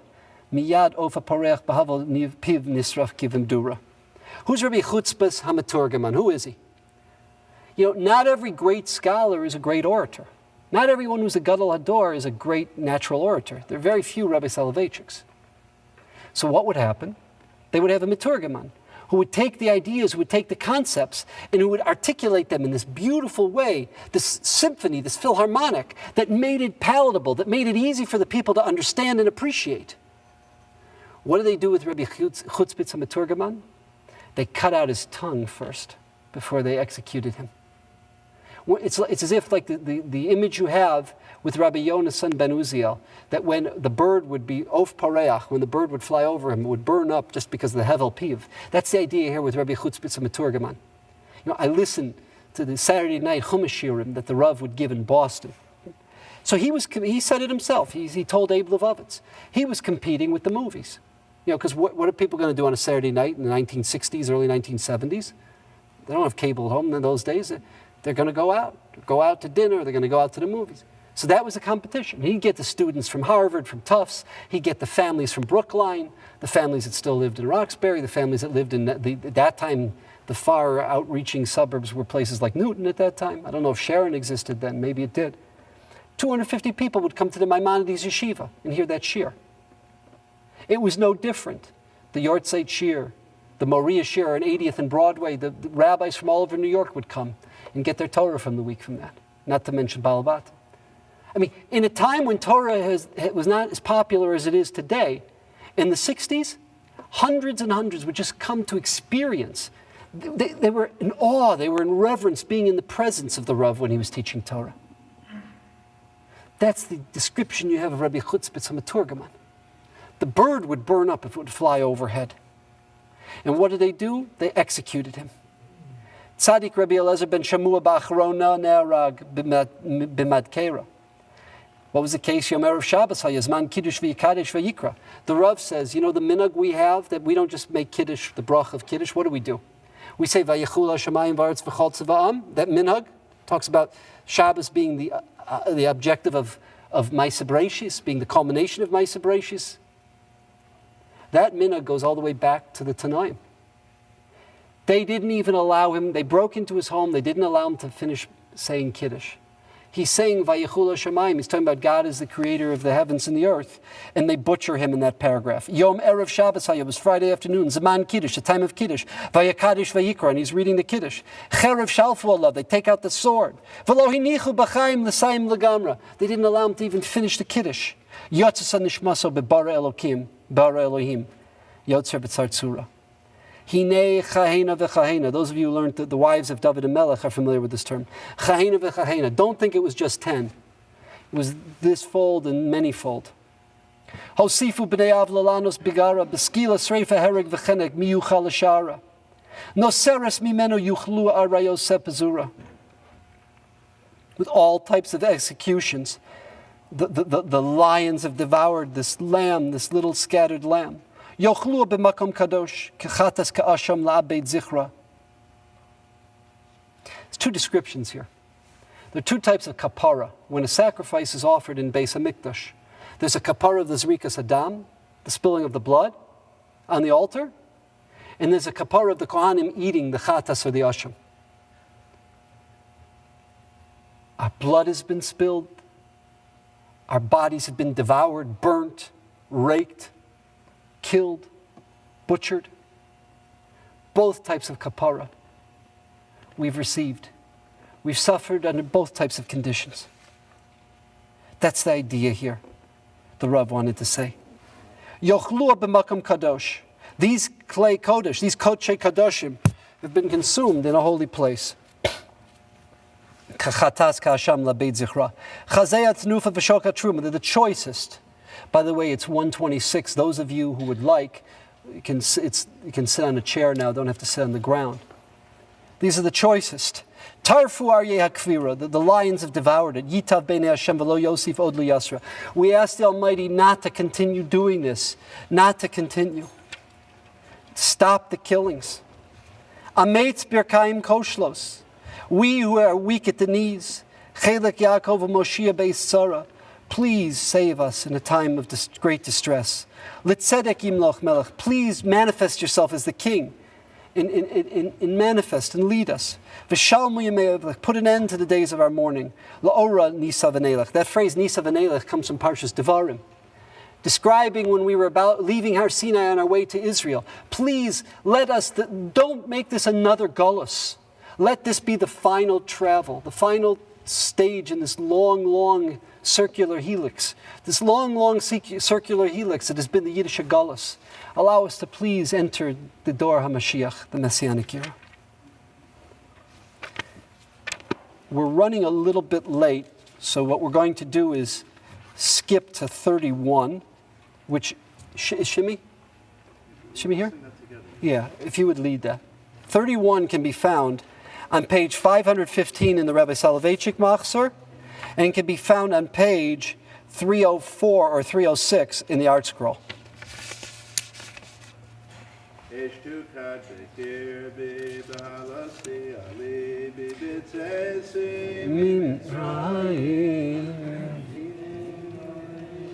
Leman askira b'tzeisi mirushalayim.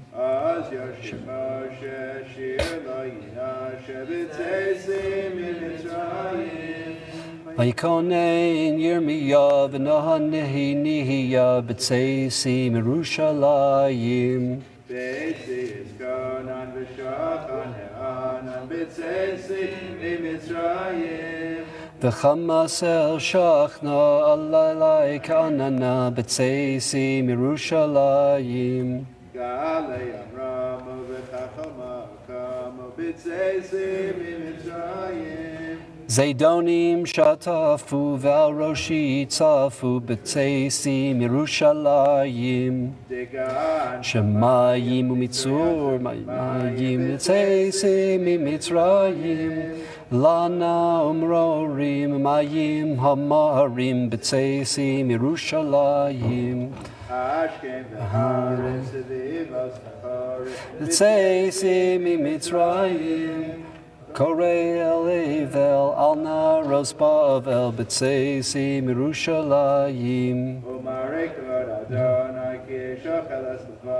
B'tzeisi mitzrayim b'cherev letusha letevach netusha b'tzeisi mirushalayim. Mincha b'shemen b'tzeisi mitzrayim. Segula selkucha katzon tivcha b'tzeisi mirushalayim. Mosim ve'osos b'tzeisi mitzrayim. Tanis va'evel ordo va'hevel b'tzeisi mirushalayim.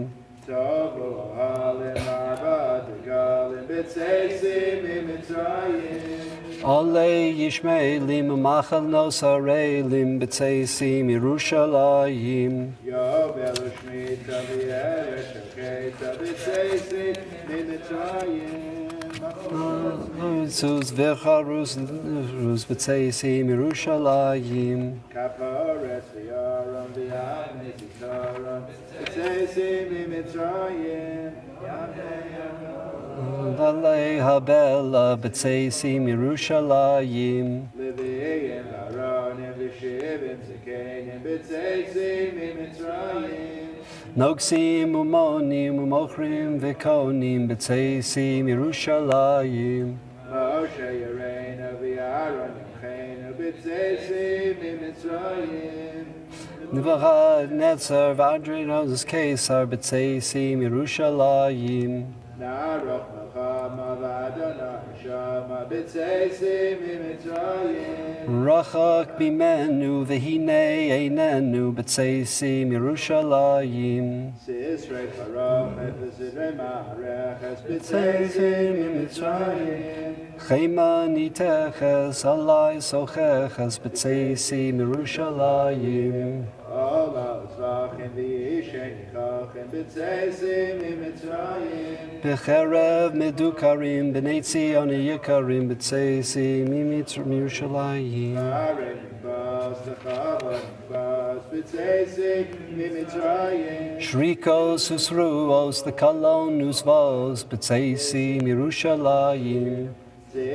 Azav v'hamsha v'raha b'tzeisi mitzrayim.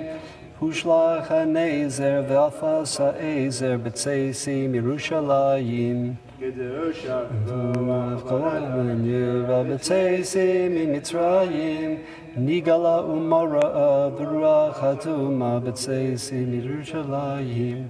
Rina v'shua v'chatzos v'shua v'tzeisi mimitzrayim zakat olal v'nakas chalal b'tzeisi mirushalayim Nora v'chalil Torah b'tzeisi mimitzrayim Elil v'soeva ufeso matzeva b'tzeisi mirushalayim Torah v'sudo klei achemda b'tzeisi mimitzrayim Sason v'simcha v'nacha b'shuvi Yerushalayim.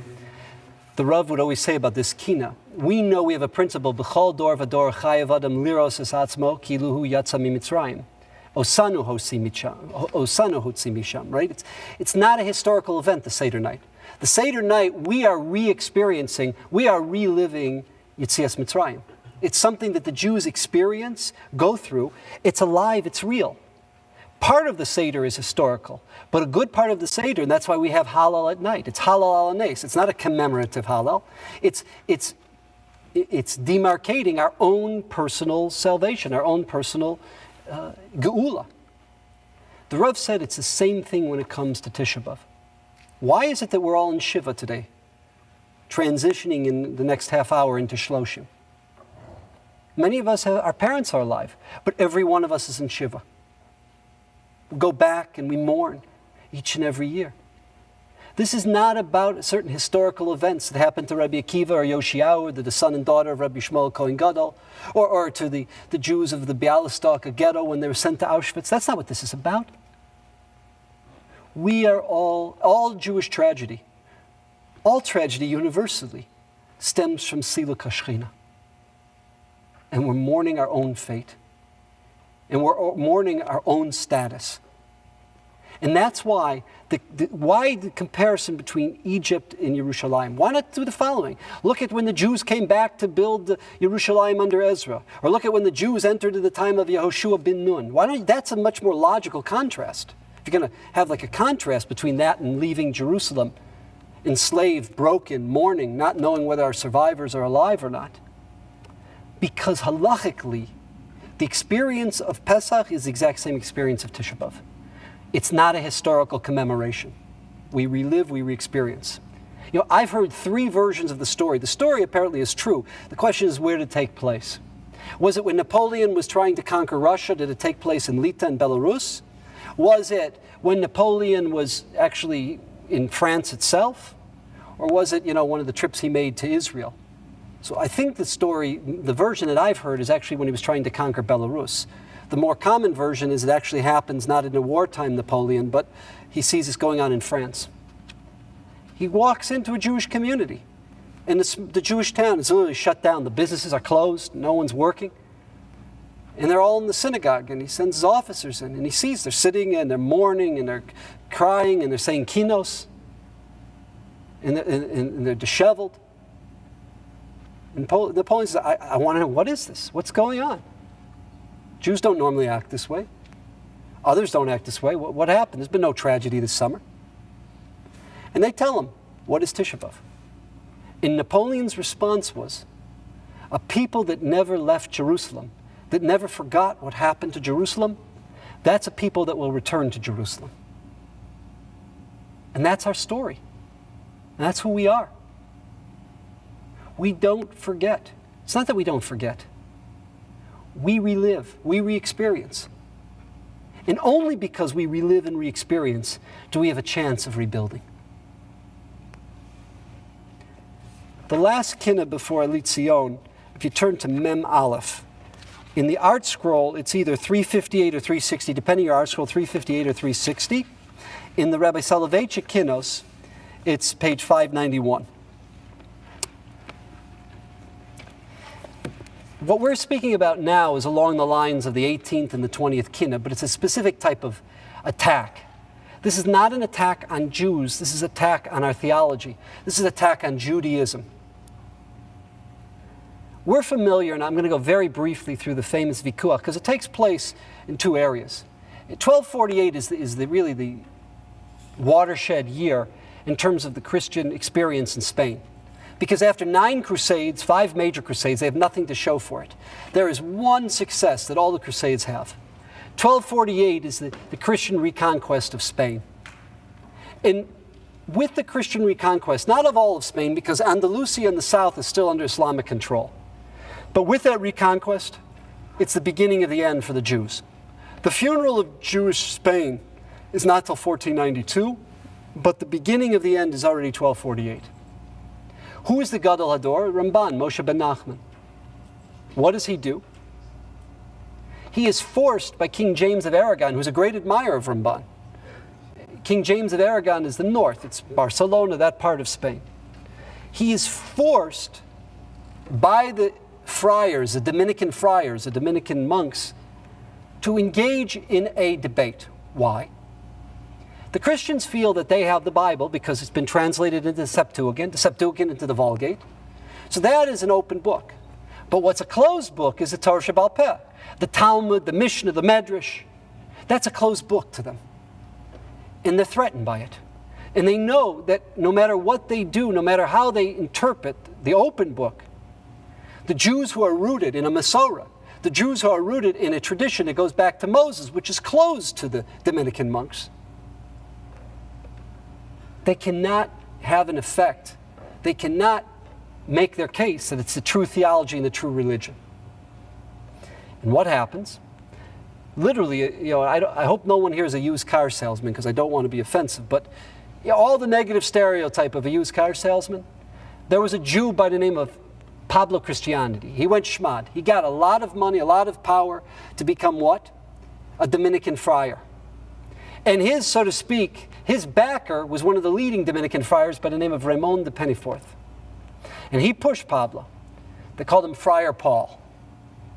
And he claimed, I can prove from the Torah Shebaal Peh, from the Talmud and the Medrash, I'll prove that Jesus, that the carpenter of Nazareth, he's the true Messiah, and I'll prove it from Jewish sources. And these Jewish rabbis are liars because their own sources will prove the case. The Dominican friars didn't know the Talmud or the Medrash well enough. They believed him. And they forced the king, who forced Ramban, to have a debate in Barcelona in 1263. The Ramban begs that shouldn't happen. He says, this is a lose-lose. If I win this debate, there's going to be terrible reverberations against the Jews. And if I lose this debate, it's a chilul Hashem. The king did not have true power. He was under the influence and under the control of the church. And the debate happens. The Ramban does such a job slaughtering these guys. I mean, this Pablo Christianity was a fake. And every time he'd come up, he came up with a medrash. It says the Mashiach was born on Tisha B'Av. So Ramban would say, you'd be a fool to take that literally. Do you know anyone who's been living that many years? What does it mean the Mashiach was born on Tisha B'Av? It means out of the tragedy and out of the catharsis and the transformation and the tshuva that comes when we learn the Kinot and when we grow through the Tisha B'Av experience. Out of that experience is the building of the Beis HaMikdash. It's not meant to be taken literally. Only a fool takes a chazal like that literally. And so on and so forth. The Dominican friars shut down the debate. They stop it. The Ramban, it's springtime, he reviews with the Jewish community, does a chazara shir. And he reviews with them the points about the theology. That enrages the Dominican friars. We gave him freedom of speech for the vikuach, for the disputation, not for this. This is Rabbi Goldberg teaching Shavuos night in the shul. There's no right to knock our Lord, to knock our theology, to knock the Gospels. Ramban wasn't knocking it. The Ramban was bringing up all the critiques, all the supposed proofs, and he was explaining what they really meant. He was forced. He was expelled from his own homeland. He was forced out. King James comes to him with a huge amount of gold, and he says, please take this, Rabbi Moshe, the great doctor, the great Talmudist, the great philosopher. He says, I've never taken money for religion. I'm not going to take this. He says, believe me, if you don't take it for yourself, your community is going to need this. And how correct King James was. They never, ever again made that mistake, the Dominican friars. They learned from their mistake. Any other debate in the future would never allow for anything detrimental to be said against the theology of Christianity, against the Gospels, against the carpenter of Nazareth, never, ever again.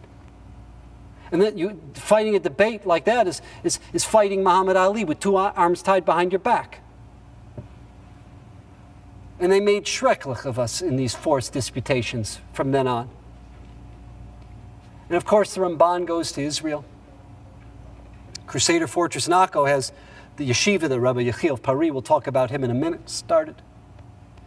He goes and he says it's fascinating because today we can't even fathom that.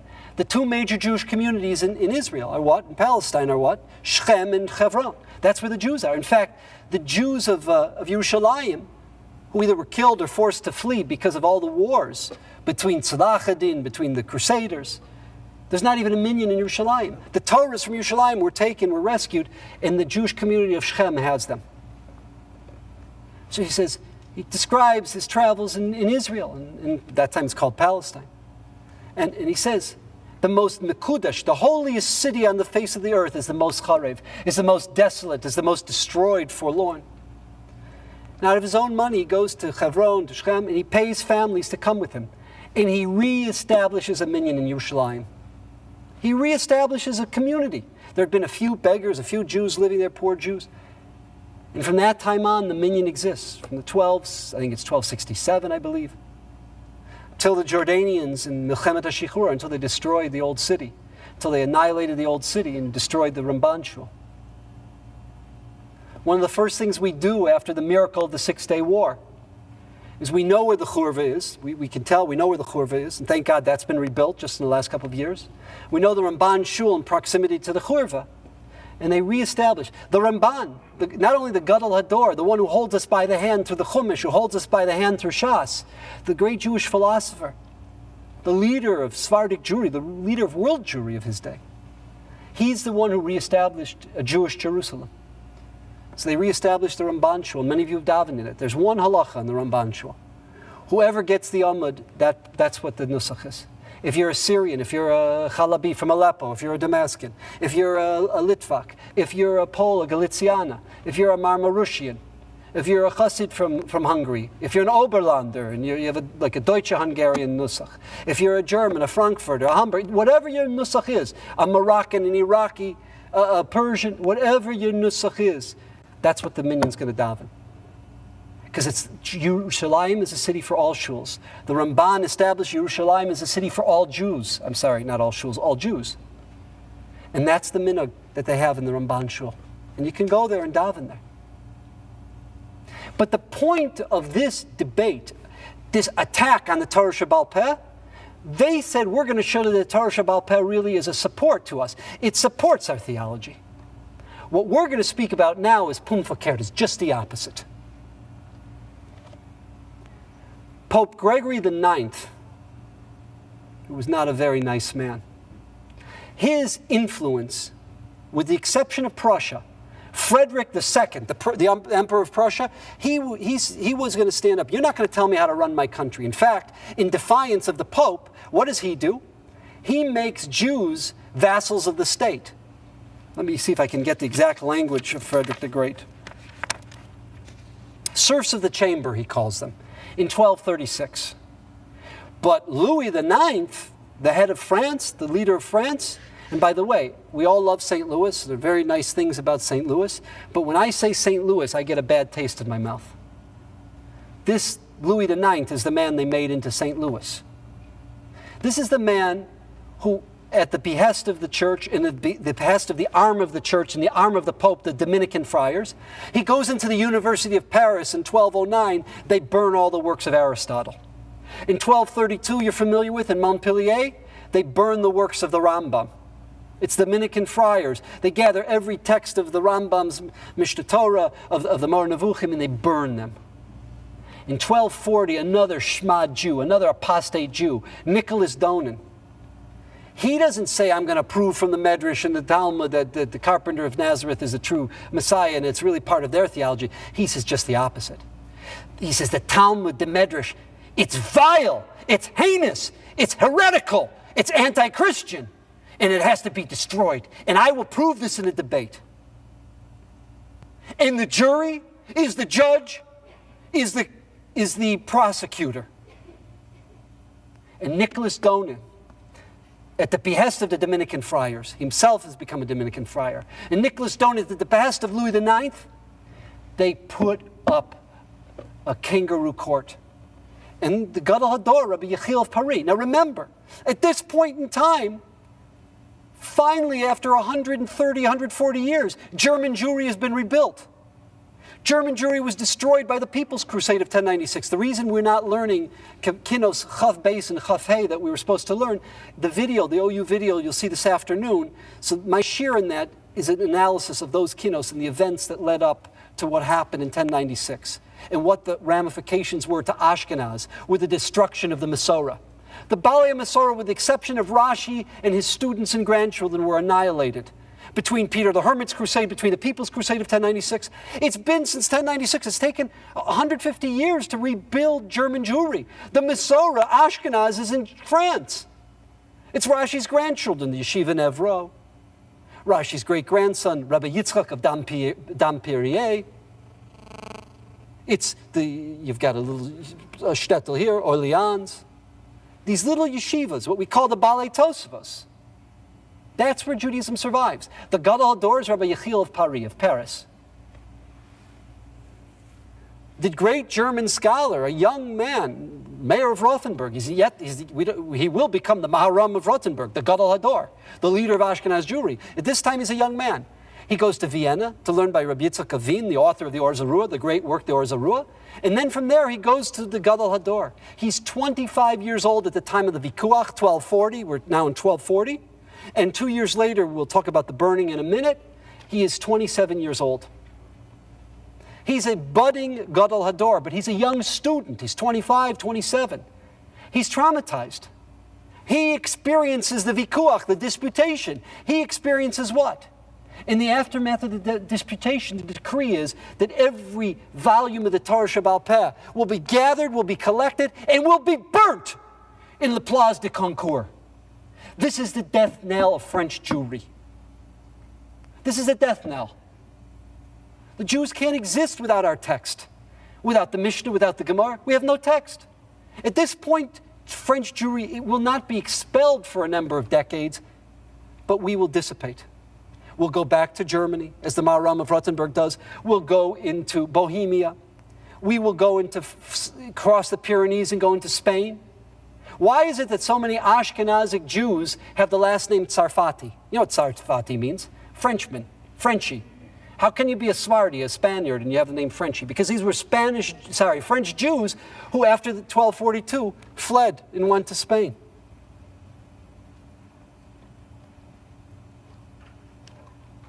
In the aftermath of the gathering and collection of all of Jewish texts, we do something. You know what we do? We self-censor our texts. All of you have Aleinu. It's only in our generation that we've put back in Shehem Mishtachavim Lehevav Arik, the famous verse from Yeshaya Hanavi, that was what? That the Christian thought was referring to Jesus. Mispalim el lo Yoshia, and they pray to a God that will not give them salvation. That's not who Yeshaya was referring to. Yeshaya lived close to a millennia, close to 1,000 years before the carpenter of Nazareth. That's not who he was referring to. But they took it that way. We took it out of Aleinu. We changed the bracha of the Haftorah. All the Christological references from Chulin, from Sanhedrin, from Sota, from Brachos, we took them out. Because we lost Ashkenaz, because Ashkenazic Judaism was almost destroyed as a function of this. We've got one manuscript. The Diduke Sofrim quotes the München, the Munich manuscript. That's all we have left. Now that we have access to the Vatican, after Vatican II, we're putting back the Christological references. I'll give you one simple example, the Gemara Yud Aleph Amud Beis. Our version of the Gemara, which was censored by the Jews, says that what? It says that we no longer say the Aseret Dibros in davening. That's been taken out. Kvar bitlum. It was taken out by the rabbis, mipnei tar omas ha'akum, because of the provocations of the idol worshippers, of the pagans. What does that mean? Go to the Vatican. You want to see the real Gemara? We took out, Kvar Bitlum, the rabbis took out the Aseret Dibros, which was right next to Shema in the middle of davening, because it defines why we're Jewish, the whole Har Sinai experience. It wasn't through trusting a prophet. We experienced it, men, women, and children, millions. Jews, Mesopotamians, Egyptians, they were all there. It's the whole basis. No other religion, no other theology has ever claimed such a thing. That's this week's Parsha. It's the major theme of Parshas Veschanan.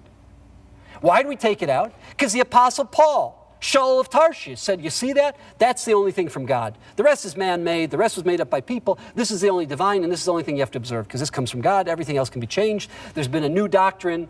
There's been what's it called, the covenant, the abrogation of the first covenant. There's a new covenant.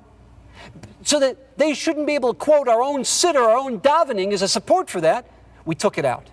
Now, what does the Gemara say? What does the real Gemara say? Not our Gemara. What is the real Gemara? Before we, the Jews, censored the Gemara, in the aftermath of the burning of every section of the Torah Shebaal Peh that existed in France, in La Place de Concours, in June of 1242. You know what it says? It says, Mipnei taromes haminim, because of the provocations of the heretics. Min, mem yud nun, is a term for the Judeo-Christians. Look at Rashi. The Rashi we don't have. What's taromes haminim? Not taromes ha'akum. Rashi says, Talmidei Yeshu Hanotzri, the students of Jesus of Nazareth, referring to the Apostle Paul. These Gemaras we had to self-censor out. Because in the aftermath, they said it's anti-Christian, it's anti-the carpenter, it's anti-Gospels, it's anti-Justinian theology, it's anti-the code, it's anti-Augustinian theology. We weren't going to go through the destruction of another part of Europe. And in the aftermath, he writes this Kinot. This is the Kinot that he writes in the aftermath of that. You see, it's the same methodology of the Dominican friars. But here it's not about using the Torah Shebaal Peh as a proof. It's about eradicating it's the threat of the Torah Shebaal Peh. Because you can twist the Torah Shebechsav. The Bible you can twist and you can interpret any way you want. The prophecies, the last 27 chapters of Yeshaya Navi, Perek Prakim Mem through Samech Vav, that's ahistorical. You can make that say whatever you want, and that they were very good at. But what you cannot do is you can't twist the Torah Shebaal Peh. So what are we going to do? We're going to destroy it. We're going to eradicate it. And it was a war against Judaism. Not against the Jews, against Judaism. The Talmud of Rabbi Yechiel of Paris, who after this, he leaves and he goes to Israel. There's no life left in France. And he, believe it or not, where of all places, where does he open up a yeshiva? In the Crusader fortress in Akko. Many of you have been there, saw where his yeshiva was. In Akko, in the Crusader fortress. This is the Kinot that he says. Because we don't have time, we'll say this Kinot on our own. What we're going to do is go to the last Kinot, Elit Sion. We're going to say Elit Sion with the following minute or two of introduction. What page is Elit Sion? It's 390, 392 if you're in the art scroll. And I'm going to apologize a minute. What? 611 in the Rabbi Soloveitchik Kinos. 611. The Maharam of Rothenburg, Rav Meir of Rothenburg, who wrote this is a 27-year-old Talmud of the Rabbi Yechiel of Paris, is someone who experienced the vikuach and the destruction of French Jewry. You can read that on your own, and it's very powerful. Elit Sion is not the final Kinot. That's not what Elit Sion means. Elit Sion, the Rav used to say, means to continue to wail. It goes back to Yirmiyahu. We use from Aleph to Taf. You can use every letter of the alphabet, and you cannot embody, you cannot encompass, you cannot encapsulate the nature of the destruction. It's total. What Elit Sion is that even though we're saying this is the last Kinot, we continue, we don't stop, we continue to mourn. And what is the key phrase that we keep saying is the chorus? Kamo isha b'tzireha. What's kamo isha b'tzireha? A woman in childbirth. All right, today we have some heavy dose epidurals, but even so with an epidural, it's not so simple. But imagine pre-epidurals. You ask a woman, don't scream. Shh, there are other people in the hospital, there's sick people. You can't tell her not to scream. There's no pain that's as acute like the pain of childbirth. That is our pain. We cannot be consoled. It's inconsolable pain. And on the other hand, Kipsulas chugurasak albal neureha. What does albal neureha mean? What happens with childbirth? It's an acute, horrific, terrible pain. But at least at the end of the day, at the end of the hour, whenever it will happen, there's going to be a life, a human life, a child, a future. That pain is going to subside to joy. It's going to go from tears of pain and crying to tears of joy and gratefulness. At the same time, we're not just like Isha Bitzireha, a woman in labor, in acute labor pains. We're like a woman who loses Baal Ni'ureha. What's Baal Ni'ureha? What does that mean? They've been courting, they've been dating. Her whole life she's been dreaming, of her marriage, her wedding. And then the night of her wedding, before they can live together as a husband and wife, before husband drops dead. There's nothing about this. There's no consolation. There's no life at the end of the pain. At least if they lived together for 20 years, as painful as it be, they'd have the memories, they'd have a life, children they raised, a family they built, a community they contributed to and participated in. She has nothing. She has nothing afterwards. It's the acuteness of the pain, and there is no comfort, no consolation afterwards. That is our people. That is our people in the aftermath of the Churban Acharon, the Shoah, the aftermath of terror, of the Chmielnitsky uprisings, which we didn't get to this year, another year. God willing, there should not be another year that we shouldn't have to get to it. The events in Spain and Portugal, the events in Ashkenaz that you'll see on the video this afternoon that'll be played here in the shul, the events of the Churban, be it the individuals, the son and daughter, the 7th million and 9th million, be it the hope, the chance that we had of turning things around, the Yoshiyahu HaMelech, be it the members of the Sonderkommand and their neighbors coming from the Bialystok and Grodno ghettos. This is what we say in Elit Zion. It's not comfort, it's not consolation. There is no end to our mourning. It doesn't end. Not until Bias HaMashiach, not until the Binyan Bayis Shlishi. Elit Zion, page 611. Those who have the art scroll, 390 or 392.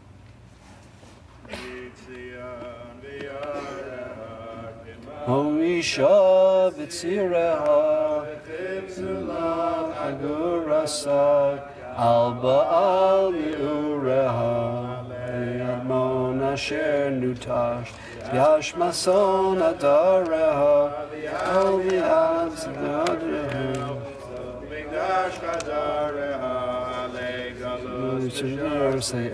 Mani Meshir Zemareha V'al Damam Asher Shafach Mimei Yaoreha Alei Hegyon Micholeha Asher Damam Bioreha V'al Va'ad Asher Shameh Uvitul Sanhedreha Alei Zivchei Semideha Yonei Bechoreha V'al Chilul Reidah